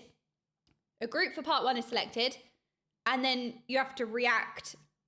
The opposite group then has to deal with the second part of that mechanic. Okay. These Blood Rakes can hit the same roll back to back. Yes, okay, so it can hit the same group, which means the second group will have to deal with the second part. So it's not necessarily rotating. I got you. Dictating how exactly we resolve the upcoming mechanics. To help players keep track of which role handles which mechanics, I made a macro that relays in party chat who is responsible for what, and I highly recommend this while progging. After the 2 Blood Rakes, Asperos will cast Director's Balloon, inflicting 1 tank, 1 healer, and 2 DPS with Roll Call. Roll Call is a debuff that does nothing, so long as the players it resolves on are not weak to it. Furthermore, a player without Roll Call, standing near a player that has it, will cause Roll Call to jump to the unaffected player, and place Miscast on the player it left, immunizing them to Roll Call for the rest of the mechanic. Essentially, once you pass Roll Call to another player, you cannot pick it back up. This is followed by Inversive Calamus, tethering 4 players that will be struck by circle AoEs at the end of the cast. We resolve this mechanic in a very calculated manner that minimizes movement and keeps the entire party in melee range. Let's walk through 2 scenarios. Scenario A involves one role needing tethers, in this case tanks and healers, and the other role needing... So you need to practice social distancing. Alright, if there's one thing we've learned from COVID is social distancing. Fine. Roll call, in this case the DPS. We start by having the tanks and healers, who need to get rid of roll call, stack south, either in the boss's hitbox if they also need tethers, which they do in this example, or max melee if they don't need tethers. The players that need roll call, the DPS, will loosely spread to avoid accidentally immunizing one another. When the Director's Balloon cast finishes, since the tanks and healers are stacked, their roll call will auto-pass, leaving 2 players immune. Taking a tiny step inside the stack helps ensure this immunity happens. From here, the 2 players that need roll call but don't have it will run into the stack one at a time to pick. Yeah, this part is melting my brain a lot. Is that all these overlapping mechanics are so... Basically, that's how I feel. Panic! We begin Hesperos Savage by pulling the boss mid. Decolation is a standard raid-wide which deals actually, I'm sure Molk's gonna go over it. I think I get the gist. I mean, especially this second mechanic with the floor. I think I get this. This makes sense to me. The floor will activate in a random kind of set. Like, there are set patterns, but what pattern you get is random. And, like, depending on which floor activates, you have to do something else. So you spread for poison, one of them's knockback, one of them is drop-off damage, you have to be further away, one of them's a stack. Like, I understand this. This, I think, is fine. But, like, my brain is struggling to wrap my head around this first part. Because, okay, I get it. So the boss will randomly target a group, will put a debuff on a group, which means that the other group has to handle the part 2 of that. And then it will go out again, it will mark a group, and it can mark the same group or the other group. And then, again, the opposite group has to resolve the second part of the mechanic. But this whole, like, immune passing, I can't get my head around this bit, but Molk explains stuff anyway, so maybe it's just a case of, like, we wait to let Molk resolve the mechanic. That's what I'm thinking. Is this squiggly lines? Are we squiggling our lines with this? Oh, I'm in the wrong job. So it seems like you can kind of plant your feet. We wait and let Molk resolve. Exactly. There you go. All right, let me join Discord.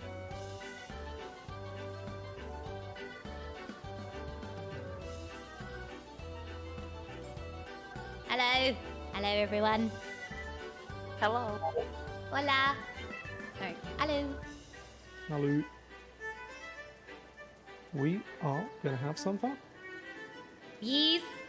Yes. There is a lot of things in this fight. How that is the sound are levels? going to be called by me. So, although it seems like there's a lot, there's actually not much that people have to think about. PINAX is the main one, but I don't think it's as hard as people say. That was the one I could get my head around, but I also could just not People, be fully understanding it. All the things with like the tethers and who soaks the tethers and who does the debuffs, you just burr that. I just say DPS stack in, or DPS stack out, or DPS spread, and then I call name by name who goes in and goes out to pick up the debuffs. So what you're saying is stand still and let Molt resolve. Yes, I am saying that. This is a brain off fight, and I think that people massively overrate it. I think that P3 is way harder, and if anyone disagrees, you're wrong. There you go. Wrong. Anyway, let's wipe for this if we can. Sorry, I need to stop yelling. Wrong.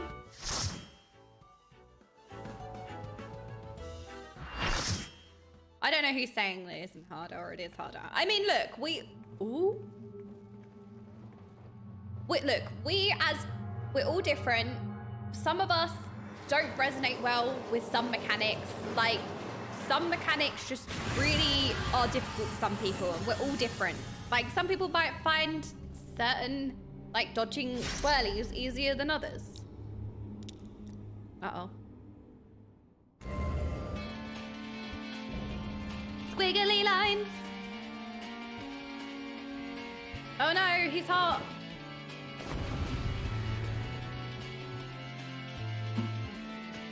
I can't believe that Final Fantasy XIV is copying Sire Denathrius from Castle Nathria. Look, it wouldn't be a me stream if I didn't trigger somebody at some point. No, we're not squiggling just for our a lines really quick today. reference for Eris. For the tank busters in this fight, there are 3 of them. I will immune 1 and 3. Wild You will freaks! immune number 2. And you will be tanking this boss for the duration of that tank buster. Otherwise, you're a glorified DPS. Just FYI. So, for everybody else, well, for everyone, we are going to do what we always do and stand around a marker. Don't go there yet. C marker, and we're going to mark who goes where. This specifically and exclusively is for the orbs when they spawn and tether onto people. We are doing it slightly different to what the guide showed, but the way that we're doing it is easier. We're going to have one by one, and I'm just going to call your names. You're going to filter in clockwise from me. First of all, actually, just before I do that, Group 1, who wants to be Group 1, stand on me. Jordan, that'll be you. Me! Pick me! And then we'll need a melee. The melee is either I feel like that was Aurora a sympathy pick. You know, like when you split into 2 teams, Aurora, you have a and then team Group 2's captain over. and they So, pick their team members. Like, we'll wait I'm there for now. the sympathy pick. Kua, you are clockwise of me, so you're northeast. Then it's going to be Aurora, then Jordan. So Aurora's east, Jordan's southeast. And then it's going to be Eris. Do you say your name Beckel? Beagle? Bigger! And then we'll have Bud and Kim. Oh! people. So, obviously we're getting very much ahead of ourselves here, but with the orbs, the way that it'll work, instead of in the video where you, like I would run through or whatever, you basically, like, if we just look at what Kua and I will do, this is the same for everybody else, but basically Kua and I will pair up together, take Aurora's orb, and then we'll take Jordan's orb. So you just go clockwise. There's no running through the boss. With that said and done, the actual mechanics that we're going to be focusing on are, well, is the tethers. So as the guide said, the first group to be hit doesn't do the tethers, and the second group to be hit doesn't take the debuffs. How that is actually going to translate for you guys, and bear in mind I will mess this up initially, because it's been a while since I've been here, but the way it's going to work is the people that do not want the debuffs, meaning the people that get hit by the second tether, I'm going to the second blood break, sorry, which is when he tethers like red blood lines to 4 people. The people that get hit by that, I'm going to make stack. So just to demonstrate, if the boss were at Charlie, I think that's the full boss. Yeah. If the boss were at Charlie, let's say for example that the DPS want the debuffs. So if all the supports come and stack on me here, and then the DPS spread left and right, group 1 left, group 2 right, loosely spread. Bud, you're going to want to be in because you're melee. Because if the boss is at C, Bud, you're going to be wants to be here. So 2 people from the support stack and 2 people from the DPS stack are going to get the debuffs initially. If it went on, say, both of the tanks, it will immediately go to both of the healers, and then both the tanks are then immune. So basically, this pool of people where I am has 2 debuffs and no passing going on. So this is like a sterile environment. The people on the outside, 2 of you are going to get a debuff as well. If you get a debuff, your job's done. You just stand still until everyone of your group gets a debuff. So let's say that Kim and Bud both have a debuff. So that means that Aurora and Jordan, they want debuffs. In that case, I will call a name, and then you will run into this group, get the debuff, and then go back exactly where you came from. You do not go another way, you go where you came from, because you don't want to accidentally run into someone who wants one, and then they take yours. So you enter the same way, you leave the same way. So if I said Aurora would run in, get it, run back out. Jordan would then run in, walk in with this, get it, and then walk out. Please run, do it walk. This then has all the DPS with the debuffs, all of the supports with no debuffs, and now everyone can like freely stand with each other. There's no accidental passing going on because all the 4 supports are immune. Then it's whoever didn't get hit by the first blood rake needs to pick up the tethers. So in this situation, let's just say that this is where I am right now, the inner spot. So I would have called I'm missing support it. stack in. So you basically stack either inside of his hitbox or outside of his hitbox. And then this would mean that the supports wanted to take the tether. So after you all DPS pick up the tethers, I will say stack in or stack out, or like stack ahead of us, stack behind us. So if I say now stack behind us, all of you 4 come and stand here. Then when the tethers come in, because our supports want them, they're all going to go from the boss to this stack of 4 people. They're never going to go beyond this because we're going to intercept all of them. So you guys are all just stood still for the rest of that mechanic. And then when it's time to spread out, we will just have left and right for the healers. Yep, perfect, Kua. So you will do the opposite, Beckel. You're going to go to the right, over here. Oh, We'll come stand here for visual.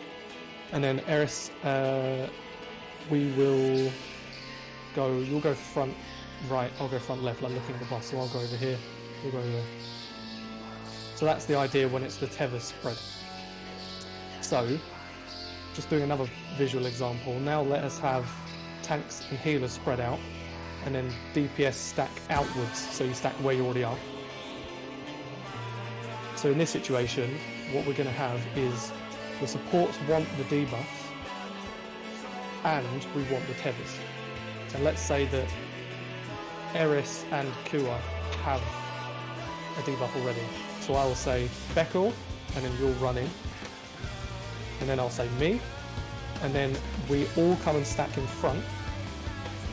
Because we want the tethers and we already have the debuffs, they're going to spawn and we intercept them all, and then we spread out like we did again.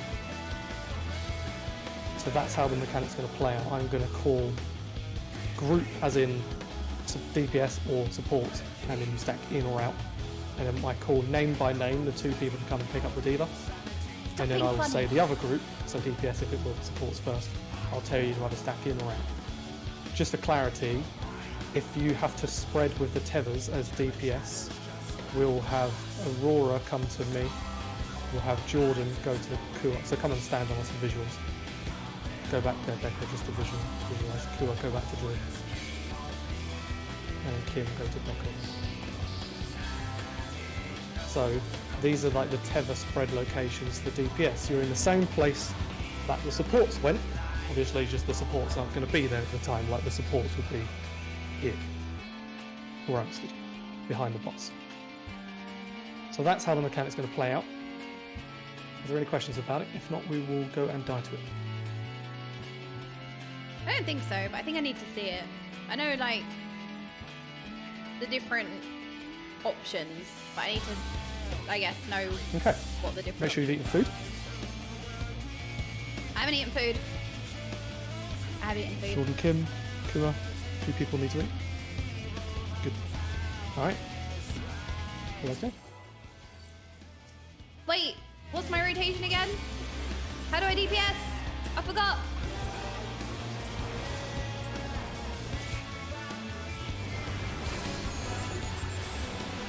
It takes me a while to remember where the middle room is as well for the boss. So it starts with just a decollation. I'll always just reprise and shape this, by the way. We should definitely put like an admin thing on there too. Oh. Blood rate, this is hitting the DPS, so the supports want the tethers. I'm always just going to pull who wants what. So this is supports tethers.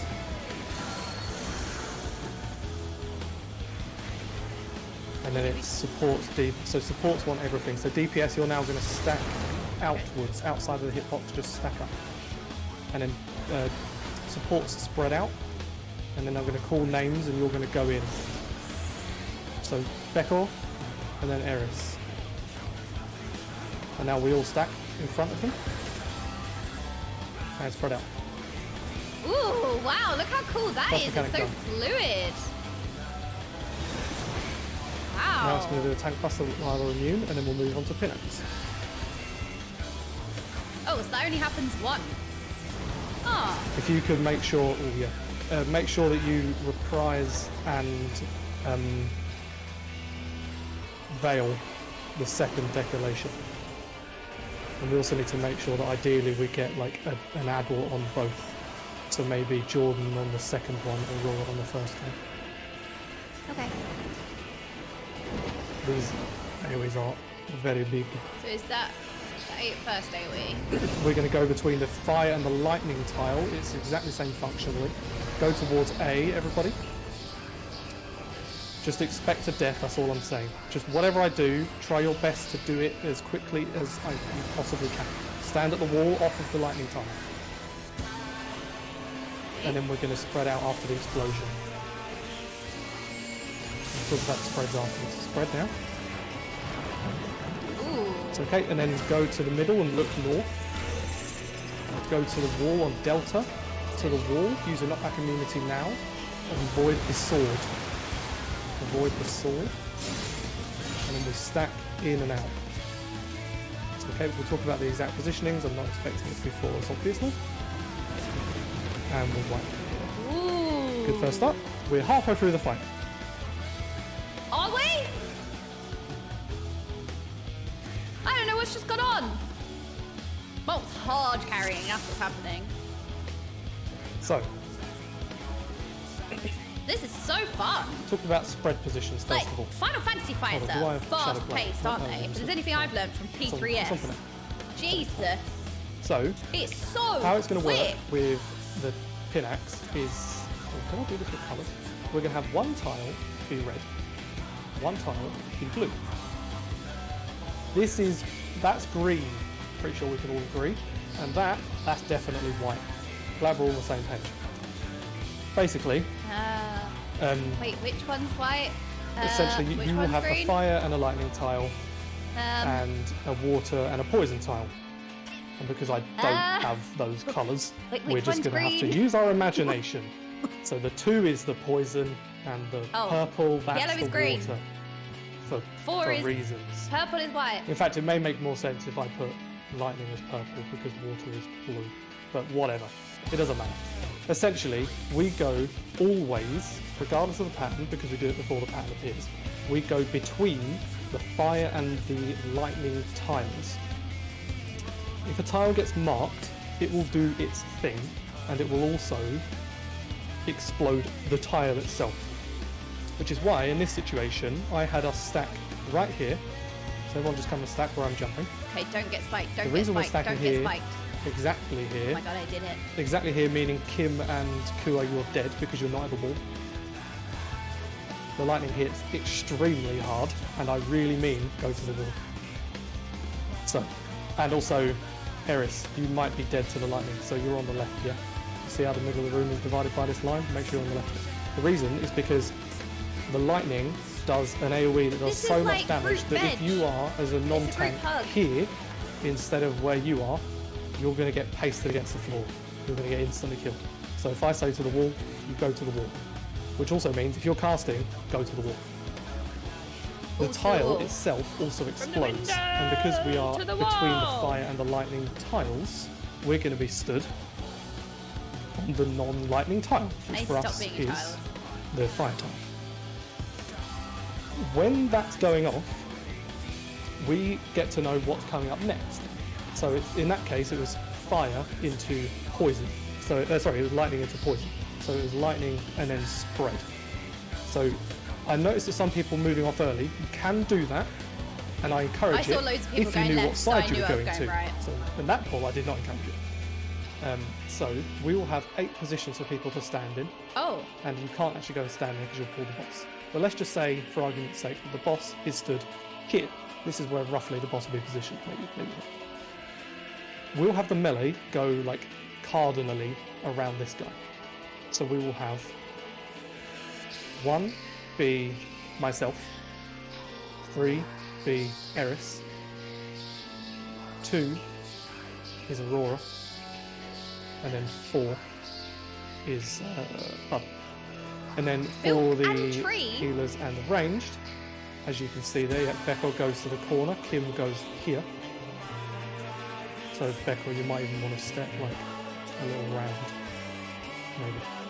And then Kua, you also reflect back, so you also step maybe in a little bit, and then Jordan, you come and stand here. Oh my god, so I nearly ran into the wall. position. So a reminder that Aurora, you can come and stand here. I nearly spiked myself twice.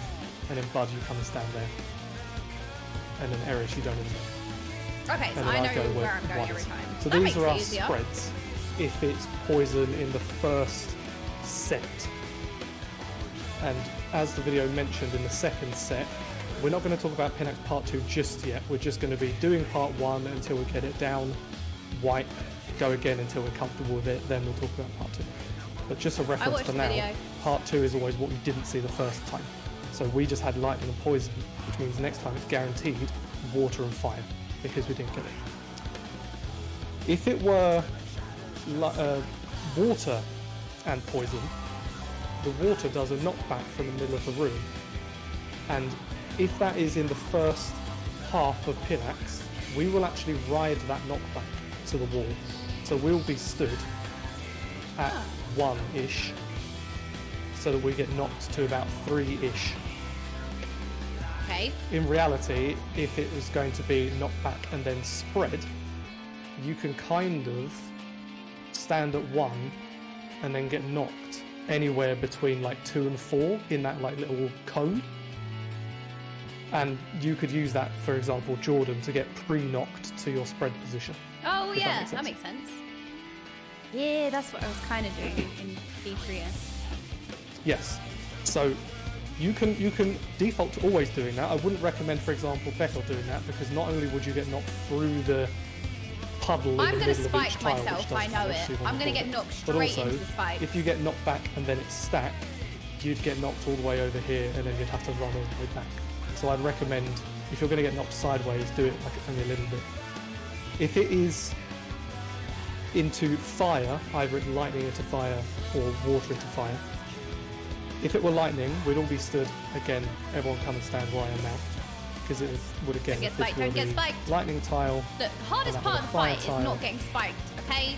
Then we'd be on the left-hand side. Everything else is easy. If it were the other way around, and then the fire were there and the lightning were there, then we'd be on this side, because obviously you don't want to stand on the lightning tile when it goes off. With the fire, you just have one group stay put, and then the other group goes in. So yes, my you'll have that be group 2 there, and then group 1 there. So if you're group 1, I see what. No, that was so good. As well. We could even be a bit lazy we could even have Jordan stand still because it's not important that you move. No, not paying attention Specifically to you lot. into this group. In fact, we may do that. In fact, we are doing that. Kim and Jordan switch places. You are still in your assigned group for the orb, so that marker that I had you stand on, you are still there. But there's no point having a black mage move if they don't need to. So you will just be standing still. Adjust! And then when the fire goes off, it I'm going drops to plant my feet and do no damage. to healers, But at least I'm which is not why moving. You can sort of have anyone anywhere as long as the healers are correctly separated. So if it's fire, I will say group 1 go in, or I'll just say fire stacks. In fact, I will just say group stacks, and you just need to know what that means. So that just means Kua, Aurora, myself, Kim, we're going in. So just to quickly recap, it's always going to be either water or lightning into fire or poison. And then we're always going between the fire and the lightning tiles. The only tricky part, and let's again visualise this, everyone come and stack here again, right on me. If it were lightning into poison, then everyone has to stand on the left side of this wall. So everyone stack left. Because you obviously need to be at the wall because it's lightning, and you need to be off of the lightning tile. If it's then fire, you need to get into your fire stacks, but you need to do it off of the fire tile. So you just take a baby step to the right as group stack 2. Oh my god, I can't believe I need to move! What is this? Unbelievable. And then everyone else goes forwards and takes a baby step to the right. Because when the fire goes off, the fire tile explodes. And again, this will all be called out. I'll just say group stacks and then move right or move left. Is it my right or the boss's right? Or your right? Whose right is it? I'm never right, so it's not my right. We will give it another go. Oh no, am I ready? Be a very practice-heavy fight. So get used to doing it. Remember as well, Jordan, if you can, Aurora, if you can, add all the first decolation. Jordan, add all the second decolation. Decolation. Okay. I'll know if you haven't done it because we'll lose a healer. Do we need healers? I don't know. That doesn't seem so bad. Oh, I think I've. And then also, Eris, you will reprise and veil. Wait. The second one. Blood ring. So we have support doing the tethers. Do I just stay still? And we have the DPS doing the debuffs. So the supports come and stack in front, and then the DPS spread out. Eris, stand directly on us, and then I'll call in names to come and pick up the thing. Aurora. Up. And then stack up behind DPS. And spread out. Oh, I didn't need to go and do it. Okay. Can I stay here? One decolation AoE to make sure you mitigate it. Oh, I need to do the second one, right? Now we're going to have PINAX after this tank buster that AoE. I think I need to add all the second ones.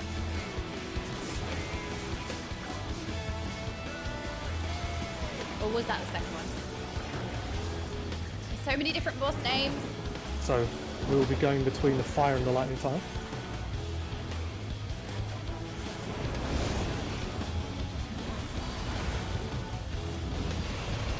Oh, it's it. And it is either water or lightning. If it's water, we'll get knocked back. If it's lightning, we're at the back off of the lightning tile. We are off of the lightning tile at the back, and then we're going to be spread out.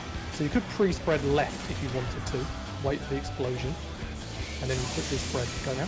Run, run, run, run, run. Is this enough of a spread? Yes. Okay. I think we'll just wipe it here because I really don't want to focus on the next mechanic before we've been done the first one. So try not to keep yourself alive. Just please hit the wall. Oh, I can die. That's no problem. So a couple of people clipped each other there. Well, that is okay. Forward. But if you keep running forward, You can pre-spread, will yeah. spike yourself. You Game. can't pre-spread Bad obviously advice. if you got lightning on your tile. Just for reference for Kua and Jordan, Oh, if it is lightning into if it's lightning into spread, you need to be at the wall and it's proximity based damage. So if you were stood here, you take 10,000 damage or whatever, and then if you stand here, you take 5,000 damage. Oh, because okay. This is further away from the middle. So there's no harm in pre-spreading to your spread position, as Okay. long as there's not a lightning tile explode, which is why Kim and Beckle cannot pre-spread. that makes sense. But yeah, if And it that's is, lightning as Kura said, into if it's sludge. lightning into poison, use sprint. Also, if it is water, you could technically pre-spread, but that's like pre-spread getting ready to be knocked back. Do not knock back immunity the first one. You will be knocked back immuning the second one if it is water. So if you see water first, do not knock back immune it. It's fine. I don't know what keybind Cause that many is anyway. problems. So that's basically how that works. And then yeah, when it comes to spreading, just make sure that for the melee that are spreading Streamer, left and it's right, shift try to time. do it at like max melee range, because I'm coming through the middle, and if you're too far in, you might, then die around each other. And then Eris, you just have to trust that people are going to move away from you, otherwise prepare to get, sandwiched. But we will pull again. Oh, so good. Good on the mix as well. Praise V Mog. We lived. That's always a good thing.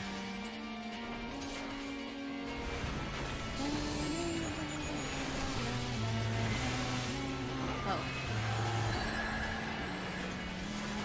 Oh, I did that too early, but it's fine. On and Bud, we'll always try to get you to faint decolations. Just get every single one that Wait, you was have. that decolation? with I weren't faint for. watching.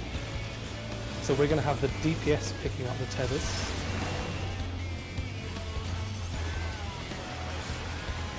Okay. There's DPS tethers and support D. So DPS stack inwards and then support spread out. Therefore, do not stand on them. And then I'll call your name and then you will go in. And then we're doing the tethers, So so I Beck will need go. to go. And then I go, and we'll stack behind them now. My group stack behind them. And then spread out for DPS as. Kim, you need to move. Am I far enough Good. away? Yay! And then another mitt.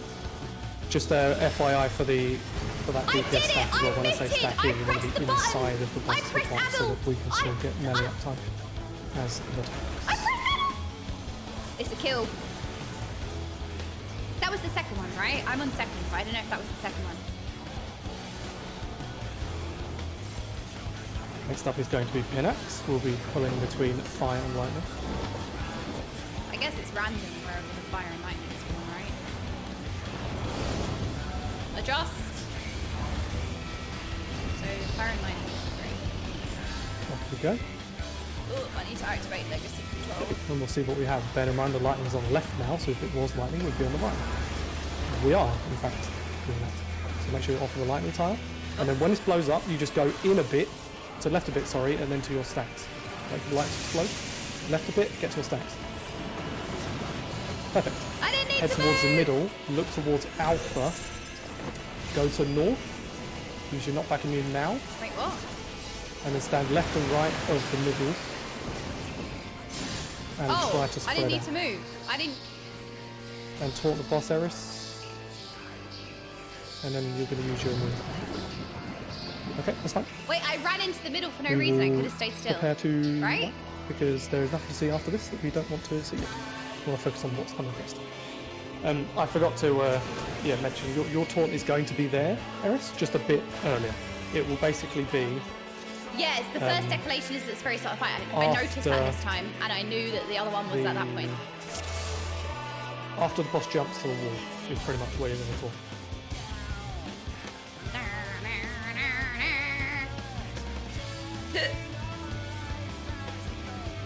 you will also have to pull the boss towards the middle of the room as well. Try and get him as far as you can. So yeah, like I was saying, one thing I've learned about Final Fantasy 14 fights is they are so quick. Like it's just let's just pure chaos. When PINAX starts casting, or like when he's tank bustering me for the first time, try and turn your stance on around there, so you can get it on early. Like twice, because you want to turn it on at a time where you're not thinking about anything else.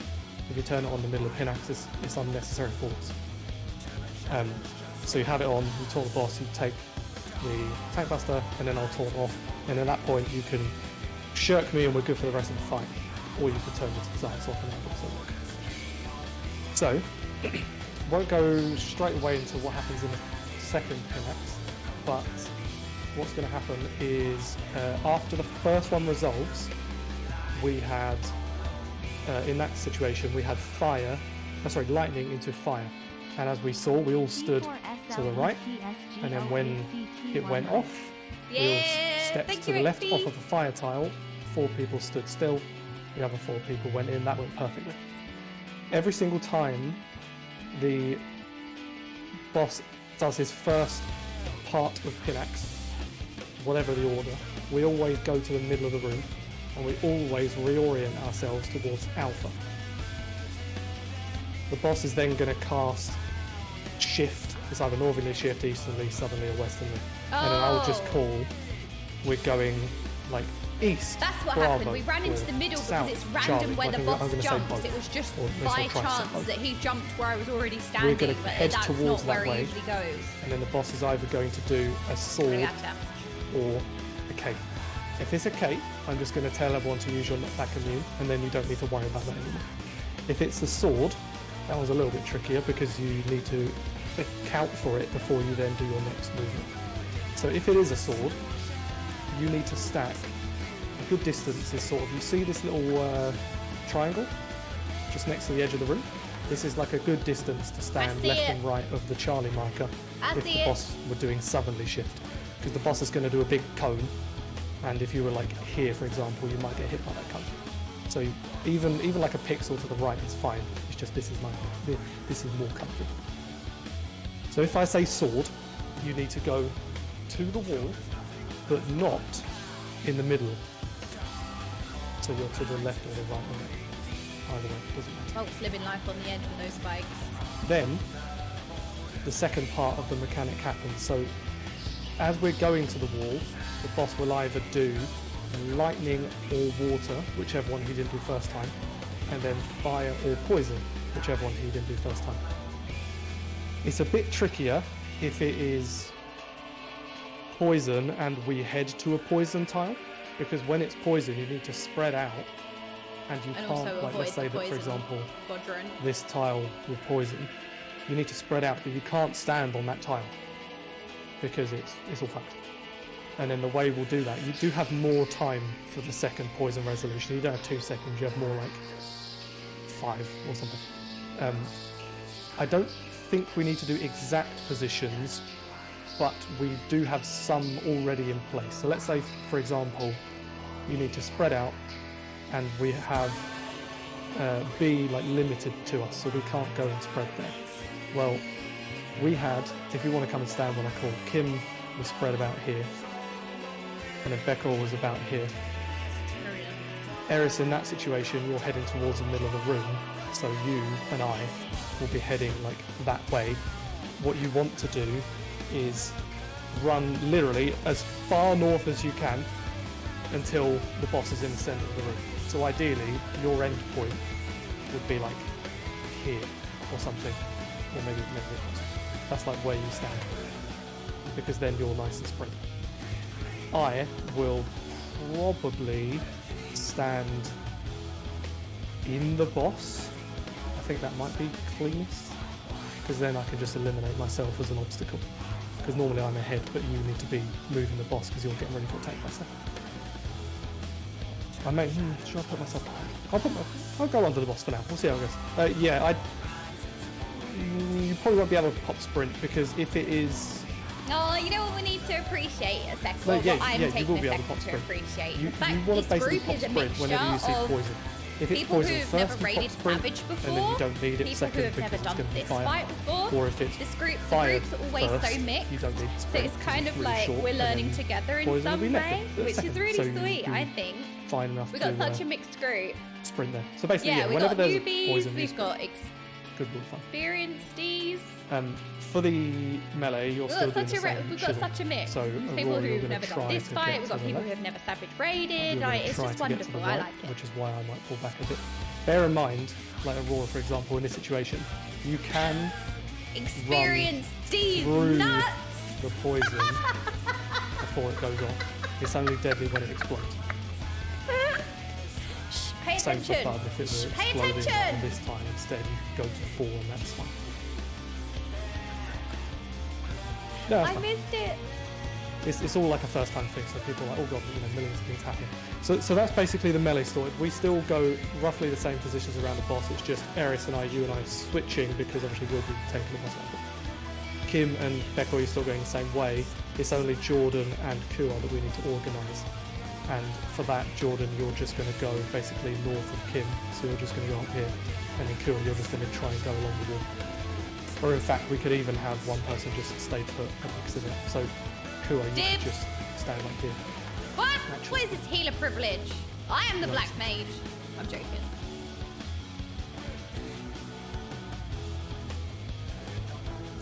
Is that clear, Kua? Yeah.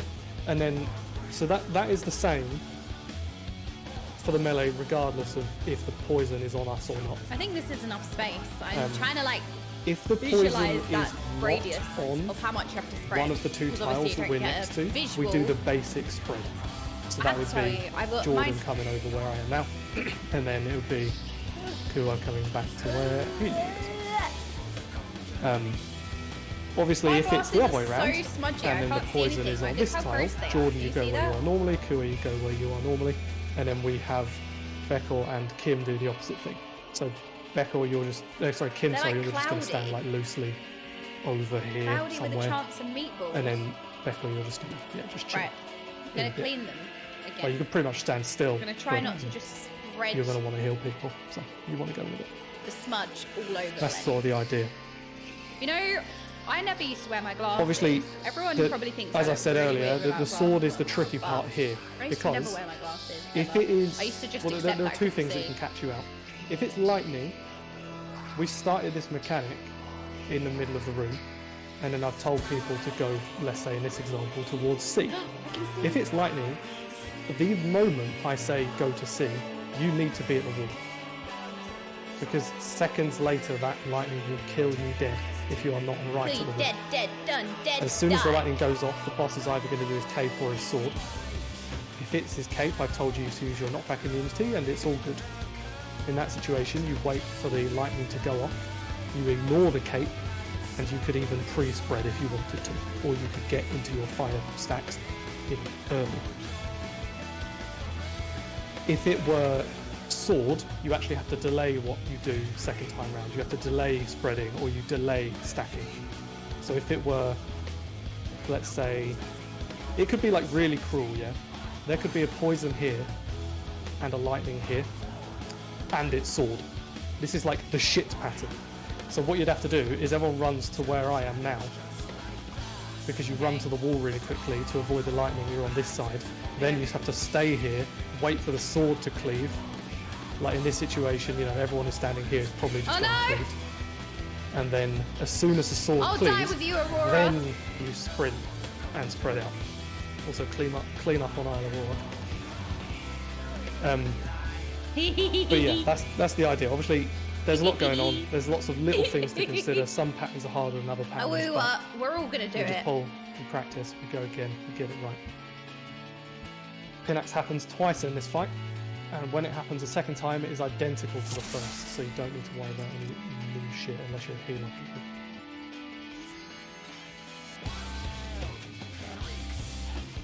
Wild freaks. Stop calling me out, song. Jeez.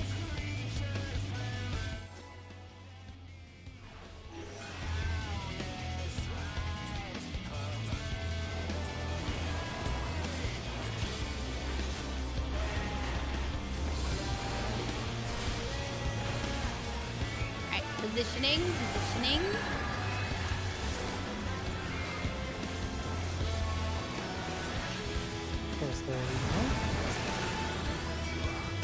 That was the first cast. I'm doing the next. People marked. So this is support doing tethers.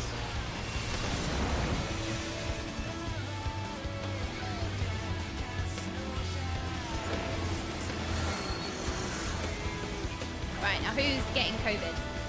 Supports are doing everything. So DPS, you are going to stack up outside. And then supports, you're going to spread out. I'll call supports names. Oh no, we go in. oh no, oh no. I know Chan. Oh yes! Hua. Then Eris. And then we stack inside. And as soon as the tethers are on us, we spread out. Oh, I forgot to eat. Did that work? Did you eat in combat? Make sure you hit the AoE. Oh, it worked! I'm eaten! Did it! This tank buster does cleave, by the way, so watch it. Okay, so now we're going for PINAX soon. So I need to kind of be positioned a little bit more into the middle, just in case we need to. Next up will be PINAX. This would be a good time to turn on stance. I see you already have it on. Very good. We'll be going between fire and lightning. Fire and lightning. We'll just say sprint.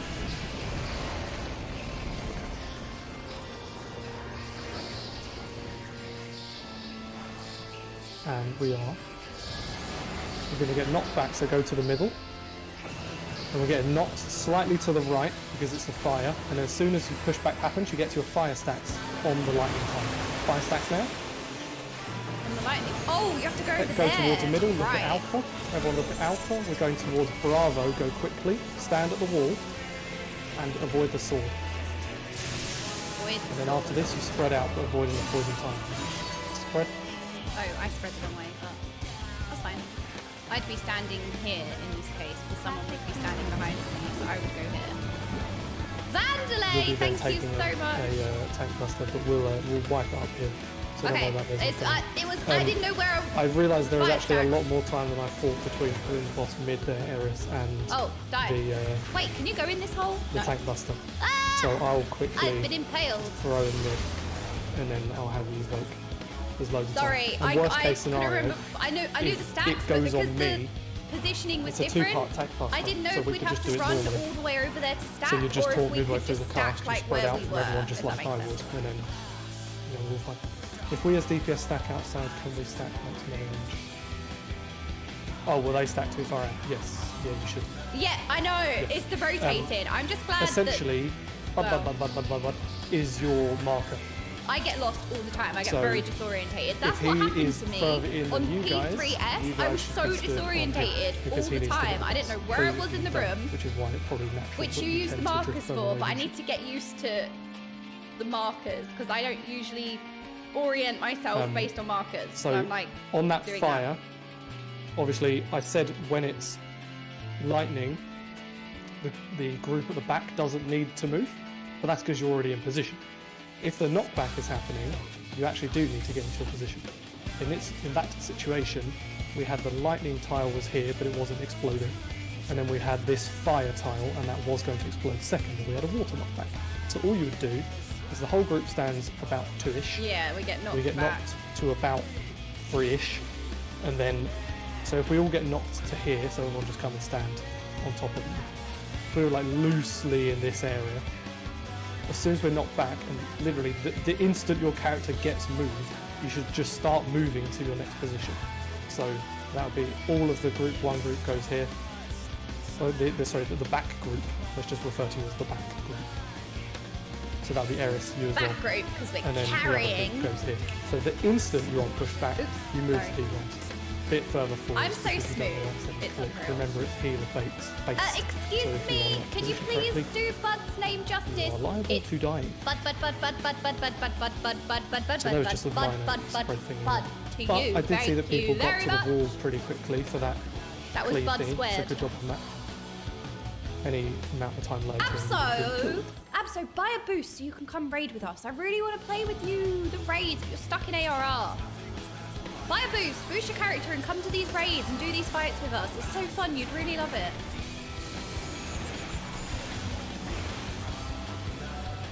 So just to re-emphasize, Terrace. No, he would do the story. It would just be another time. After I've pulled it mid. I'll call it initially, but eventually it'll become more obvious. So your spread is still like behind the boss. Okay, so the supports are doing tethers. See who's marked.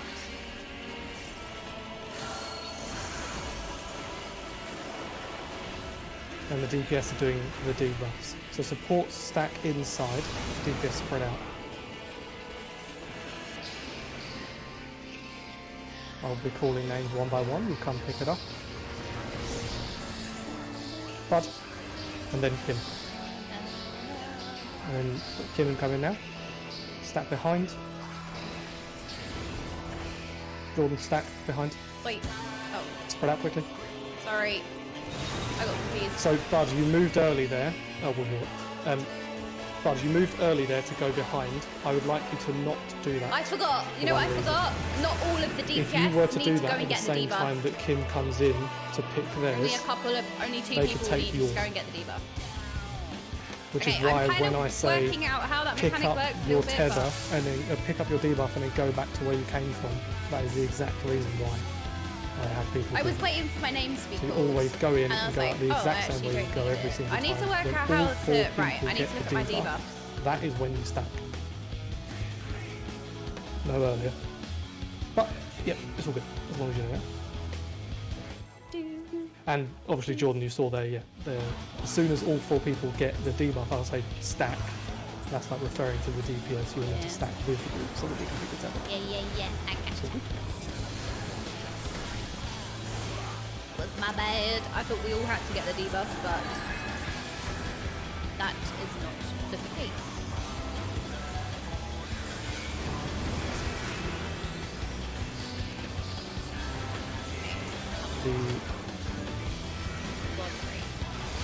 The supports are doing tethers yet again.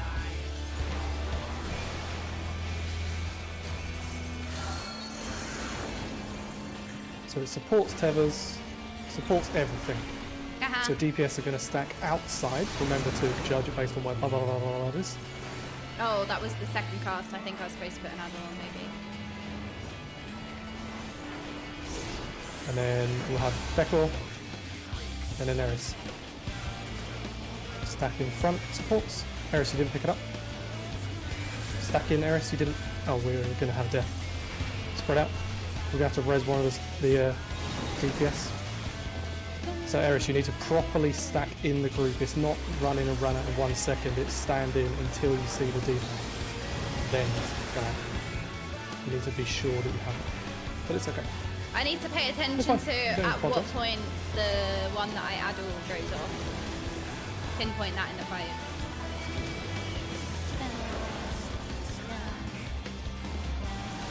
Remember to save your sprint, he said, using it last time. And we'll be going between fire and lightning. I'm pre-popping sprint. Pre-potting sprint. Easy. So off we go to aim. We'll see if we're getting knocked back or if we're staying at the wall. Get knocked back, so go towards the middle. And get pushed. Just pushed anywhere. You can roughly get pushed towards your spread spot if you wanted.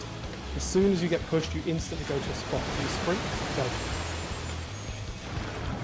Oh, Go spread towards mid, spot. look at alpha. Oh my god, I'm Everyone so look at stupid. alpha. Sorry. And we're going towards the south. C. Now, use your knockback immune now. For the wall.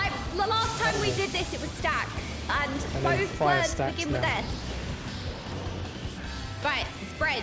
Got ya.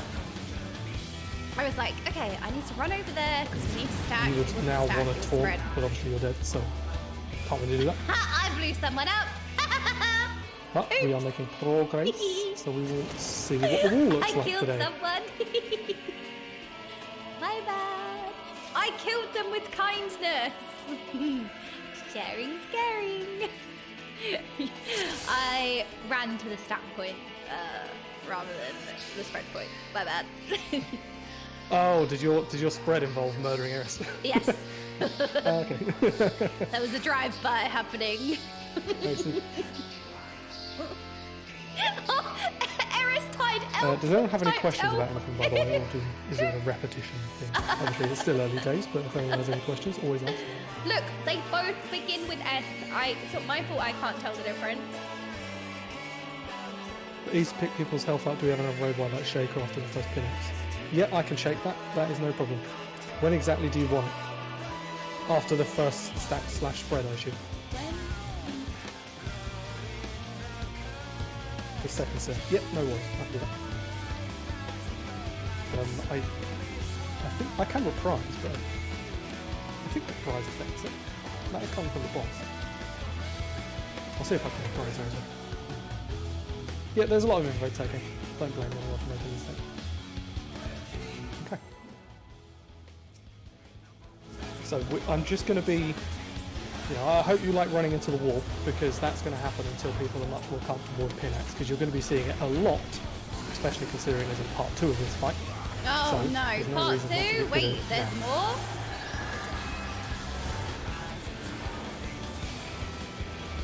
It gets worse! I'm not listening to anyone anymore. It doesn't get better, it gets worse. The supports are doing tethers. Haha.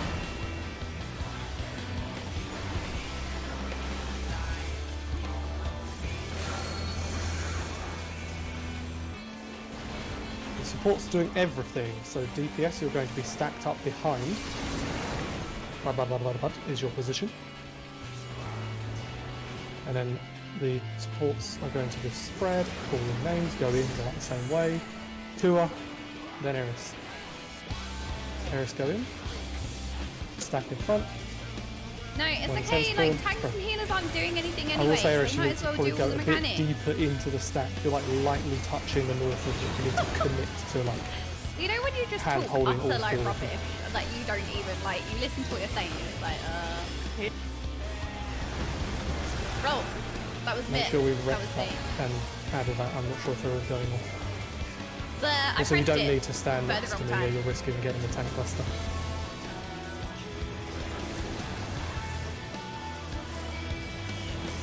No, I pressed Addle. Okay, I PINAX pressed it. is next.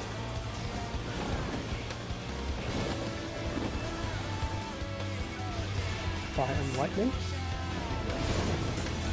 Very, very sparkly. Haha.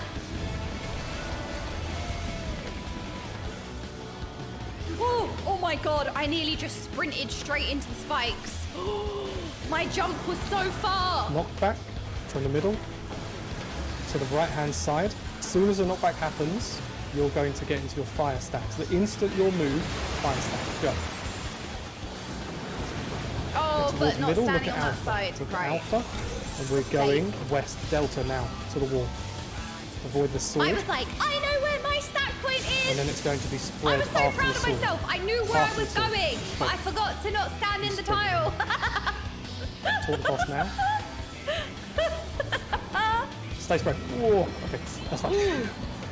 Yeah. Stack underneath, in the middle of the room. Yeah, as long as you're in the middle, that's fine. The res, Just don't look, come nothing north happened.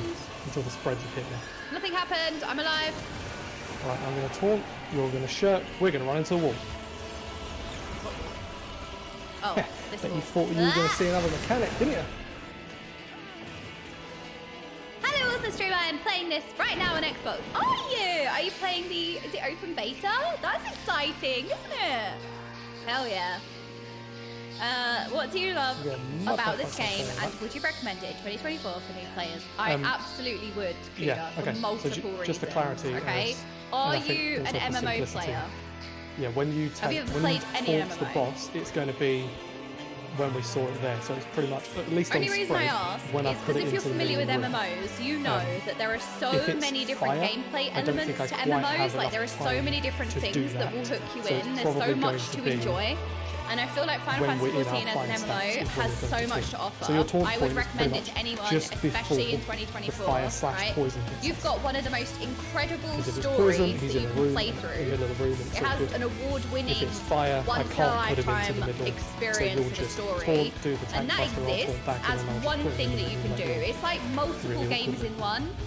And then you also have so all when of it's the poison, MMO obviously, it's elements, like raiding, which is underneath what you're the looking at now. We're raiding Hopefully right that's in now. the middle of the And the room, raiding but in Final if it's Fantasy not, it is doesn't matter. so Always the good. boss is As you can see, it's so fast-paced, it's really if complicated, the boss but hasn't it's like made it to really the middle fun. of the room and then the spread's going off, then that might interfere with Bud or Aurora. Oh, The you have, strat okay. is deal with it, at least for now. Where do I stand again for the spread? Under the boss, or if it's the first one. Yeah, right here. no, I've realised that, Bree. Sorry, I apologise. So I saw when the knockback happened for the fire, people went like, sorry, Turn the him knockback down happened from the a water tad. into fire. People went all over the ship. Does that make a difference? So, Is he a little when bit it lower goes now? off, it's coming from. Is that right in the enough, middle or of it, still from like? out. No, Bree, no. I was literally. We were Because sharing we the brain had cells. I was literally lightning about to ask. on- We were sharing the brain cells. sorry, I was because we had literally fire about to ask. So I was happening glad. on That's this why I was time. glad you said it, because I was like, oh, I was about to ask that. You want to stand. Is that a little bit better? Like, is he a little bit lower but still loud? Slightly to the right. Everyone's like right on top of us here. Someone was stood like here because they went from 3 to 4, which is an invalid position. Maybe a tiny bit better. You always knock away from the fire tile if it's going off. If it's not going off, then you can get knocked right down the middle or left or right. Maybe But he's a little in bit this too quiet situation, now. The fire tile was exploding. So Turn it on everyone crash. always Right, the problem is that I'm stood on going up top. in multiples We of also have 5 people who because went it's all illegal the to way put a over here. volume on anything other than a Our multiple goal of 5. is to get knocked about here to 4. So you stand at Okay, 2 he's on 87 now. to get knocked to 4. Then you very quickly go into your 2 spread position. I think this is good now. Because I do ramble on. Because Mulk's explaining tactics to people who are asking questions in the party chat, and it's not necessarily something that I have a question about. I think I know. The mistakes I'm making is not because I don't understand something, it's because I'm being stupid. Like, I know what I'm supposed to do, I just didn't do what I was supposed to do. Not because I don't know, but because I was like, oh, wait, hang on a minute. Like, it's a simple thing, like, don't stand in the fire tile when the fire's going off. Like, it was a stupid thing that I needed to make the mistake to then learn This not to isn't do. a very good reference. But if anyone's done ooh, it's like the title on the back. So, just for reference, if everyone just comes and stands behind me here, just comes and stands here, right here. Here, Jordan. Right here. Here you as well. So if the knockback position is coming from right on the tip of this spike, and I say get knocked to the right, just guys, stand up. Just attack. I don't want you to stand like here to get knocked to the right. If this, where I am now, is going to get you pushed directly backwards, all I want you to do is stand like that. I think these are much better basically sound a levels, aren't they? singular step to the right. That will be enough to get you pushed away. Essentially what you want to do is get pushed directly along this line, but not on the fire tile. That's all. So you're just 1 pixel to the right if you were going to get knocked back. That's all you have to do. Okay? Right. Ready? Right, my Addle is after the tethers have resolved. Wow, look at me using Final Fantasy lingo. My Addle comes after that. So we're at PINAX at the moment.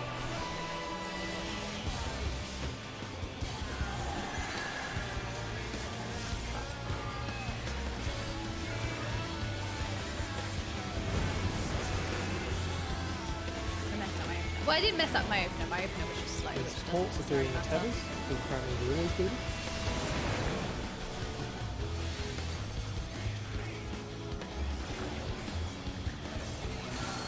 Red freak. And then the DPS doing the debuffs. So support will stack up inside, the DPS will spread out. Make sure inside of the hitbox, in his case. And then we'll have Bud come in, and then Aurora. Always go the way you came, Aurora now. Stack up behind DPS now. Spread out those supports. If you are the last person to come in and pick up your debuff, so you could immediately go out. That is a possibility, because at that point you can't accidentally fuck up the debuff exchange. It's only the first person that goes in that could, which is why they have to go out the way they came.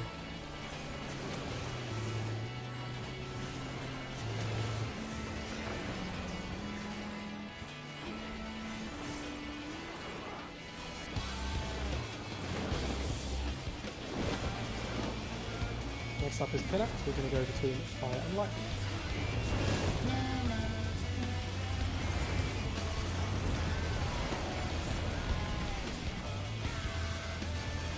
See if there's pushback or stay at the wall. Staying at the wall, away from the lightning tile. And then we step to the right against the fire stack. So wait for the explosion. Step to the right. Ooh, I think I lagged. Oh, go to the middle and look north. And then we'll go delta back where we came. Use your knockback reduction now. And then avoid this sword. Avoid the sword, free pop sprint, spread out. Wait, I can spread this way, right? Talk This is across. fine, I think. And then we can just come down. Okay. Very nice. Good job, Chris. I think the lag I had was brain lag, and I'd rather we don't talk about it. I don't think he got hit. I think he gamed it. So, we'll look at this mechanic with lightning. So, what I want people to do now, slowly but surely, is get into a spread position that we marked out earlier. Obviously, the boss is not facing right Where way was yet. I? Oh, I was here. So, looking at A as north, get into a spread position. I was southeast, right? Of course, yeah. So that was, I'm here, and then it's Kua, then it's Aurora, then Jordan. I'm here. So Jordan should be at 3, Aurora between 2 and 3. Yep. And you just stay put around the boss's hitbox, stand on the rim of the boss's hitbox, that's a good measure. Okay. And all you're going to do is you're going to wait for the tether to connect to you, and then you're going to go clockwise, so like Aurora and Jordan are going to go to Eris, and then Becca, and you're going to take yours. Go now and just give it a go. Don't worry about doing it perfectly. You soak one orb, then the next orb. And then after this, you So go do I to the soak lightning this tile. one? Go to the lightning tile. I'll just take this. Do we soak the person's... Okay. And one. So we almost did it without really talking about it. Do we soak the person's ball that we move round to? Yes. Okay. So when you go and soak the first one's orb, their orb at that point in time is quite far away. So one of your pair will have to step out to soak it. It does a reasonably large AoE. I would say that the size of the AoE is pretty much the size of this like tile thing I'm standing on. So if I blew it up and the orb were here, and my partner is Kua, Kua stood here, they're probably just about getting it. If they were any further away, they wouldn't get hit. It's a two-person soak. So if one person soaks the orb alone, they will die. Oh, well, that's what I did, I think. Yeah, so if we just... I can demonstrate So do maybe we- just Kua. Well, do we move round in pairs and we soak the two balls together? Sorry. Yes. Oh, okay. I thought we were like swapping places clockwise. So I like ran straight over to the person on the furthest left. But we soak, so like me and Aru would move around together, so we'd soak the first one and then soak the second one. Yeah, so what you that would makes do... sense. I get it now. Kua and I I are have the going to knowledge. demonstrate it, but this is the same for everybody, it's just yours is... Guys, was I doing closer to damage? something. I lost Eno chance. Probably So not. what we're going to do is Aurora is going to spawn I do her damage orb in my parents' eyes. on 1, and then Jordan is Well, going to that was spawn quite her orb dark. on 2. That was unintended despair, As soon actually. as my orb tethers to me and Kua's orb tethers to them, that's obviously at the same time, we're going to both run over to here. Kua being ranged is going to slightly step out and soak the orb. That hits me as well. And then we both move over to here. Once we've healed up a bit, we'll soak the next orb. Done. Everyone does that. That makes sense. So if it were Jordan and Aurora, you two want to come over here. Aurora in your position, Jordan in your position. And then it would be like Eris and then Becca would be stood there. In fact, everyone just go to your position. Obviously, this is a diamond, but whatever. If the things spawn, we'll do this like as a slideshow. So we'll do step 1 is moving to your first position. Step 2 is like soaking the orb. Step 3 is the next orb, and so on. So, the orbs tether to us now. Step 1 is everyone's going to rotate to their first orb location. So Ares should go to where Beckle is. Ah, because it's further away. So this is the first orb location. One person from each of you is going to go and... Ooh! Is going to go and soak. No, I'm not topping the friendly fire meters. They're not. Position. That's not the meter I want to top. So Kim, you're... Okay, we'll wall it, because the boss is distracted. Yeah, I was doing the stare at the boss. Look, if bad, why hot? Yes, it's always the first cardinal position clockwise. So just go and stand on that tile again, right on the borders. You won't want to go too close to the boss. Becca and Jordan again. So, again, don't go any further out than this tile. Everything is contained in this tile. That's what we'll do. Because essentially you want to be around the boss's hitbox all the time mechanic. The only time you step out for the boss's hitbox is for like the first orb and a little bit for the second one. One of you is going to go and stand away a little bit further to take the orb because it's a bit too far away. So Kua and Beckel, that is what you'll do for your pairs. Kim and Aurora, that's what you'll do for your pairs. And then if you are currently on a cardinal, so me and the melee, we need to go like 2 positions to get to our starting spot. If you're the ranged, you just go 1 position because we're just like Bud I think said, your first location is the first cardinal clockwise from you. And then the next orb is just the next one along, which is 1 from cardinal to cardinal. What's cardinal? So again, just sticking to the bounds of this, don't go outside. Go to your like step 1. And then one of you don't have to do it. One of you, in fact, the person who would just jump. Perfect. They're the people. So they would go and step out and then blow up the second orb. When it blows up, wait like 1 or 2 seconds for people to be healed up. Then you go 1 position again and blow up the second orb. Bang. There you go. And then all I call is a colour. And it'll be one of the tiles. Because before this mechanic happened, the boss put a blood rake on every one of us and also 3 of the tiles, meaning that one of them wasn't marked, and that's the safe one. It could be like I was joking. Fire gets marked, and I was at the joking. time, fire was hit. Later on, it could have. But I was testing you to see if you knew what a cardinal was. Go to it. So I'll just say, go to the fire tile.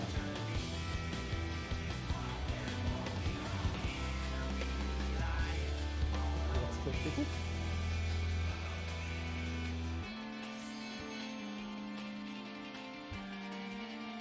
Oh, hey, this is where we start anyway. Right.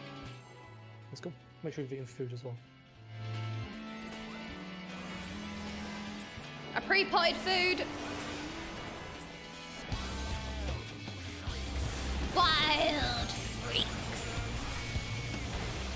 Haha, get called out, chat. Find the music. Okay, I didn't mess up my opener, so I don't need to use my second triple pass. I did the thing.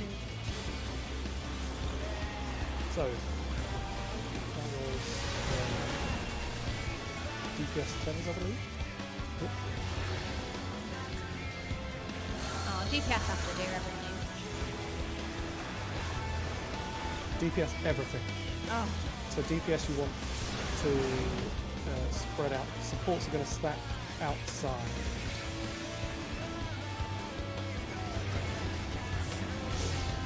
And then Bud, and then Jordan. Jordan come in, and everyone stack ahead of us. When the tether spawns in, he's free. Oh no, I made a mistake.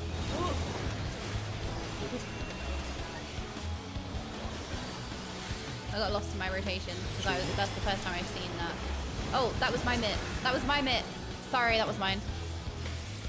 Okay. I'll remember that. I was trying to figure out when it was. It was then. The cast is called Declination. I know, I was trying to remember which one it was and when it comes in the fight. Ah. I have to tell you. Always, I need. so pretty much Final Fantasy pattern is every time there's a mechanic, the boss follows up by a move. Okay. To make sure that you are alive. So between fire and lightning. Run!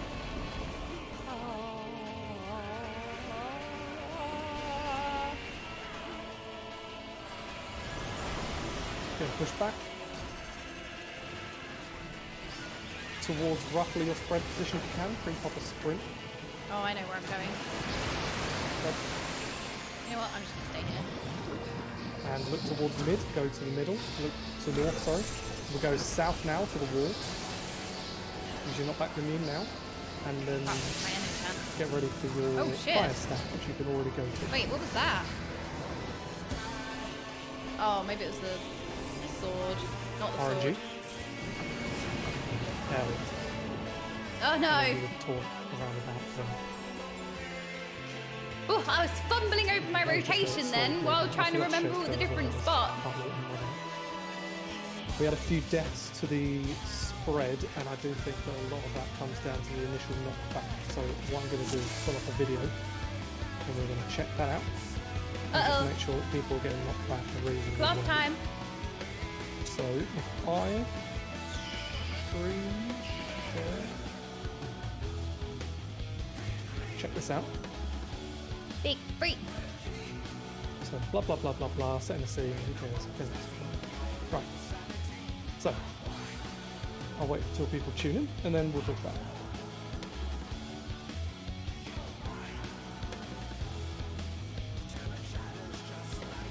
We got this. Okie dokie. So in this case, we were stood, chilling back here. We realised it's not back. My spread position is pretty much where I already am, but I can't knock back immune, or at least I won't, because it might be Kate later, and I want to save it for that. So we don't knock back immune ever, under any circumstances. As Kua is spreading left, they're just going to get knocked like all the way this way, so that's fine. Becker can also get knocked all the way that way, that is also fine. Jordan, for example, you see like the tip of this thing on the boss? That's like a good position for you to get knocked back. Because you basically want to get knocked back so that you just avoid I think I did that! this puddle. You'll get like knocked sort of to the right of it. And then Kim, I think I did that! I think I did that! So what I would try to do is essentially have your back facing where you want to go, and then you look like directly into the middle, and then if that's like a straight line, then you're going to sort of be knocked correctly. But as I was saying earlier, if you're going to get knocked just a bit to the left, it is literally just here's the middle line, 5 pixels this way, here's a decent distance, because obviously when you're this close to the middle, I dipped my toe into the fire puddle. Wait, you can't is an stand in the enormous middle of the. change over here. So Okay. don't oversteer it, essentially. For the 4 melee, you can pretty much just get knocked directly sideways, because like Eris, you can get knocked back and don't even move. I get knocked back and just run straight back to where I was. Aurora can get knocked back and just slightly front left. That's what I did wrong. You could also get knocked a bit left I and a thought bit it was right, just whatever's for most visual comfortable for you. prettiness. But if we look at where people went,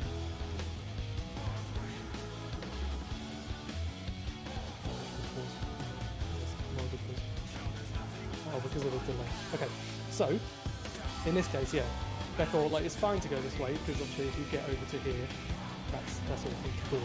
But you could get knocked directly right. I saw that Kua, I believe you did go that way. Oh wait, I can see you here. You're this one. Yeah, you're there. Yeah, that's fine.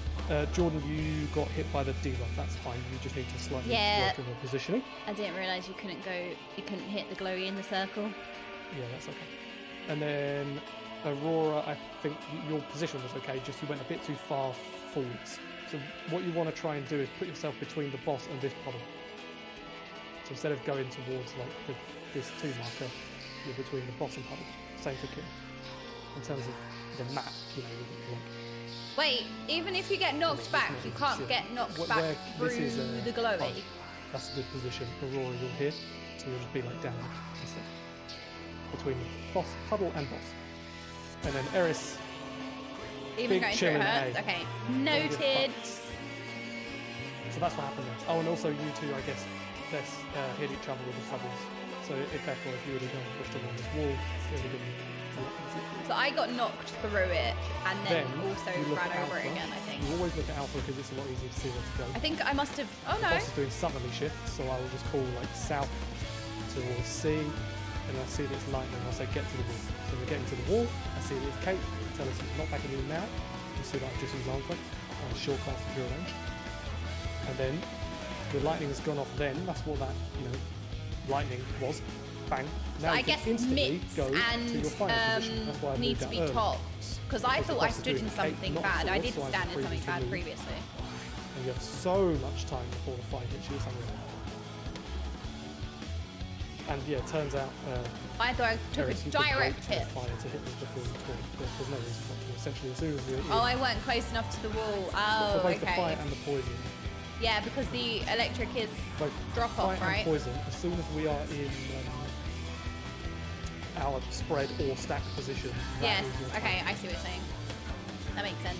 Yep, I took way more damage than I Don't should know if I'm have. allowed to talk, not fine. Hug that wall You for can your talk. life. Yeah, but you have to be careful because you I can't just have people hug the muted initially spikes. while I go because through the the spikes fundamentals of the fight. will spike you.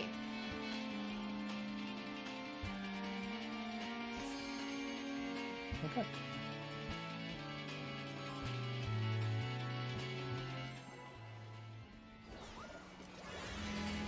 Wait, oh, I don't need food. I'm a strong, independent cat. I don't need no eggplant.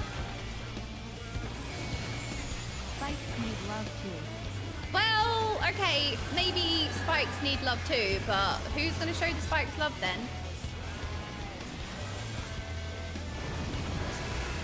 Who sacrifices himself as tribute? We're all going to scatter anyway. So the DPS are doing Run! the tethers. Not me. Run. Scatter. Run away. Willow Green, thank you so much for the 12 months. There's DPS tethers, DPS everything. Oh. So DPS are going to stack up on the the support's going to stack up on the outside. Correct. Support stack up on the outside. Right, let's see who this goes out on. I see the visual now. So I'm going to need to Aurora, run in. And then Jordan. Jordan come in, and then everyone stack ahead. Into Jordan. Have the tether spread out.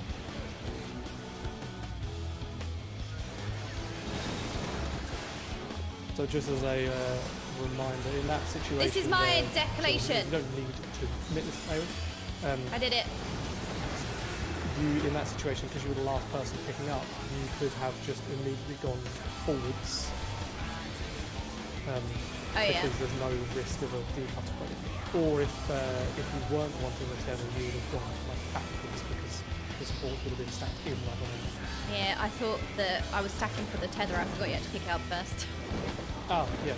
Yeah, it spawns on 4 randomly. We'll make it not random, that's that. Yeah. Go to fire on the point, fire on back.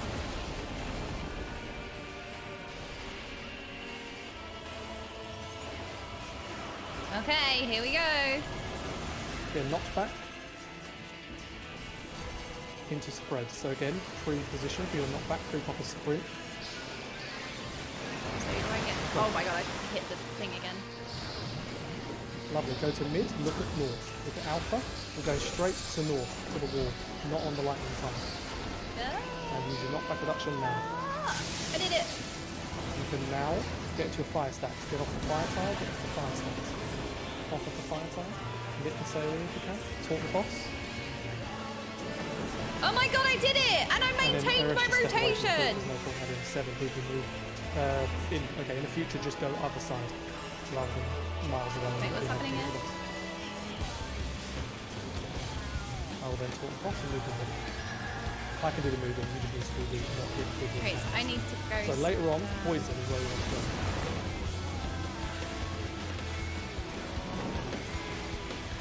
So you can already get to your spread position. I think I'm standing The here. boss will eventually spin. Remember, it's all based on the markers on the room, not where the boss is facing. Oh, so so don't I get need to tricked be by the over boss.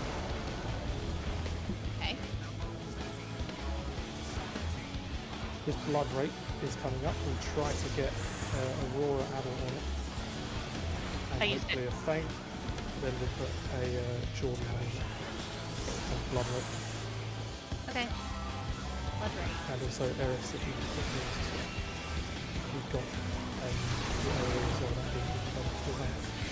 So again, we're waiting for the tethers to spawn. Your tethers spawning is your key to move. We're going to go to the clockwise now. Cardinal. With range go out and blow up the orb now. Heal up a bit and then blow up the second one. Everyone go to the poison tile. Poison tile. Poison. There's a little bit of damage coming in. Oh no. Oh. We'll just work on the mitigation there and then we'll see. This is so fun! I have to tell you, P4S, I know I haven't seen the whole of this fight, but prepare to die. I feel like, I don't know if I'm getting better as a raider, but I feel like I don't know, I can do mechanics and maintain my rotation better this time, whereas P4S I was like, ah! And then the DPS, you're going to take these tethers and spread out north.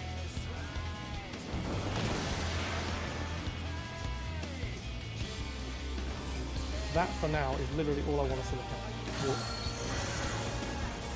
There's nothing to the game. Because really, I like 3 hours once a week.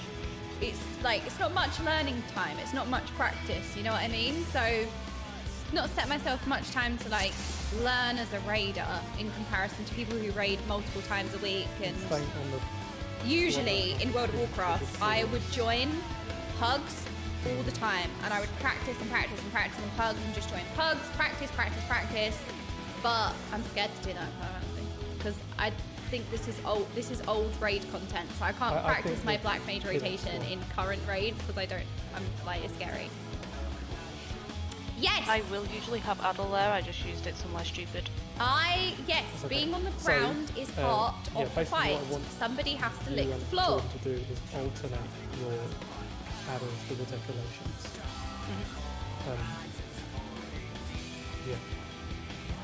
Okay, so... Oh, wait, 3 hours a week is about the level of a casual static? Wait, really? That, like, execution-wise... That's 1 raid a week, right? I will say it can be done a bit I don't know faster. many guilds in WoW that are 1 day a week. You are at your The first smallest that you get in position, WoW is like 2 days a week, but it's usually like 3 to 4 hours, so as soon as you and your partner 6 to 8 hours a week.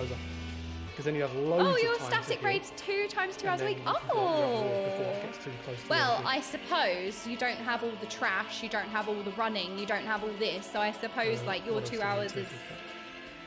Like, if I think about WoW actual raiding time, it probably like takes an hour to do all the rubbish you have to do. If you noticed, after the orb mechanic ended and we went to the correct tile that wasn't going to... Well, it always blows up, but it wasn't going to kill us. We had 4 towers spawn on 1, 2, 3, 4. And I also pulled the boss north to like a bit north of between 1, 2, 3, 4, pretty much where he is now. If I bring up the screen share again, I will show you what I want us to do there. Learning. Class time. Class is in session. So, for that mechanic. Oh, just very briefly, because I remember. When I said taunt here, Eris, all you need to do is stand there. Basically, not next to your group, because then you can take the tank dust and you can still hit the boss, and then when I taunt, you'll just run across. I'll run the boss into the middle. Because you ran all the way over here, and then you're very sad because you couldn't hit me. But anyway, the orbs went pretty much perfectly. The only thing I would say is, like I said, just a smidgen faster. So tethers spawn, you always know where you're going, so it's always set when you start moving. They should blow up now, not like 2 seconds later, and then the other one now. And then you go to the other one. So we did it right, we just need to do the first one earlier, because then the healers have enough time to heal us up. And also we need to use mix that, which we discussed previously. I then pull the boss north. What's going to happen is all of us are going to stack all together outside of the boss's hitbox. And then I'll show you why when we get there. So 4 towers are going to spawn, and as you can see, they have red swords with a cross in it. That means No DPS don't soak DPS this. bad. It might also say The game's calling tanks and us healers out. don't soak this by having a blue shield with a cross in it and a green plus with a cross in it. So it's either DPS soak the towers. DPS or bad, support soak the noted. towers. In this case, it's support soak the towers. If a DPS soak this, you've done. At the same time, there are 4 tethers at spawn, and they need to be picked up in this case by the DPS. Because we're not the way we soaking do the that towers. is exactly the same as at the start of the fight. All 8 of us are stacked at max melee range right here. Essentially, if you see your symbol on this tower, you step towards the boss. Yeah, because you're going to go Because through then the you'll tower. pick up a tether. tether. So in this case, DPS saw the swords, So they DPS would run move in, straight. that'll pick up their tether, and then they need to spread out in this northern bit of the room. And you spread out in the exact same way that you do at the start of the fight. So it was Aurora over here, Bud over there, Jordan over here far left. You don't have to go all the way to the wall, just loosely in this region. And then Kim on the right here. For the tower soaks, let's look at supports for now. I will be on the left, just like my spread for the tether. Eris is on the right. And then for the 2 ranged back here, under my screen, we will have Kira and Becca like that.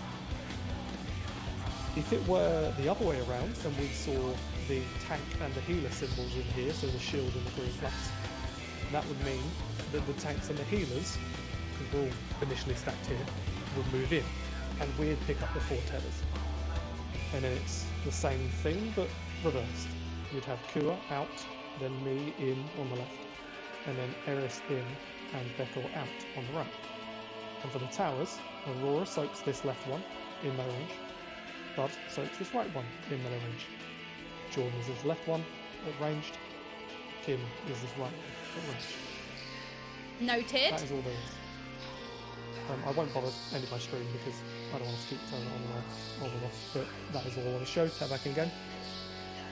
After that mechanic, the boss does another set of towers with nothing else. So 4 people are going to do literally nothing, and the other 4 people are going to soak.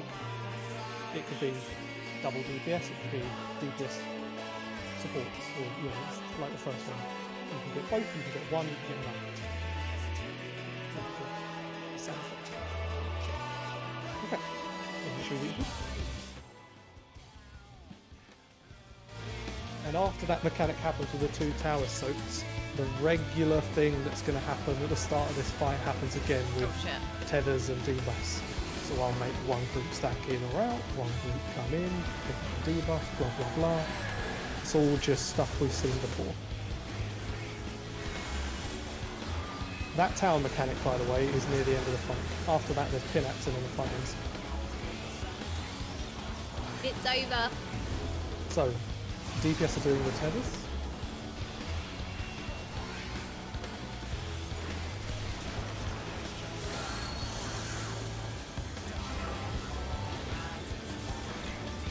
And the supports are doing debuffs. So DPS are going to stack inside.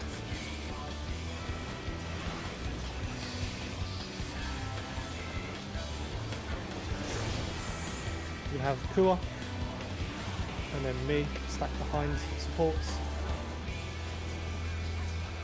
Spread DPS.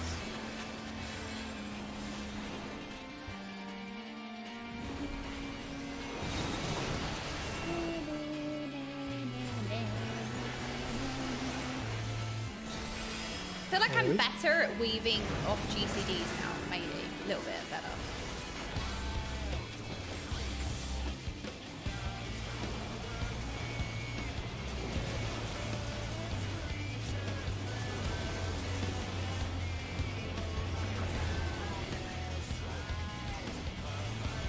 And next up is PINAX, so we'll go between fire and lightning.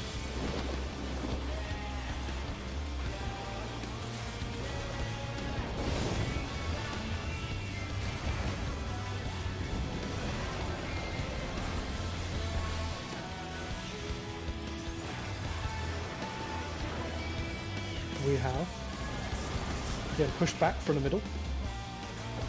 And we're on the left side a bit, so just a pixel to the left, don't overdo it. As soon as you get pushed back, you're in your stacks. Stacks now. Oh shit. Oh no. Perfect. Get to the middle, look at A. You're going to the wall on Delta. To the wall, Delta. Get off of the lightning tile and avoid the sword slash. Wait for the sword to slash. Press sprint, wait for the sword. Spread out.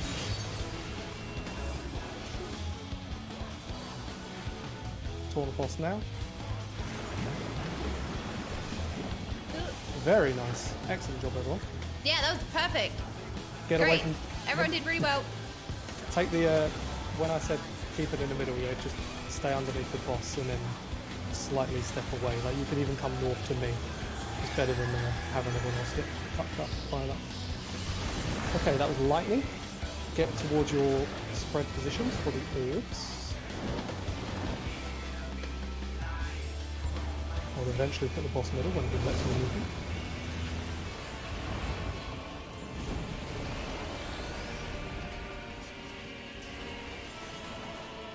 So we have a blood rake coming in. We'll try to put some things on this. I will use my reprisal. Hopefully, Aurora, do you have your... Wait, when did I press add? Did I press it right? On the blood rake. Yes. Actually, a limit break. I'll do that. Oh, blood, I just realised. Hello. Wait for the orb the tether to spawn, and then rotate. Yep. Pop them early, remember? As soon as you can. Go for the next orb as soon as you're healed. Go. And go to lightning on 3.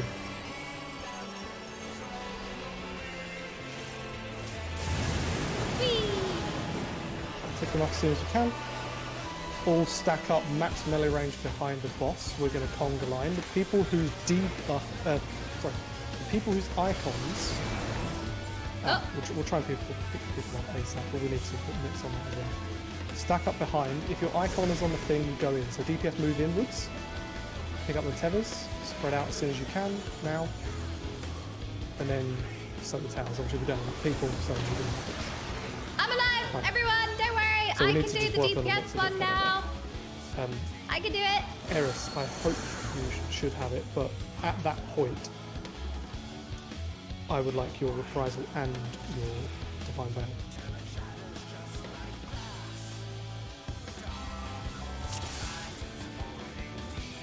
So that would be, yeah, the point. I've been impaled. After the orbs, when Periac Toy is going off. Yes, we are progging ones. We're raiding In fact, ones. yeah, if you We're could just savage. If you could do it on Periac Toy. So when I say like, oh, go to red, go to green or whatever, use it there. Use both. Because you get it on cooldown early, and then the healers are more informed on what they need to use where for later damages.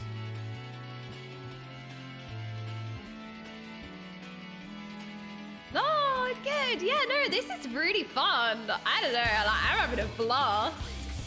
Freaking love it. So fast-paced and crazy and nuts We could and have had a Vol precise maybe and from solo soaking you. It's possible. Oh, Siva, I hope your raid is going well. Wait, what are you progressing? You could have gotten hit. It is very fun. By someone else's orb. Although no, because that Top? would have been a Oh DPS gosh, really despair. Yeah, I'm Wait, what would sure. top despair be? Beep, beep.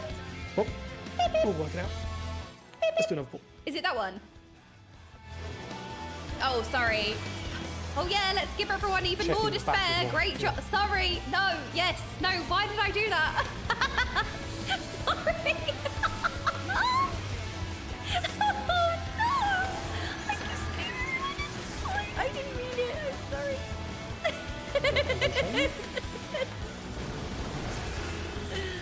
Oh.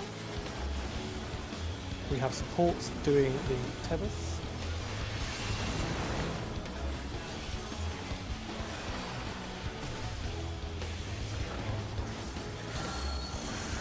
So it supports tethers and DPS debuffs. So supports are going to stack up inside.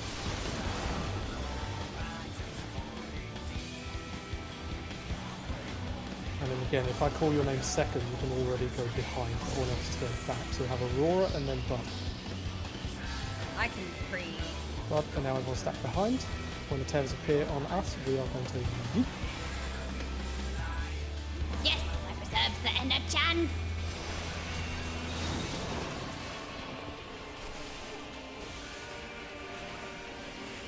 AoE. Hey, Daddle.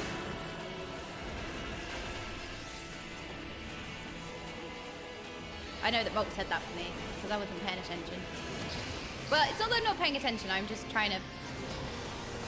There's a lot happening, and my rotation is so intensive as well. When I get like more focused on Black Mage, I won't be so like looking at my rotation. You know what I mean? Like my eyes are very much on my rotation more than it would be if I was very comfortable with it.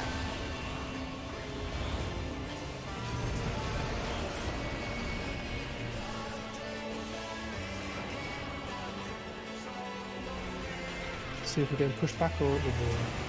We're at the wall off of the lightning tile. And then we'll spread. You can pre-spread left if you want to. Pre-sprint. Wait for the explosion, go. Spread. Look at north. Sorry, go to the middle, look north. And we're going to the north. Use your knockback now, and then avoid the sword. As soon as the sword happens, you're going to get to your fire stance. Watch the sword. Fire stance. Taunt the boss, and then as soon as he's hit Eris, you're just going to go along the wall, opposite side of the group. Oh shit. And take the boss.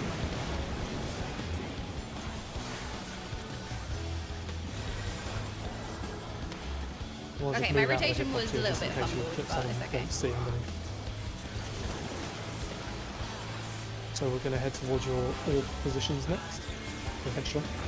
And it's the water tile that is safe.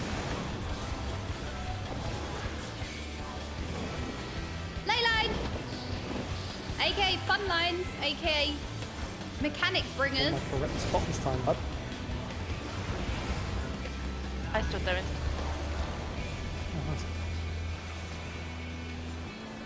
So this blood rake will be Aurora's feint. Feint. Paddle.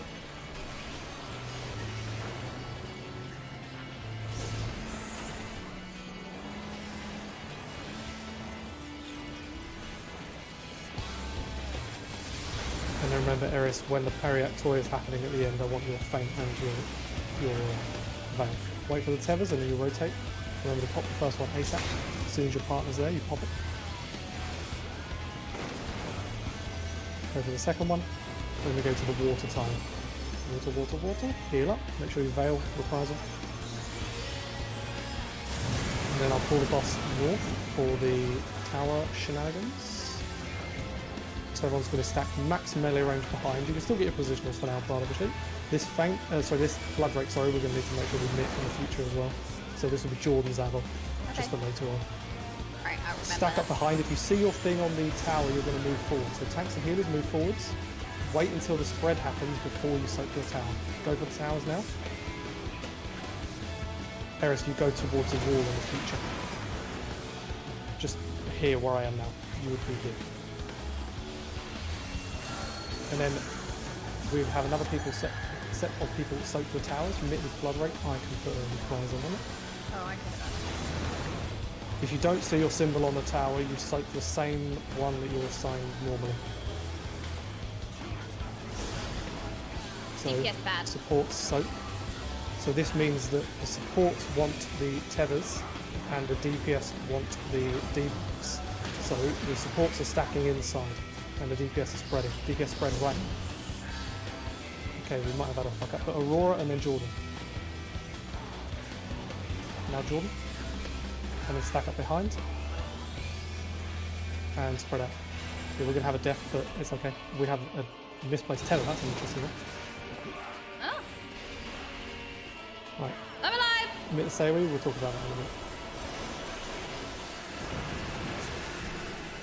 Putting the boss from mid. Guess what? It's a PINAX. Oh no! I'm just going to immune this. I'm maintaining my rotation way better, right? I feel like the more I do this, the more like my eyes will be This off PINAX changing the gears in the is car and identical. more on the road. We're going to fire and lightning. I'm going to save your sprint in case you need it for the poison. Go to the fire and lightning tile. And we'll see if we get wall or not. Wall off of the lightning tile. And then it's into spread. So you pre-pop sprint, and then we'll spread. Go. You can use the lightning tile soon as well. Go to the middle, look towards alpha. And we're going to delta again. Go back where we came. Use your knockback reduction now. You can already get into your fire stance.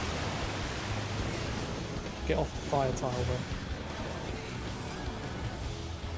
Mitigate this AoE. I'll use my rep. Oh, not that one. Oh, There'll be one decolation, so I've reprised this. For the next decolation, Eris, you'll use everything. And then anyone else use everything here as well. Add or whatever. I used it. That is the end of the fight. Now we need to get into 50%. Okay. I can do that. Hold my It bit. was happening, I think, 2 times. I got this. Watch me. Wait, hang on. I mean triple pass. I can get more passes out. 3 times. 56%. Did we do it? Oh, yes. Yes, we did. We did it. Oh my gosh. I love this fight. This is like the perfect amount of chaos where it's enjoyable and doesn't make you tear your hair out. Nice job. So, let us... Yes, this is mine. We're playing this on mine. At a video. Can I just go to a new video like this? No, that would be too easy. This is so fun! Maybe I need to just share my screen instead. Share screen.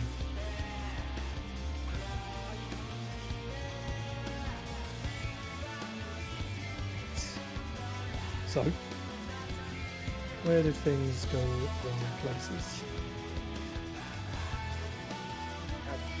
DC, I think.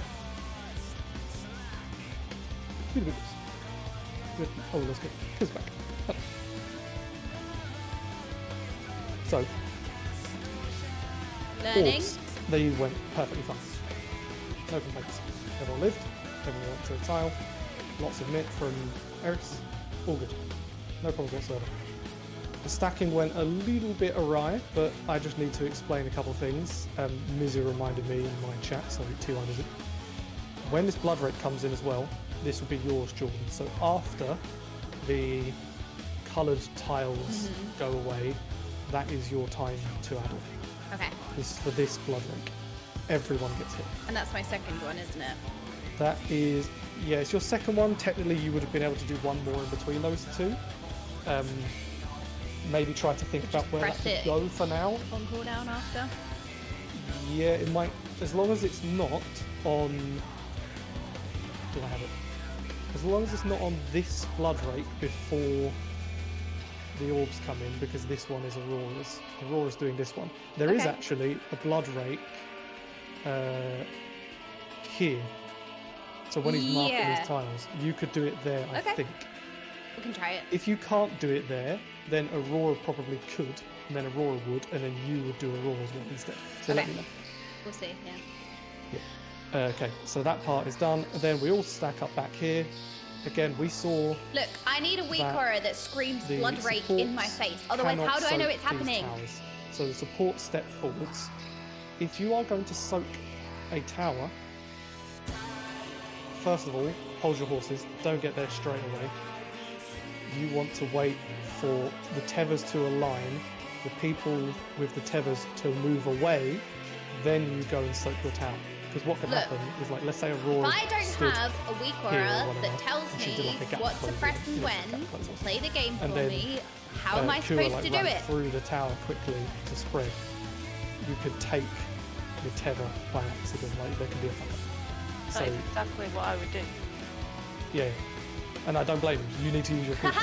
And the easy way to solve that is just with a little bit of patience. It's not against TOS to have a raid it comes leader, in like this. okay? The tethers go out. Raid you see that leaders Aurora went are out, legal. but that's fine because you didn't know that. Legal weak so aura now, is monk. All the people at the back would do, essentially, if you don't see your symbol, can that be means you're our standing DBM. still. And you stand still until at Deadly least boss these tethers smoke. start moving out towards the roof. As soon as that happens, there's your cue to go and take your tower. If you are We got arranged, deadly boss smoke. It's fine. you still need to wait, because if you went to your tower now before the tethers come in, your tether could go to you, and then that's just so many problems. Wait for all of the tethers to latch on to the other group before you soak your tower. So now you can go to your tower. No, and not then the only deadly thing boss that, milk. should have happened here, Eris, is you are next to me. You're there. Not all the way over. When you spread out, Oh my it's God, I good, keep getting but notifications at the same from my time, tweet. when you Holy went over there, moly. this tether I haven't looked at it could have since I went onto posted it. So don't do that. You are beside me. Also, you are not time. That's more important. We don't care about the life of DPS. And then Rude. the boss just does another blood rake, and at this point, I believe I have my reprisal. If I just use it. And I think Aurora at this point would have it. If we have to switch our thing, because what we mentioned earlier, it would be potentially Jordan, but for now I think this should be Aurora. That's me. If we have a feint here, that'd be good as well. I think you would, because when you were asking earlier between which feint, I said the earlier one. So hopefully you can get this. If not, don't worry about it. So that is going to be another feint. We lived, but that's fine. At this point, I really should be putting in a million room. Oh no, I don't actually. I don't like because it's the second set tax. I get loads of it. So here the supports are soaking. Essentially, because the supports did the first set of tethers, that means they're doing the second set of tethers, which are going to come in after this. And because we're making ourselves vulnerable to the debuff by soaking this tower, the DPS wants debuff. So at this point, I will in the future call it a bit better, but I'll say the supports are getting the tethers, and then when the towers spawn, I'll go, the DPS want the debuffs. So as soon as these towers are soaked, I'm going to say supports stack in. I've just realised my stream title so we had a bit is of a passing P4S error PINAX because I thought that PINAX was the name of the boss fight. See? That's how much you got baited me. Oh, PINAX. Oh, actually, no, it went fine. I was looking at these. Just realised, literally my stream title, because I thought that's what the boss name was. And then this is just the same as what we've seen before. It's just we're closer to the north. So Aurora goes in, goes out, Jordan goes in, goes out, you all stack behind. Okay, that's what happened. Jordan, you didn't actually get a debuff. Even though I thought I stood there for because you're not actually, but you're not in. Oh, I'm You're not like- close enough. You're like a pixel away, Like, Oh, okay. Go in and just aggressively handhold every single person. Okay. I would go there and literally wiggle your character Okay. inside and wait till your debuff appears, like mine is here, for example. Just check your debuff. Okay. And then, I don't know why that tether didn't go, to be honest. Like, I thought I was close enough, but I suppose not.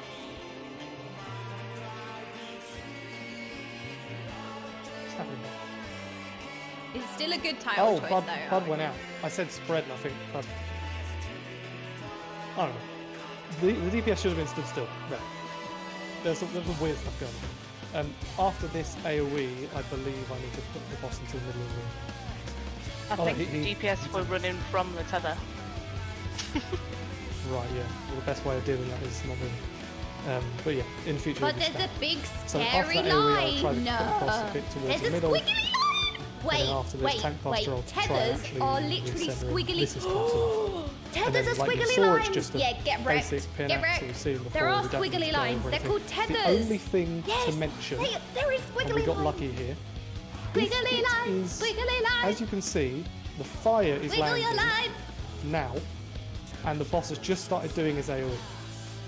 This is okay because it's fine because we're all next to each other. If this was spread, and even worse, if this was spread with a poison on one of the tiles next to the boss, there are some people who are potentially quite far away. The instant the spread hits you, you are on the boss. Because the healers need to heal you before this thing kills you. There is no time to lose. The moment, if it spreads second, the moment that spread hits you, you are on the boss. And then there are 3 AoEs, 3 auto attacks, and then it dies. I can mitt the first one, we'll have Eris mitt the second one, and then we can also have like Aurora mitt the first one, Jordan mitt the second one, and then probably Bud mitt the last one.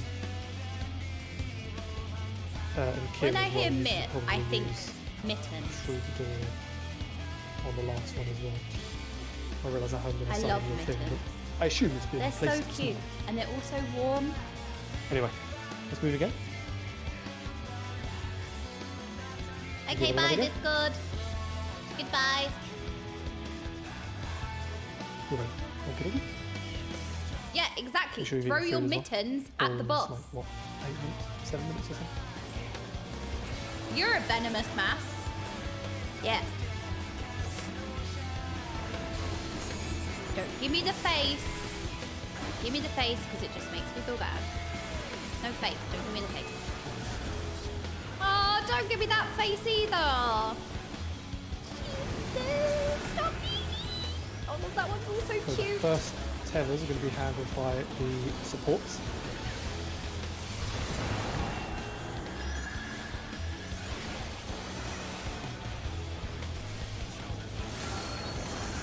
And then the DPS, sorry, the debuffs, sorry, are going to be handled by the DPS.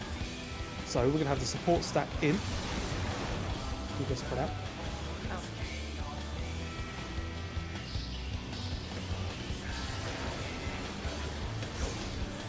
And Jordan, and then Bud.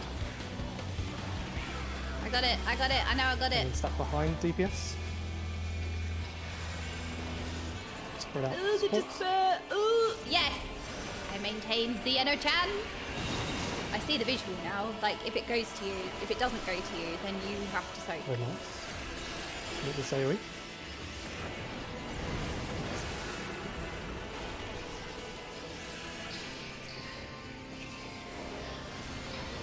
Right, I need to take note of when my thing comes off next.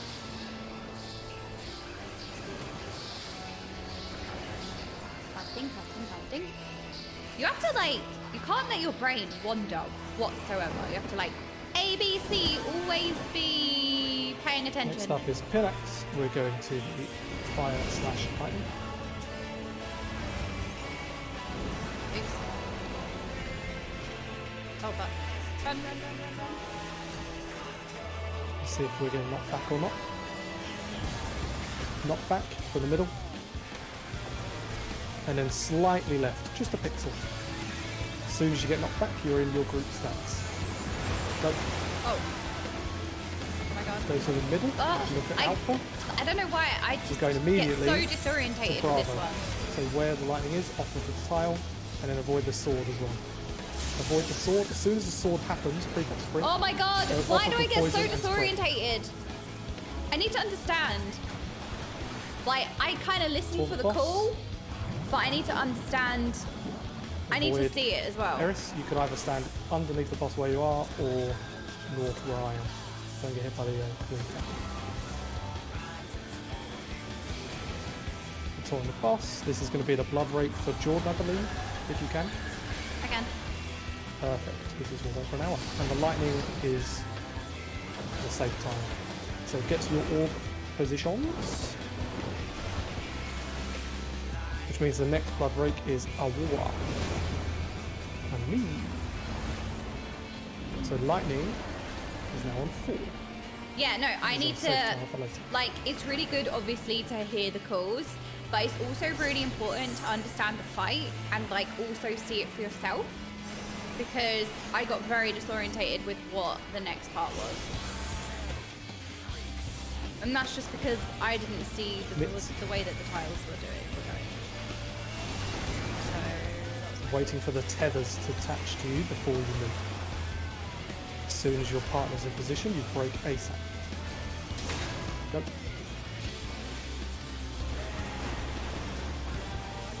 Was I in?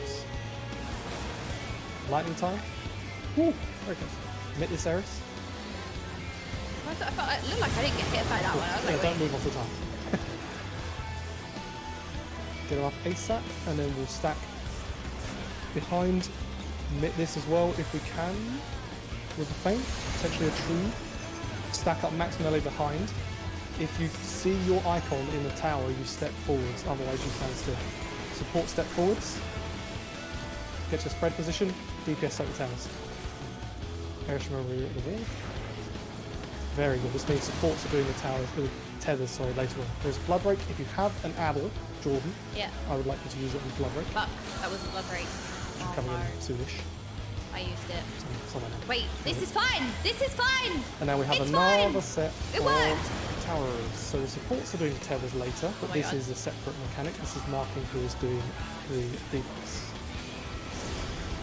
So supports are soaking the towers, which means DPS are doing the debuff. So DPS get ready to spread, and you can already pre-spread, just don't stand in the tower.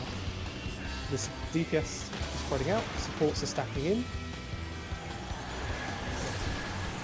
And then we'll have Kim and then Jordan. Now Jordan, stack up behind. Very good, spread out. This might be... One AoE. If you could put a reprisal on it, that would be pretty cool. Oh no, this ley lines is fine. I'm finding like better spots to put ley lines on, you know, as well. Like, it's great. Don't mind me. I'm just figuring out how best to Because put the boss in P4S, there. it was chaotic. I was here, Probably there, not like everywhere. this. That's close enough. Pure chaos. So, PINAX is next. Oh, great. Same as before. Going to fire and lightning.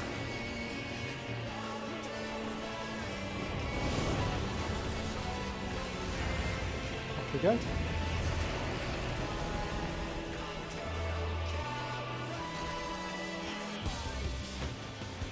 Are we getting knocked back?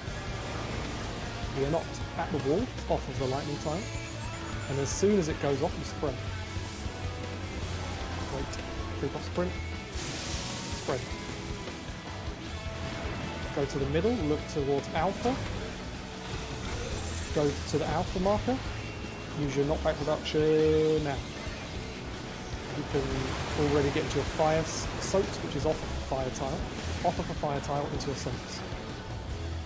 Use our first mix, which is me, hopefully Aurora as well for this declaration. No, sorry. That's I okay, can. Jordan maybe? Yep. If you can use it next, use it next. If you can use it last, use it last. Eris, this is you. Was that but too you're late? okay. Troubadour maybe? I've got this one. Okay. That's fine, we can do that one. Wait, was that too And then late? any remaining mix on this, we need to live. Any personals as well. Oh, I used my personal.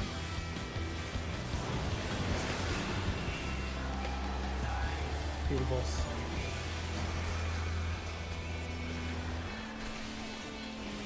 Oh, I used my pot at a stupid time, I think. 57. Oh, we're dead. Getting Oh, there. I potted. That's good. Just repetition there. Right. PINAX. I need to know what the second thing is. Because, like, my brain is usually a few seconds ahead. So, like, when I do a Mythic Plus, my brain is kind of a few calls ahead just because you, like, there's so many, like, Is there micro anything that people calculations want you're going doing. over, or do we just want to see more thoughts? With the PINAX, I need to know what we're doing after, like, we go to the Also, fire, I'm pulling, because we have 7 minutes left of the locker. but I get disorientated a little bit. I need to be able to determine what's next myself, as well as listen to the raid calls. Like, both are good, but you also have to, like, do it Even yourself. if I put it in, it doesn't matter.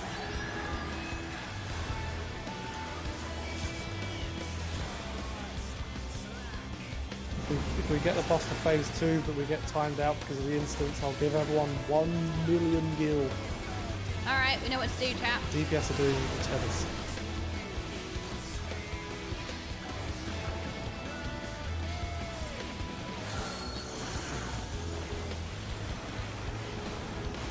The DPS are doing everything. So supports are stacking up outside.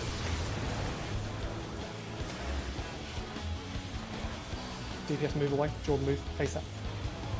Oh. Jordan in. And then Aurora. Aurora now. Stack in front, DPS. When you get a tether, spread out. Yep. Kim, you need to spread.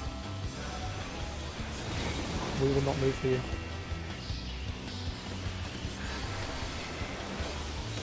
Hit the AoE.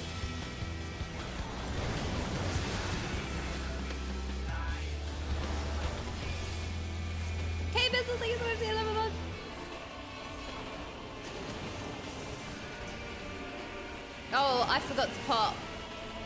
No, you're right. I actually had every intention on potting this pool, but I just forgot. It's in my first fire that I used it. I use it. Next up is PINAX. We are going fire left.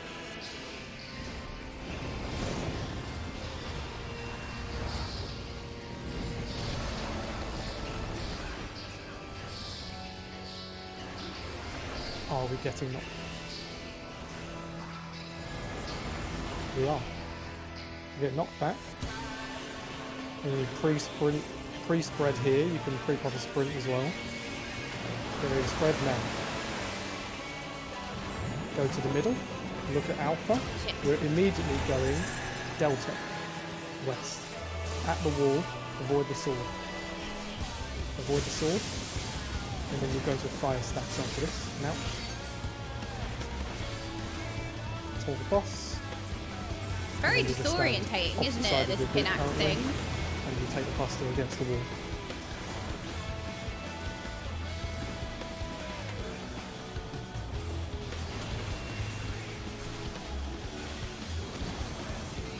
It's hard. Boss towards middle.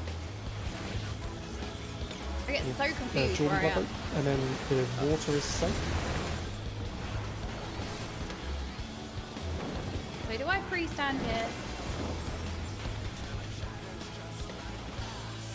You get to your orb spread positions.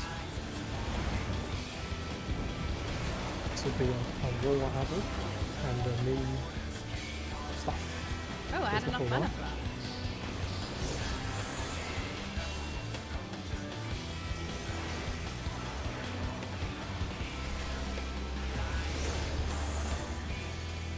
I'm really proud of that now.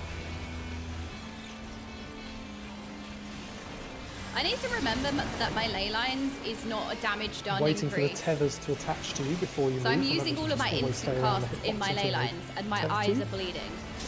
Go. Pop them as soon as you can. Second orbs. Go to the water tile. Commit this Eris. Do not alter them. I think that's how it works anyway. And go stack up behind. I'd always remember to get your positionals, obviously. Commit this if you can, Jordan. I was a bit late in the call. I must have mistimed It's my okay. arrow. Back up behind. If you see your symbol on the tower, you step forwards.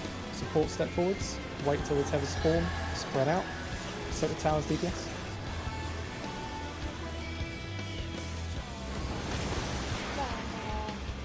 We'll have another blood rake here. I actually think this one is your blood rake. I may have misled you there. I think This blood rake is your adult beyond. This one is yours because this one is also mine. I lied. I got it. So the supports are doing the severs later on. See who's doing the debuffs based on who is not soaking attacks. Same again. So the supports are soaking, which means the DPS want the debuff, so DPS can free spread out. And then the supports will stack in. Now. Aurora, and then Jordan. Go behind us, DPS. And spread out. Going towards being alive. One AoE.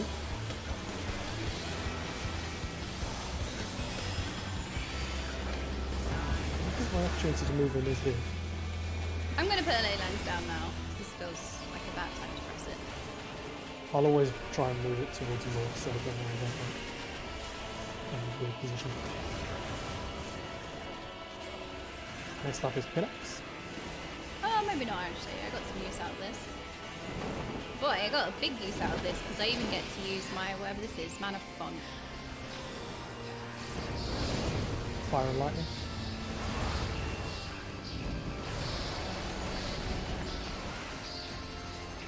Are we getting knocked back?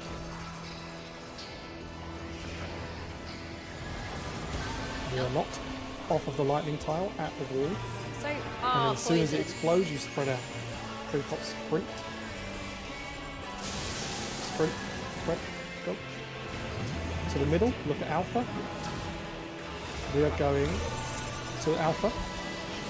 Where is use your knockback now. You can already hit the boss. We're going to be stacked off of the fire time. Get kill up ASAP. Get into your stacks now. Okay, I see now. If you can It get lights a up. paddle, Jordan, that would be good. You could get it to cover both the fire and the decollation if you time it well. And then we'll have Aurora and Eris.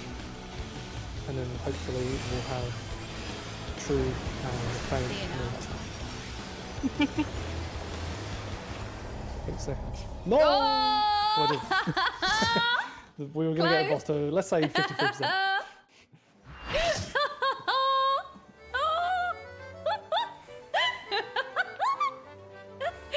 Again! Oh yeah, very good. With pots, we can easily get into the next phase. But we will take a small break here. I need to pee. Say, I need to pee. okay, let's say 5 minutes or so. 43-ish. Bulk is just like, okay. Right, yeah, good prop. Enjoy a piss. See you in a bit. Okay, I'll be right back. Nobody misbehave while I'm gone, okay? I trust you. No, I wasn't kicked out for being too small, okay? I got on the ride, we got in the instance, therefore I made the height check for one. Oh no, we've got Giga Chair. Wait, hold on. I'm gonna mute because I'm in the kitchen. Where I belong! Haha, very funny. I'm gonna mute because I'm gonna put the kettle on to make the chamomile.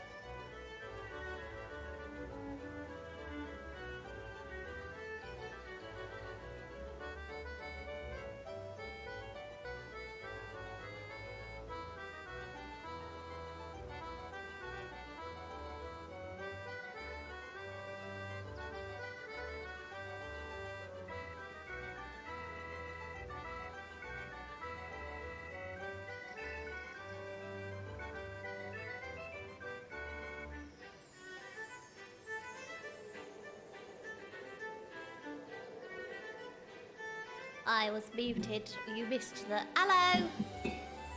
Did everybody have a nice pee?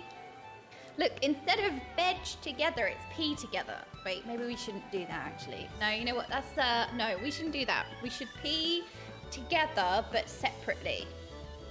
It is PINAX. PINAX. That's what it says. Well, like, you know when people go to the bathroom together, but you don't pee together. Actually, that's a lie. I remember when I was at uni, none of my girlfriends were capable of peeing by themselves. None of them. So we had to cram like 7 of us in one cubicle. We'd all pee. It was like the biggest, I don't even know how we fit in there. All of my uni girlfriends were completely incapable of peeing alone. Like, my girlfriends from home were also incapable. Well, I mean, girls, we'd always go to the bathroom together, but my uni girlfriends couldn't even just pee. Like, we would always have to pee together. No, like, we're all crammed in the cubicle and we take it in turns to pee. We fit, maybe 7, it was definitely 6. I don't know if there was 7 of us, but it was Everyone have a good real piss? squeeze. Why are you question marking me? It's a true story. It's actually real. I used to get so annoyed. Like, my girlfriends at uni were just incapable of peeing I'm sure alone. everyone has food. My uni's girlfriends were the same. See? Like, this, don't hurt me. And This is the real pots thing. You will also need them. Okay, 'cause guess well, what? we all... We're potting. I always go to the bathroom. We always go to the bathroom in groups. I'll stick with that bit. But, like, usually we go into our own cubicles. Oh, no. My uni girlfriends could not do this. You're a No, it was fucking hate impossible. skill. Peeing is a social activity for girls. You know, we got to stick together in packs. It's a Your own safety time? thing. We just had things to talk about. Exactly. Dinosaur. See? You understand.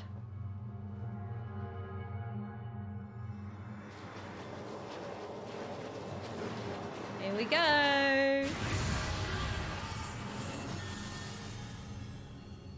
Did you need the other girls to reach the toilet? No. Wait, have I reacted to the 44-page Black Maid Advanced Guide? No, It's I haven't. us, the wild freaks. Oh, Starages. I studied in an all-girls high school. Goes Watching bathroom Jordan was something we watch the did together. cutscene. See? Yep. Oh, well, Just wanna point out that we might be in here a lot, and if you're gonna have to watch a cutscene every time, I'm gonna lose my mind. well, it's, are you saying that you're a skipper? Guilty. Yes. I skipped up until Endwalker, all of it. Oh god, I nearly walled it. Ooh.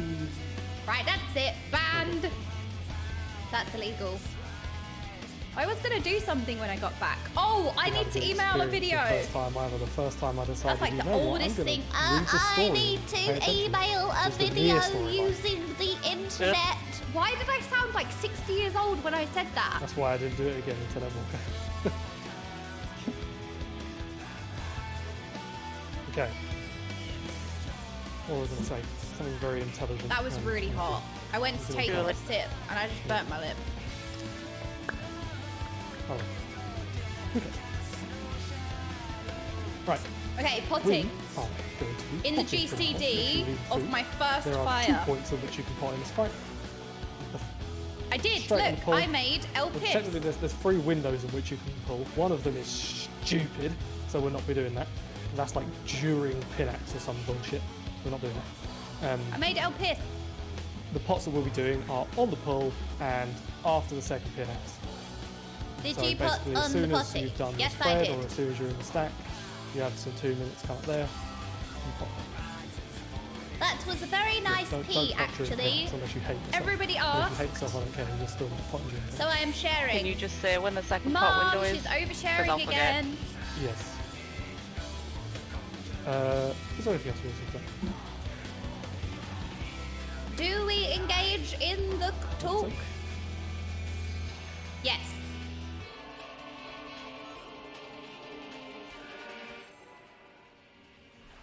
Wait, oh, I'm already targeting PINAX, no, Esperos. Oh, that was early. Right, so we press Thunder 3, and then in my first of GCD, I potted, I did it. So you hopefully have potted already.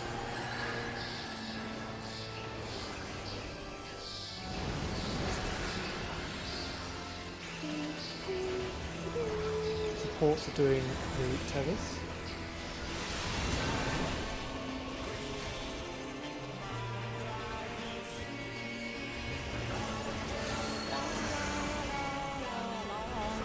And the supports are doing everything. So the DPS are stacking out.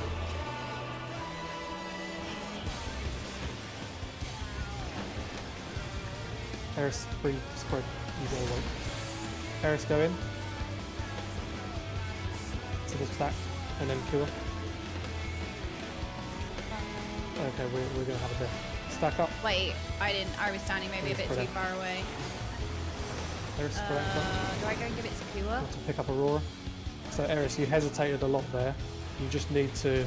Well, you just needed to wait in your spread location before I call people's names. You then firmly. Sorry, there was a go lot into the group happening. to make I sure could have you been get the definitely stack. stacked better. Because right there, you just sort of touched the edge of them and you didn't get it. Yeah, I And think then I you was need to standing a go. little bit further back as well. I would definitely take responsibility for that one. So PINAX is next. We're going to the fire lightning wall.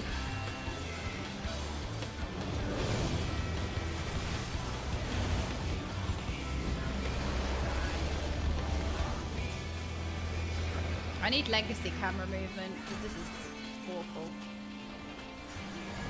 We are getting knocked back from the middle. And then what do And we to do? the left a little bit, just a pixel. Then we're As soon as you get pushed back, you go to a stance. Go. Oh my god. Oh god. To the middle, look at alpha. We're going straight away to the alpha marker. Straight away to alpha. Why Did you can I back action not now? understand? Why do I not understand? It's not knocked back from the boss. I Press think sprint. Spread out. Oh! Wait. Oh, I forgot to. Okay. Taunt the boss. Make sure you're What's here so you don't move disorientating them me is that you It's a don't lot of get effort to knocked get into away the- from the so boss. when you taunt, You make sure get, you're like, melee the range angle always. of the You never knockback, move I'm from not gauging well because I'm struggling to understand how, like, where you get knocked back from. I'll taunt back. The water is safe. This is Jordan's mitt.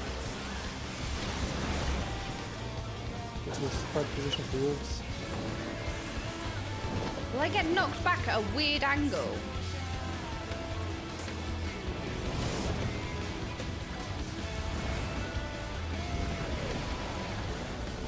This will be Aurora and I.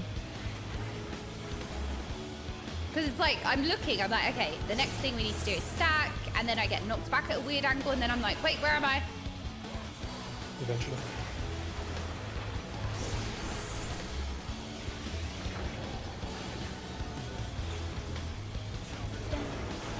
You're waiting for the tethers to attach to you before you move for the orb.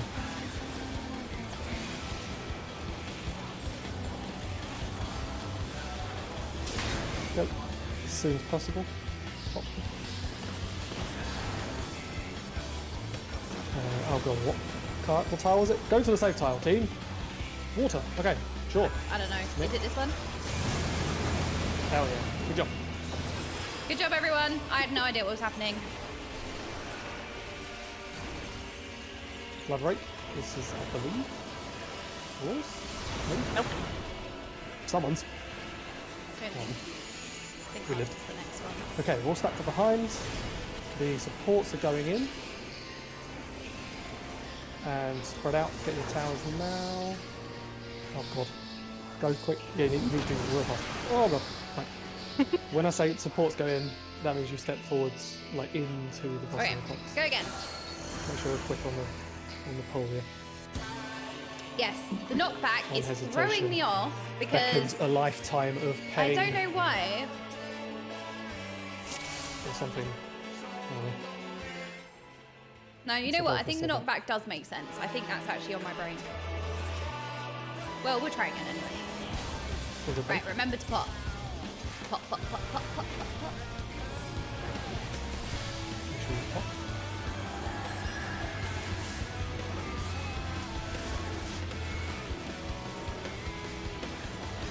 No. No. No? DPS Pause. are doing the tethers.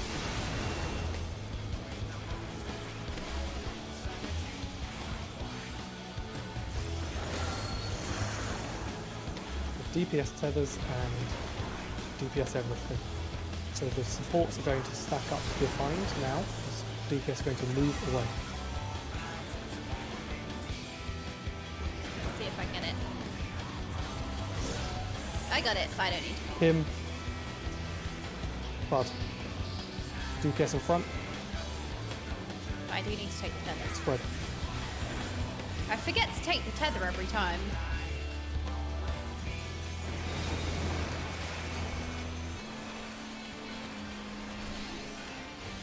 Knit this.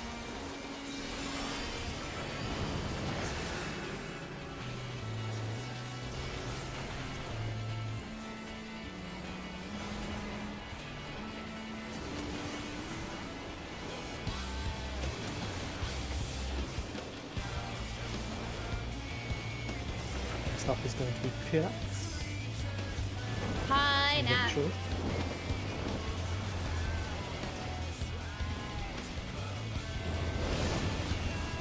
To the fire and lightning tiles.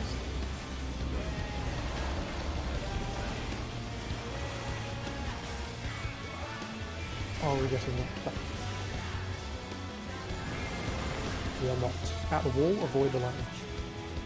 Alright, it's then And spread, then so. pre-pop sprint, get ready to spread. Go. Go towards mid, look at alpha, and we're going towards bra.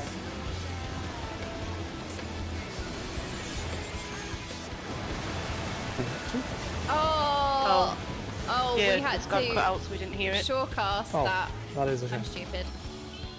Pick them up. Tank, that's all the boss, sorry. I was like, oh, it's the knockback. Just in time. I have to remember the second one. The second one is the one that we immune, knockback immune. If it's first, we don't knockback immune it. But if it's second, we do knockback immune it. And this I'll just put a bit more. The water is safe.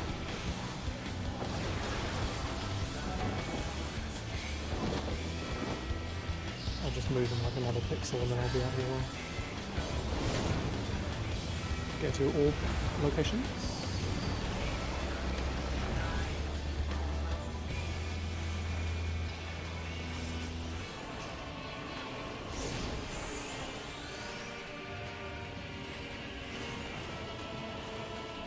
I am always on this tree. So this will be Aurora and I for the Nick. My one is missing here, unfortunately. I also don't have shape for this orb, so beware. Wait for the tether and then you're going to move. Pop them as soon as you can. Go. Heal up, go for the next orbs. Go to water. Aerith, Nick. Pulling the boss a bit north, we're going to be stacked up, max melee behind. Just remember, if you see your symbol on the tower, you take a step towards the boss. And then when you pick up the tether, you spread out. Once you see all four of them hit your roll. So, whoever is on the tower is going to move towards the boss. Supports move towards the boss. Wait. Now spread out. Everyone else set the towers.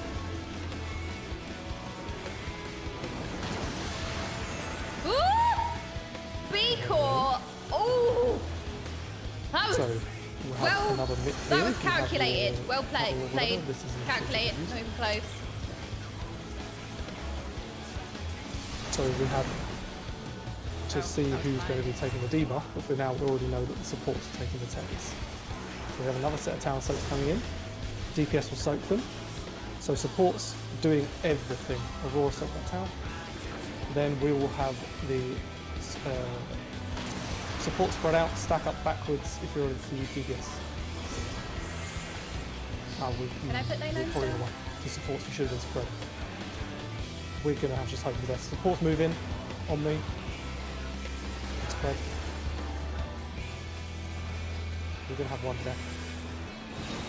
I could have been clearer there, but yeah, supports needed to be spread already because we want the debuff so you do not stack.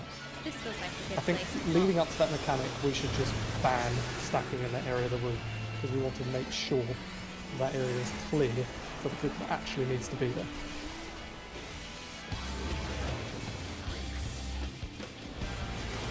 I feel like Legacy camera is so good on this fight in particular. Anyone who plays with Legacy camera, can you confirm or deny? Because there's so many times you're like running away from the boss, but you're also trying to maintain uptime again, by like there's fire facing lightning. the boss.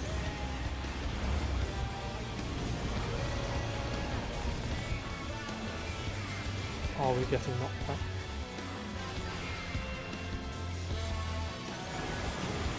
We are not. Against a wall, avoiding the lightning. Creep off a sprint. I'm gonna go over here. Spread out. Look, go to the middle, look towards Alpha.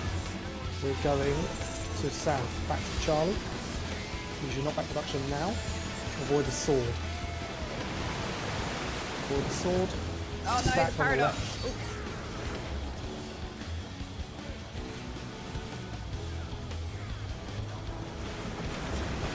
Oh, Maybe stack. between them there. I was like, it's over. Aurora, use your mitt with Aaron. It's because I lost my Eno-chan and then my brain turned to mush. Any remaining defensives? I was like, oh no, I lost my Eno-chan and then I just like turned into... I just forgot where I was in the fight.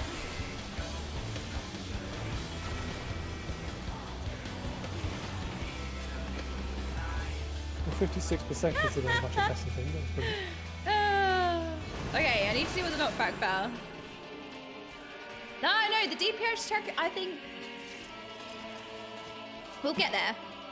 I think, because we're doing it on mine, I think it's slightly tighter than it would have been at the time, right? Because we got like slightly less So we had a bit of a level, hiccup. I won't but bother we with have one, like I'll just better mention food and flasks. With the towers, I think when it and works so forth, out, and taking it's the tethers and blah, kind blah, of blah, blah. like a little bit, The first one slightly went harder than it would okay. have been at the time. We but had also the DPS everyone check is stacked up tight as behind well. all 8 people. But we're only outside doing the this for hospital. fun as well, We remember? then saw that This the is just for DPS had to fun. soak the towers. So We know when that it got because to it has the P4S, tank we spent a and few healer nights on it. symbols So on them. when it got to the very end of the Tactically, they see night, we those were like, symbols oh, and they we'll mean- put they the know that echo they need to on move in and because they'll pick up the tethers, like they'll we'll intercept. get the kill. Once you see all 4 tethers go as far as the support stack, Because we and could no have killed it further, without, that but it means would have that gone all into the another supports raid have. week. So then they spread And out. The moment the DPS who are soaking the P4S towers, progress was the on moment Wednesday, you see and then people it was just a spread, different day. You go to your tower. So that part was handled well.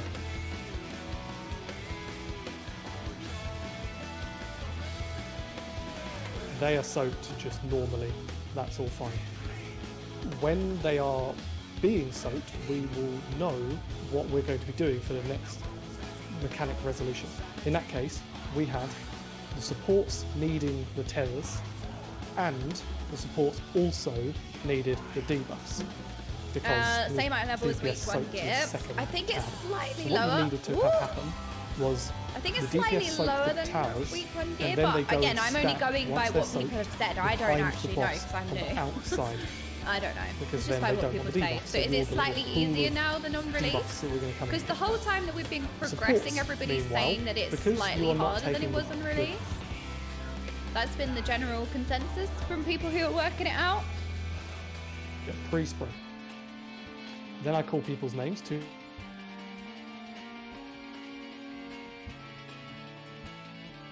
Wacky and all over the place, but let's say I would have called Becca, then me, and we would have both gone in, go out, get our debuffs, and then because we wanted the tethers, I Oh would have yeah, called us by the to way, go in front P3S was of so the hard. DPS Like to this pick is ours also up hard, and but I spread out actually as normal. I That think this mechanic is so much identical. easier.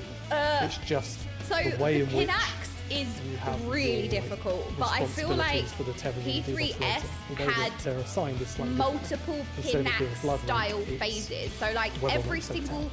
I would But say that PINAX from might all be your perspectives, it slightly makes no difference. I harder just call than a Yeah, combination of mechanics Is my on voice still coming in? P3S. Yeah, every now But and the then. problem with P3S is that it was Is it just my voice constant. stops, or is there like a weird You know what I mean? So I feel like this fight is kind of like Just this. like a little robot-y thing for a second. Whereas P3S was kind of just. Maybe I'm streaming too many things. So like, I think PINAX is slightly harder, but the rest like it kind of goes like this in the fight. I don't know if that makes sense. And then the other thing I saw, like you said, my voice cut out, but for Jordan and, well, for everyone, but in that case it was Jordan and Aurora, using your knockback immune halfway through the shift cast, so the northerly shift or whatever, that is the perfect timing to knock back immune both.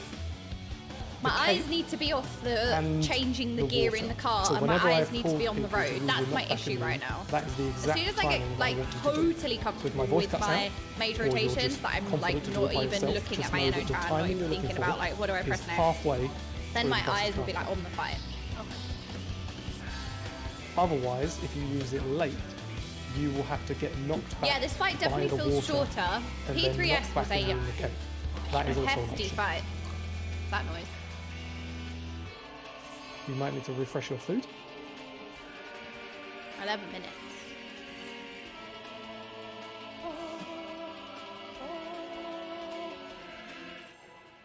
Yeah, this PINAX is really hard. Like, obviously Mulk is hard carrying, but it is really challenging. I can see that. Like, very, very difficult.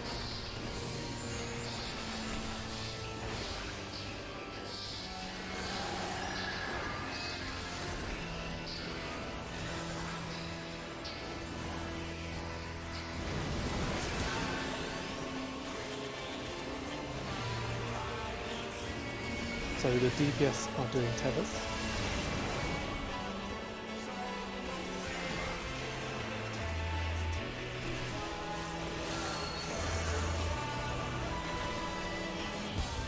DPS are doing everything. Supports are stacking up behind. DPS move away.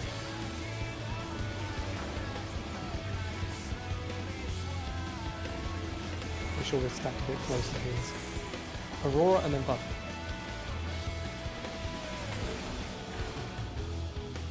Going to front, DPS.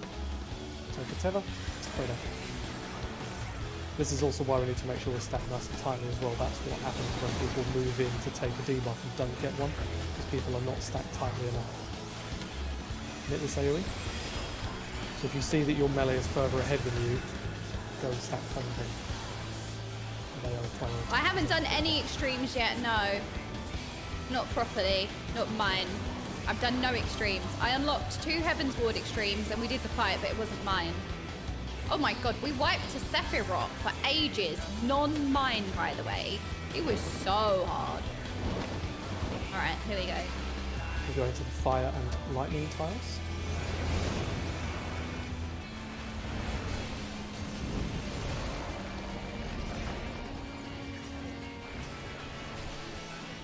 Let's see if we can knock that. So we're not At getting the knocked wall, back, so avoiding this the lightning means... tile. And then we'll baby then step to the stacking. right and get into our stacks after the lightning goes off. Stacks now, and to the right. And this goes off. Middle, look at Alpha.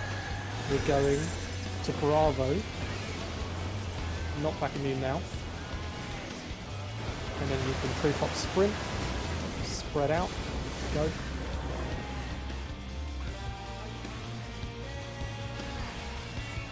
Beware Bud, one take a step back, just very, very, very close to taunt the boss.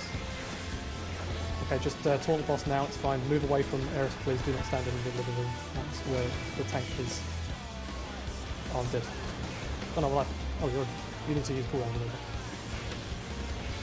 But I think now I'm Commit staying this, on through. we need to go to fire at the end.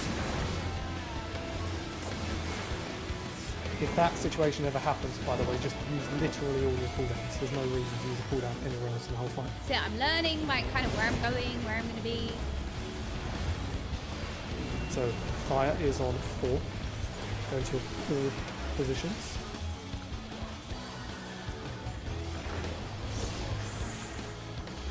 Aurora is going to be emitting this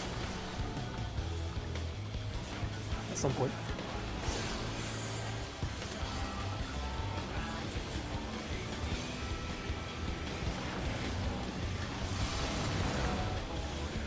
I feel like I'm maintaining my tether rotation. is, you will I don't know if I'm doing damage or not, but I feel like I am maintaining my rotation. Yep. Second orbs. Fire tile. mid for Eris. I'm pulling the boss north after this. We're going to be stacked up max melee range behind the boss.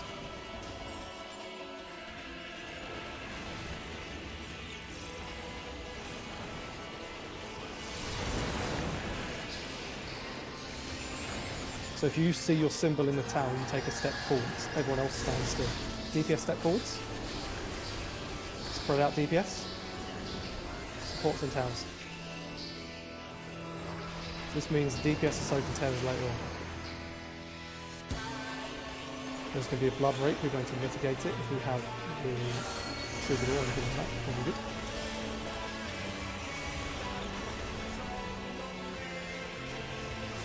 Yeah, DPS of tethers. We'll see who's soaking the towers next. And then whoever isn't is spreading out. So support soak, DPS is spreading out. So DPS are doing both. Spread out now DPS. Okay. And then supports you're going to stack behind and max melee range. Now we're going to be in front. Wait, DPS, wait. Oh. Jordan, move away. Blood come in. And then Kim. Now DPS in front. Spread out. Okay, I got it.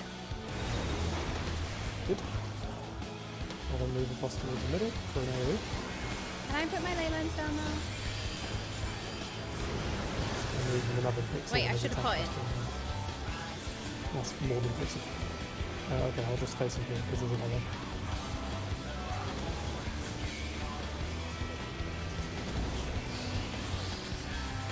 Hello.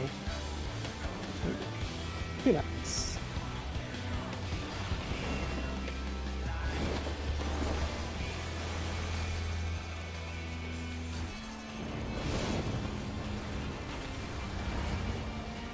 Fire and lightning.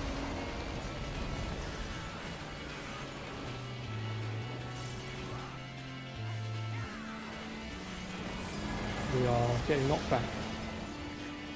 And then we're stacked. Avoiding the fire tile, just a pixel to the left. Just a pixel. Don't go too far. And then as soon as that happens, you get to the stacks. Go. Okay, I did it. To the middle. Look I did alpha. it. We're going instantly to south. Charlie, go and avoid the sword. And then we're spreading, I think. But we have to And spread spread, yet. go.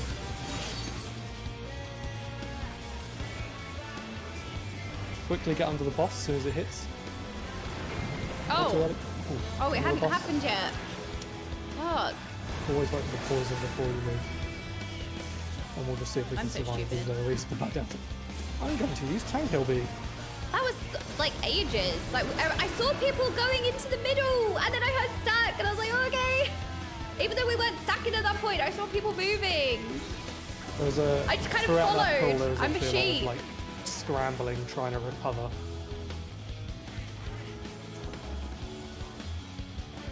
However, it's best for you guys. Just try to do your best. Like if you're resurrected, Oh, that or was if so. you make It took a ages, mistake or didn't it, to whatever, come and in? the next mechanic comes in, and you get res. Try your best to mentally reset yourself. Whatever you've done earlier isn't changing how you're going to be executing later mechanics. Good advice. So outside of just being worried about it, it shouldn't affect, you know, performance-wise. See, not spiraling. The actual.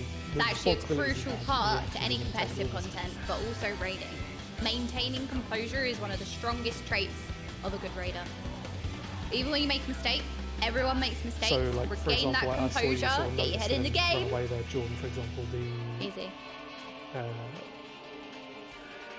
The tethers and the debuffs, the supports were stacked up on the outside, and we were waiting for the DPS spread out to come and get the debuffs. So you like were sort of one mechanic ahead of yourself. You moved in early. Yeah, to, I think like, it was the intercept first the time we tethers. saw that combination. So Yeah, it's been a while. I was I like, thi- oh. Yeah, I think we saw it like when people were learning. So obviously, I think the then healers had that one ones. though. I think that's the first time the DPS had those mechanics at that point. So I was like, Yeah, what are the yeah. motions? Yeah, so obviously it's hard to sort of picture it when you first see it, because obviously there's like the towers and there's other things happening. But once the towers have ended, like once the last tower has disappeared, just imagine you're at the start of the fight, and then it's identical in every way. Yeah. I got it.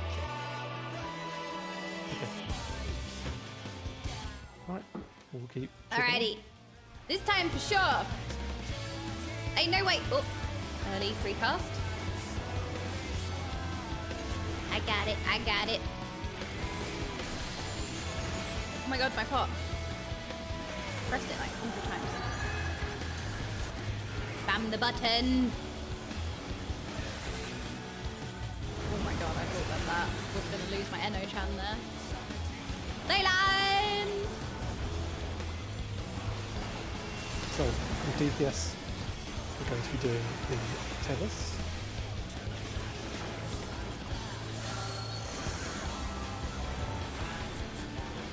DPS are doing everything. Support stack on the outside. DPS moving. Let's see if I get it.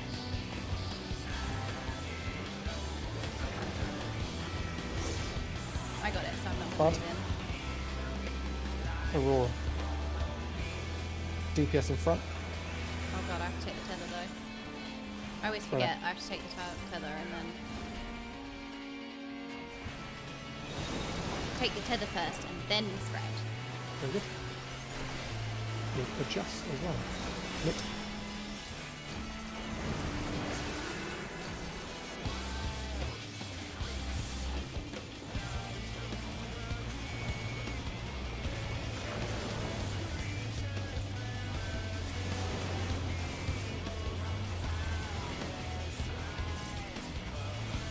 Fire, fire, fire! I love Black Mage. As stressful as it is. PINAX is next. We're going to I love fire it. and lightning. I love pain. Okay.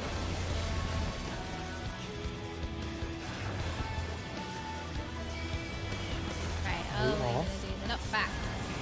Yeah, knock back. Yes. Avoiding Knockback fire. and Just stack. pixel to the left. You really don't need to go too far. Wait, does it matter what As direction soon I'm as this facing? happens, you get into a stack. Go. To the middle. So we are looking north, going west, delta, right at the wall. To the wall. Knockback reduction now. You can already go to cross, pre-spread, pre-sprint, all that stuff. Okay, So take Eris, you stages. want to talk across, make sure you're just right under it, but don't get hit by the poison time. I was like, get out of the way, get out of the way, get out of the way. Do not die to Eris's tank buster. It is underneath the boss. It is your responsibility to not get hit by it. Turn it back. Knit this. The green is safe.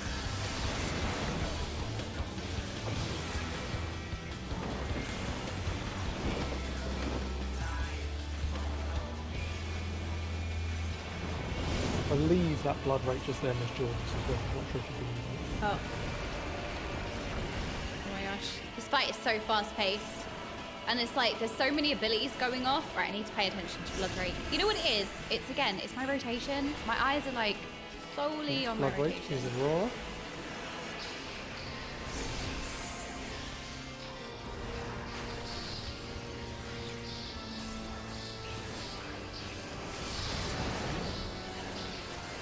Waiting for the tethers to attach to us. Make sure you're around the boss's hitbox until they attach. Go. As soon as possible, you break them. Next ones. And then we go to green. Eris, you're going to nick.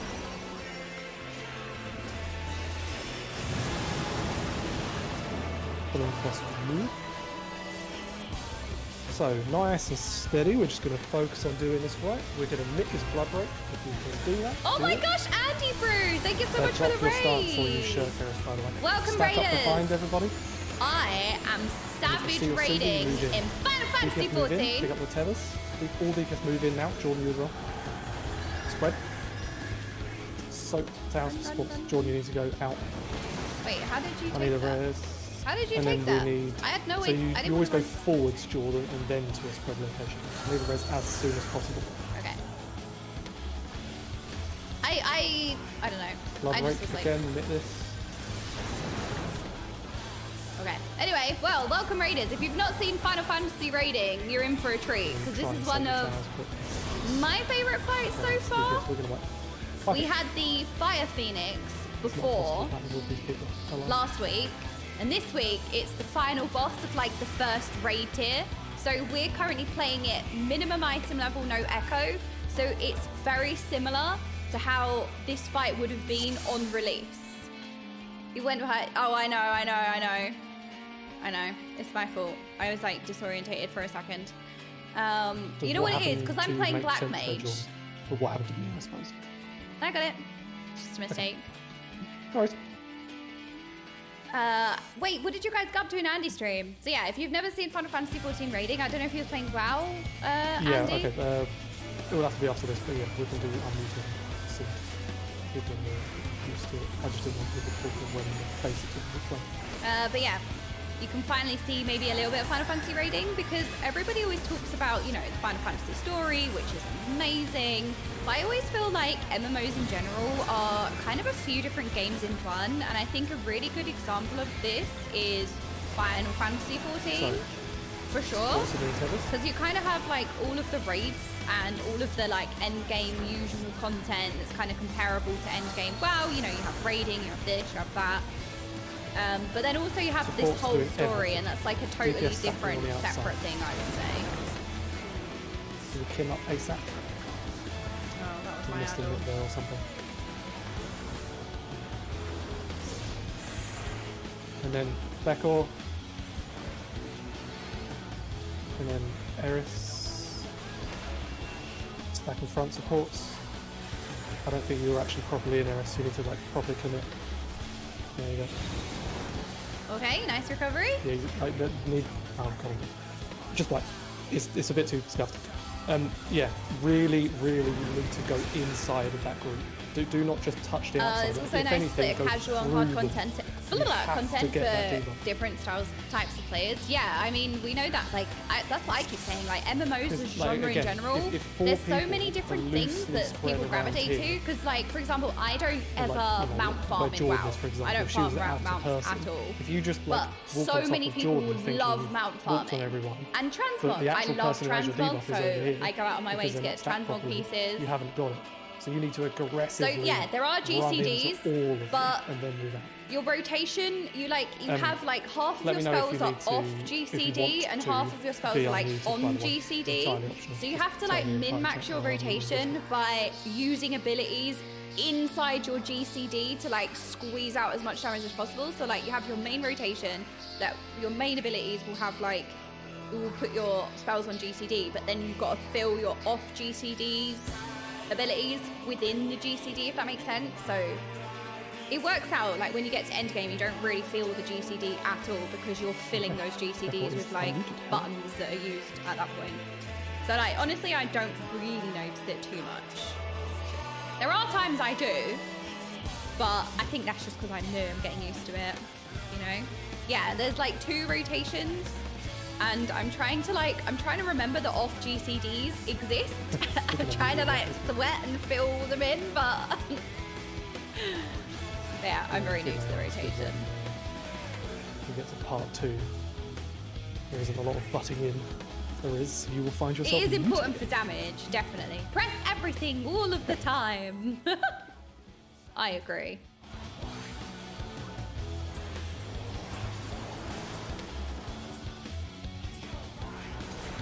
So what did we get up to in Andy's stream today? Was we playing World of Warcraft?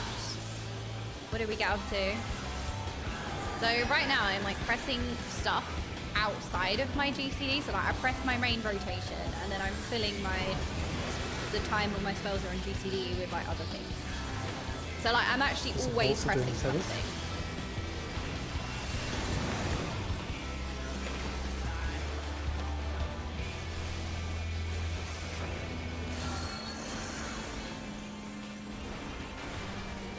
DPS are doing the debuffs, so supports are stacking on the inside, DPS spread out.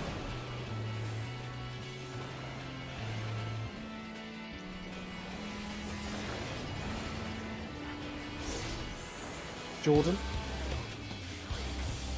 Him. Stack behind. Spread out.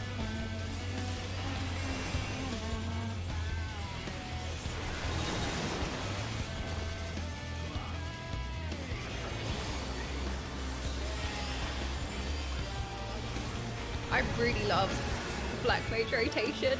Says no one ever, honestly. I don't know why. I do know why. It's because I play Frost Mage in World of Warcraft, and I like Okaymage as well, so kind of having these rotations that are like very turrety or like consistent uptime or anything like that, I naturally gravitate towards, and I really enjoy PINAX, it. we'll be going to the fire lightning tiles.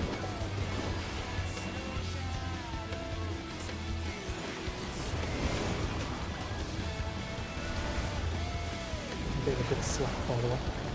I may die in 1 second. Right, are we getting up We back are. first?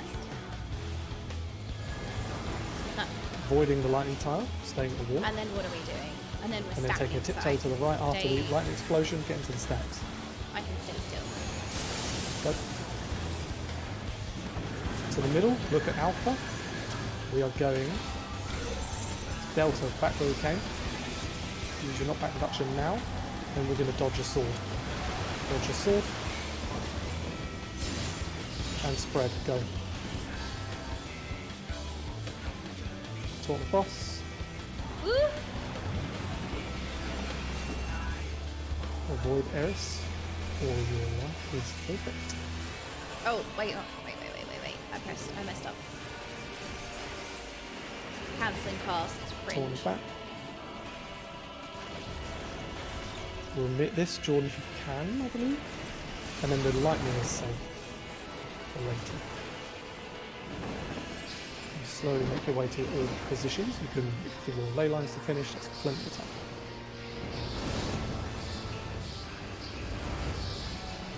Lightning is now on 2.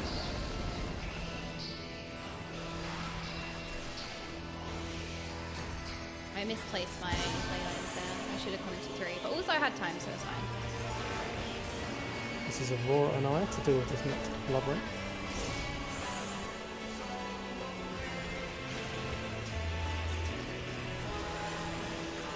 Wait for the tether to attach to you before you move.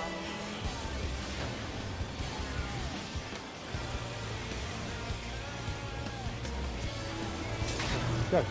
Pop in as soon as possible, first one. Second one. Going to 2, lightning. Eris is your mix. 2. Good.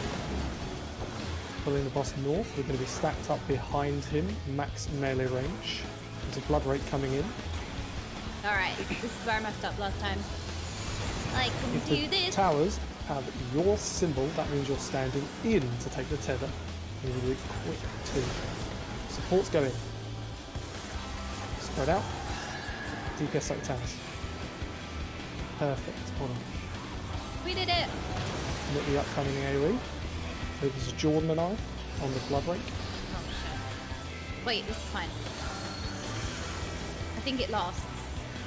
There we go. Does it last? Oh god. So, oh my god. does after it? these What? towers, Did that count? we're going to have the tethers picked up by the supports. First of all, we need to see who's doing the debuffs. We have DPS soak the towers, which means supports can spread out. After this happens, the DPS are going to stack up behind the boss outside now, quickly. Away from the Eris now. Eris go in. Eris go in. Out. Beckle. Step in front, supports. Can I go here? Do you think I can stand in this? Is this fine? I think it's fine, right? I'll admit this. Sorry, I didn't want to shout at you.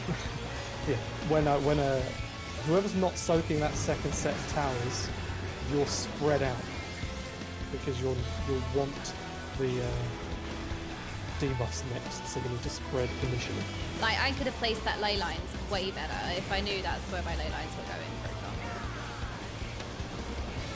Next up is PINAX.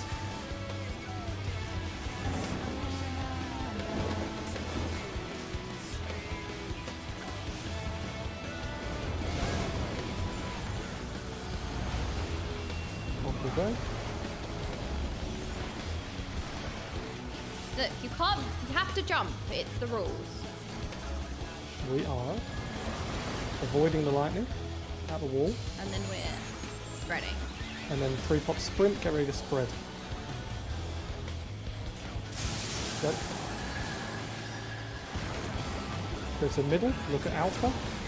We are going to alpha. Get ready to knock back. Now, knock back everybody. And then you'll go to your fire stacks. Now, fire stacks. Jordan mitt now. Oh my god, I did it! And that was unprompted. That should also cover the declaration. We need Eris up as soon as possible. Kua, you are still too far in. Eris, you are still too far out. You hit both of them. You've got to make sure you're stacked properly, guys. Use your mitigations. Get Eris up. Any remaining mix using. Shit. I didn't press the So other. that would have been a time to pot as well. I did forget to put that. This is bad. Ooh. I messed up my rotation. Ooh! A bit more mitt on that. Ooh!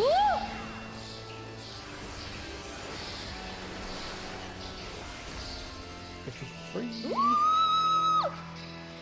Oh my goodness! Okay, is there anybody here who has never seen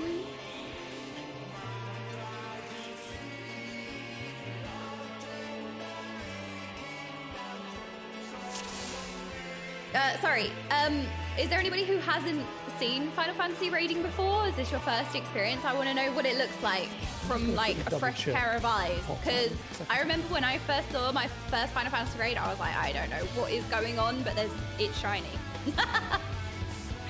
I don't know what's going on. It's really hectic and there's loads of shinies. That was my takeaway. Maybe before that Alright. bit, because my 2 minutes are already up there. Hello?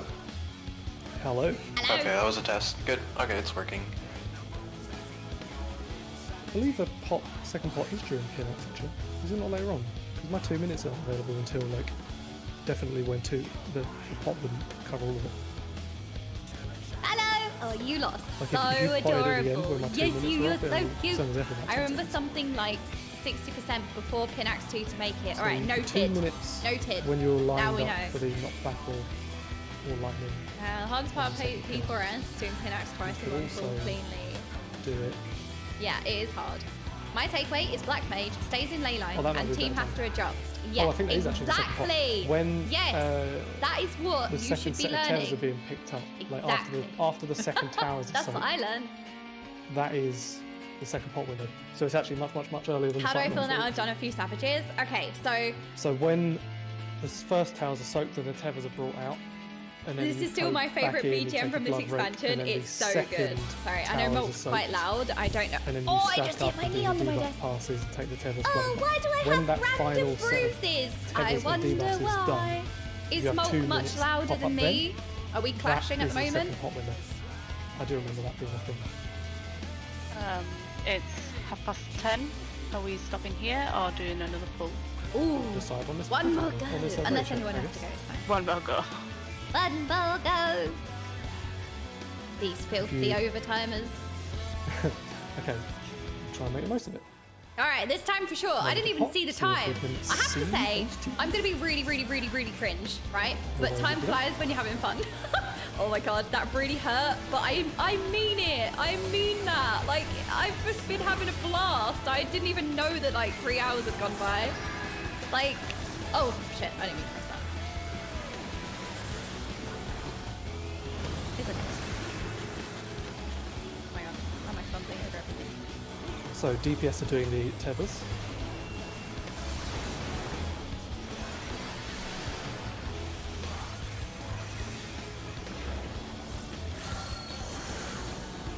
DPS tethers and DPS everything. So support stack on the outside. Support stack on the outside. Oh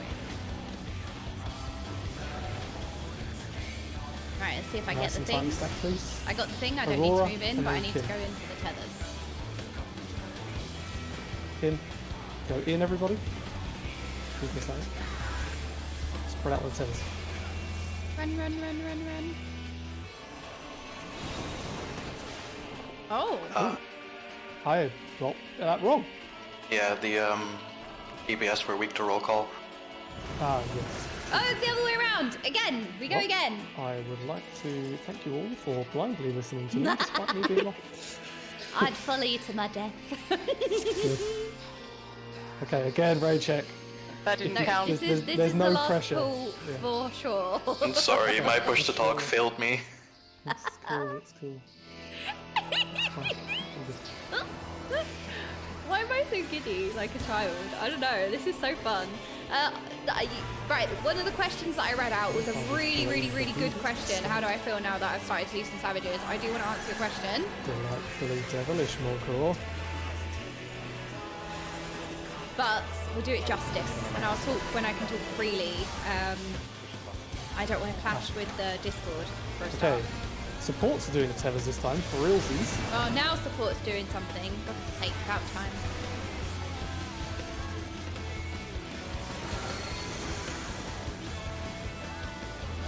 Support, tethers, DPS, debuffs. So supports are stacking up on the inside.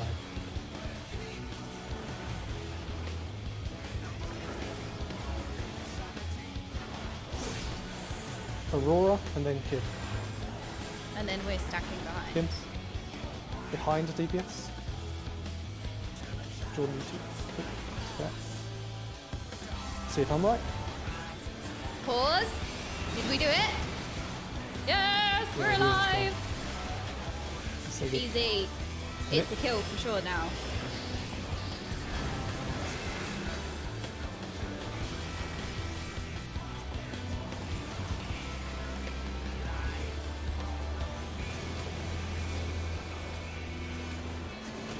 Okay, now we're going into our first PINAX.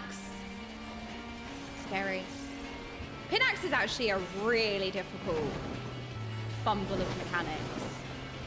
The hardest Reaper rotation. We're going between fire and lightning.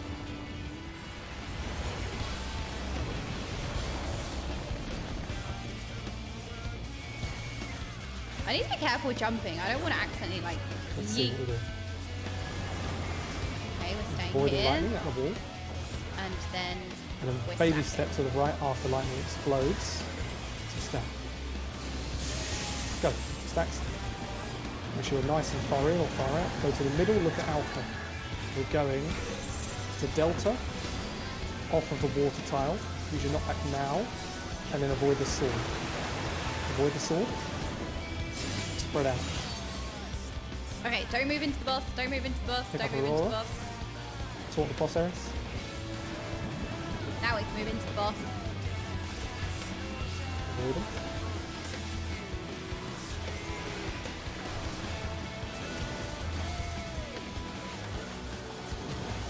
Taunting. Commit this.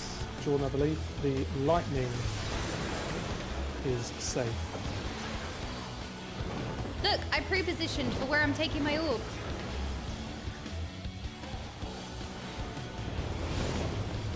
Lightning is now on 2. Aurora and I have the next blood break. I use both these instant casts. Send it. Oh, I didn't press that. That's okay. So we hold.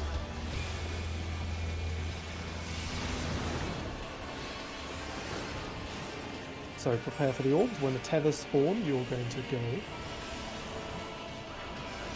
up as soon as possible. Break that first one. There's the second one. And then go lightning time. Has to do that, by the way. I'm kind of letting Aurora do it. I don't know if that's what we're supposed to do. I think she has to do it. You're stacked up behind the boss at max melee range. Commit this if anyone is doing it. And again, when you see your symbol, you will step in. Be Everyone gone, else stands spoils. still. Support step in, DPS stay still for now. Support spread out. DPS take the towers. Ugh, is this despair This going to means go off? Later Yes, on, tethers easy. are a support responsibility. We'll have a blood rake here that's handled by Jordan and I. Oh shit. Oh no, this is fine. I always just press it when I hear it. Whoever is not soaking the towers, you are going to pre-spread, because that means later you're taking the debuffs. The people soaking the towers are the DPS, so support spread already. DPS towers now, support spread now, not where the stack location is. DPS stack up, and then supports go in, Bekor, and then Eris. We go ahead. You got the tether, Eris, coming. Spread out. You can save my party. This will be, I believe, that was this. If you haven't potted yet, you're going to have a bad time. It was my mistake. You're going to be doing it at the start of PINAX. Yay! I love pain. Wait, sorry. I was standing in a bad place. So, we're going to fire and lightning.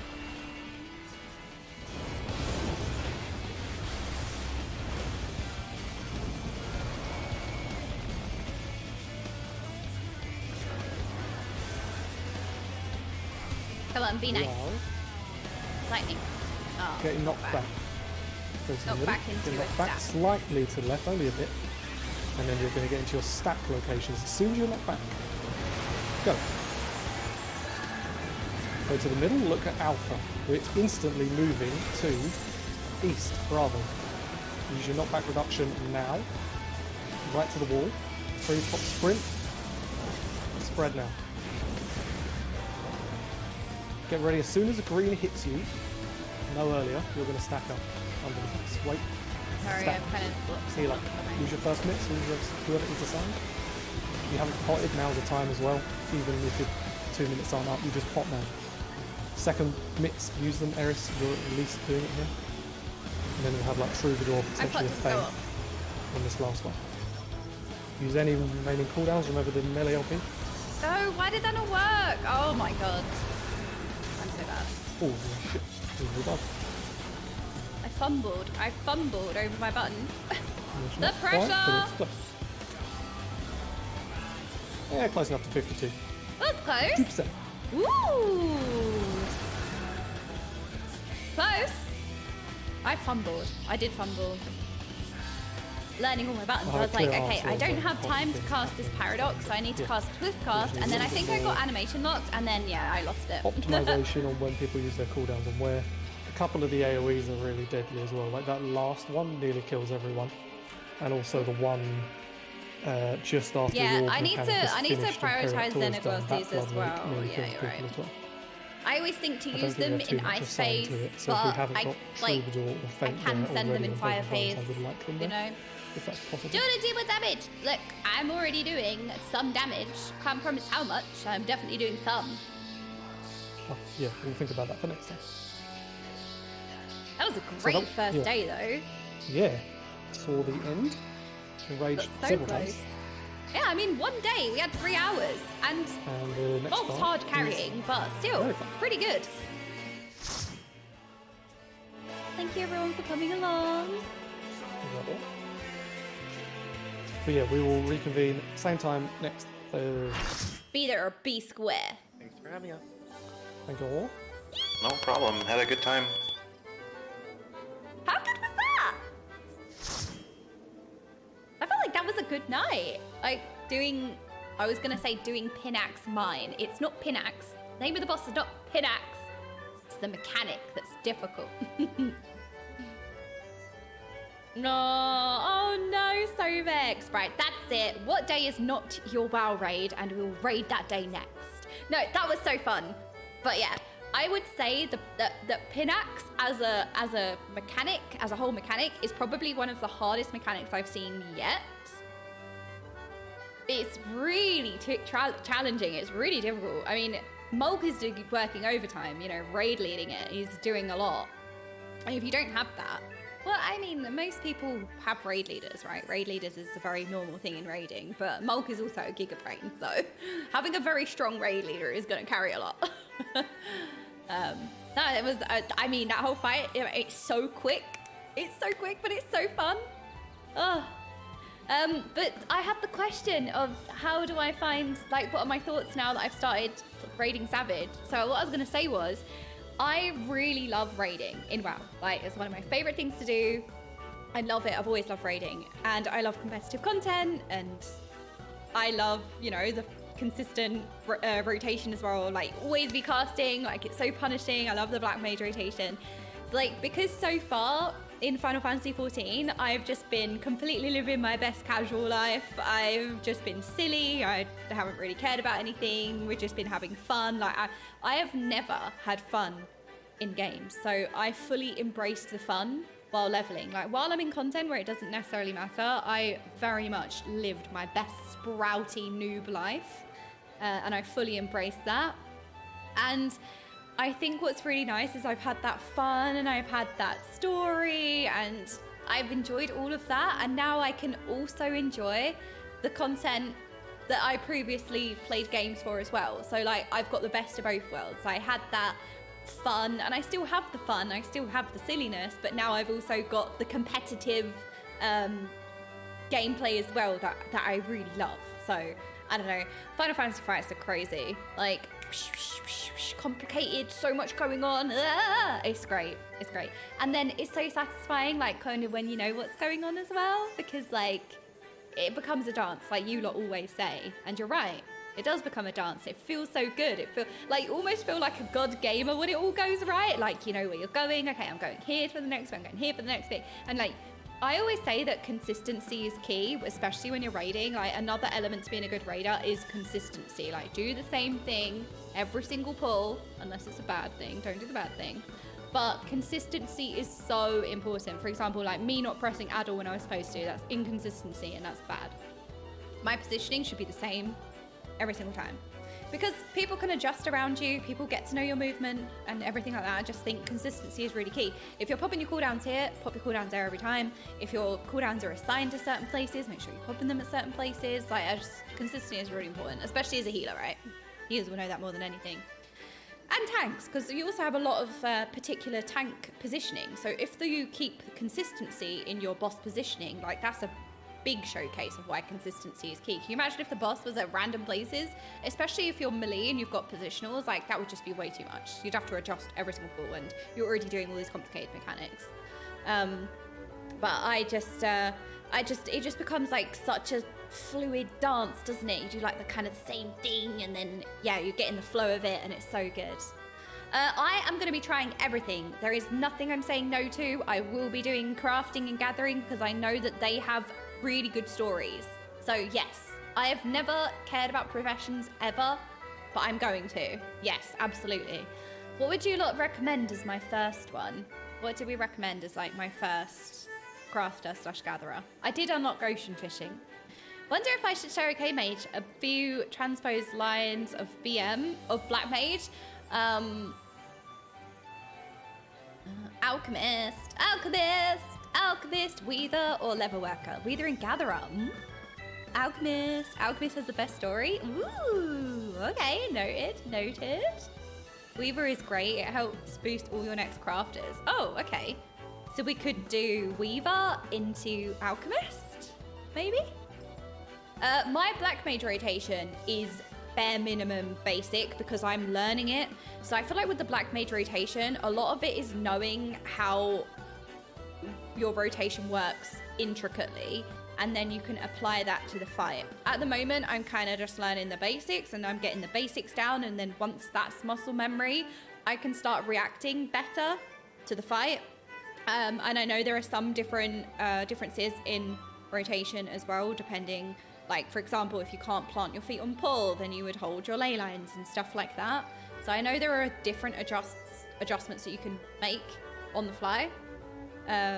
But like I said, I feel like I need to get the grasps of the basics first. And in terms of like time, I've had about 9 hours? No, probably 12 hours now on Black Mage. which is, you know, quite a lot, but it's 3 hours once a week. Oh, I think we did miss one. Did we miss 1 week? No, we didn't. So like, I've had a very little time to like kind of get it down. I need to put some time into it, some consistent like training dummy style things, so that I can get really familiar with it. Because like on other days, we've been playing through Final Fantasy IV, I've been jumping around the Golden Saucer, we've been talking nonsense and rubbish like usual, and reacting. No, I've been watching some really, really good videos and everything, so yeah, it's like time spent, you're not really thinking necessarily about your rotation, so. I have heard about the rotation where you never leave fire phase. I can do that degenerate rotation for sure. Ideally level them all kind of equally, but if you're going for stories, in my opinion, Cole and Auk. Okay, so what would Cole be? Oh, Culinarian. Ah, see, I get it. Just play Ice Mage. I am an Ice Mage. I have ice spells. Thank you very much. Alrighty, I think that's where we call it for today. What a great day. Thank you so much for today. I can't believe it's our 1 year anniversary. I can't believe this time last year I started Final Fantasy XIV. Wow, what a big journey it's been. Getting all sentimental and emotional again. It has been the year of a lifetime, and obviously I have all of you to thank for that. So thank you for an amazing year. The game and you. Wait, what do the cool kids do nowadays? Whatever this is. It's like a curly whirly heart. I don't know. Anyway. Stop being cringe streamer. Challenge impossible. No, but I mean, look, the game is incredible. But you lot added so much to my journey as well. So thank you for being alongside me. Let's find somebody wonderful to raid then. I think Amanda is finishing. Oh, I think she is finishing Heavensward if she hasn't already. So shall we go and say hi to her? Not finishing Heavensward, she's entering Heavensward. She's finishing ARR, that's the one. So I think we'll give her a raid and go cheer her on. She will be right back currently, but it's fine. All right, I will see you a lot tomorrow. Good night. See you tomorrow. She's AFK. I know, it's fine. We'll raid her while she's AFK. I think she's on NA. I mean, I've got an NA bun I might be able to go to, but I don't know what server she's on. I don't know if it's a secret or not. All right, good night, team. Good night. See you tomorrow. Bye. Good night.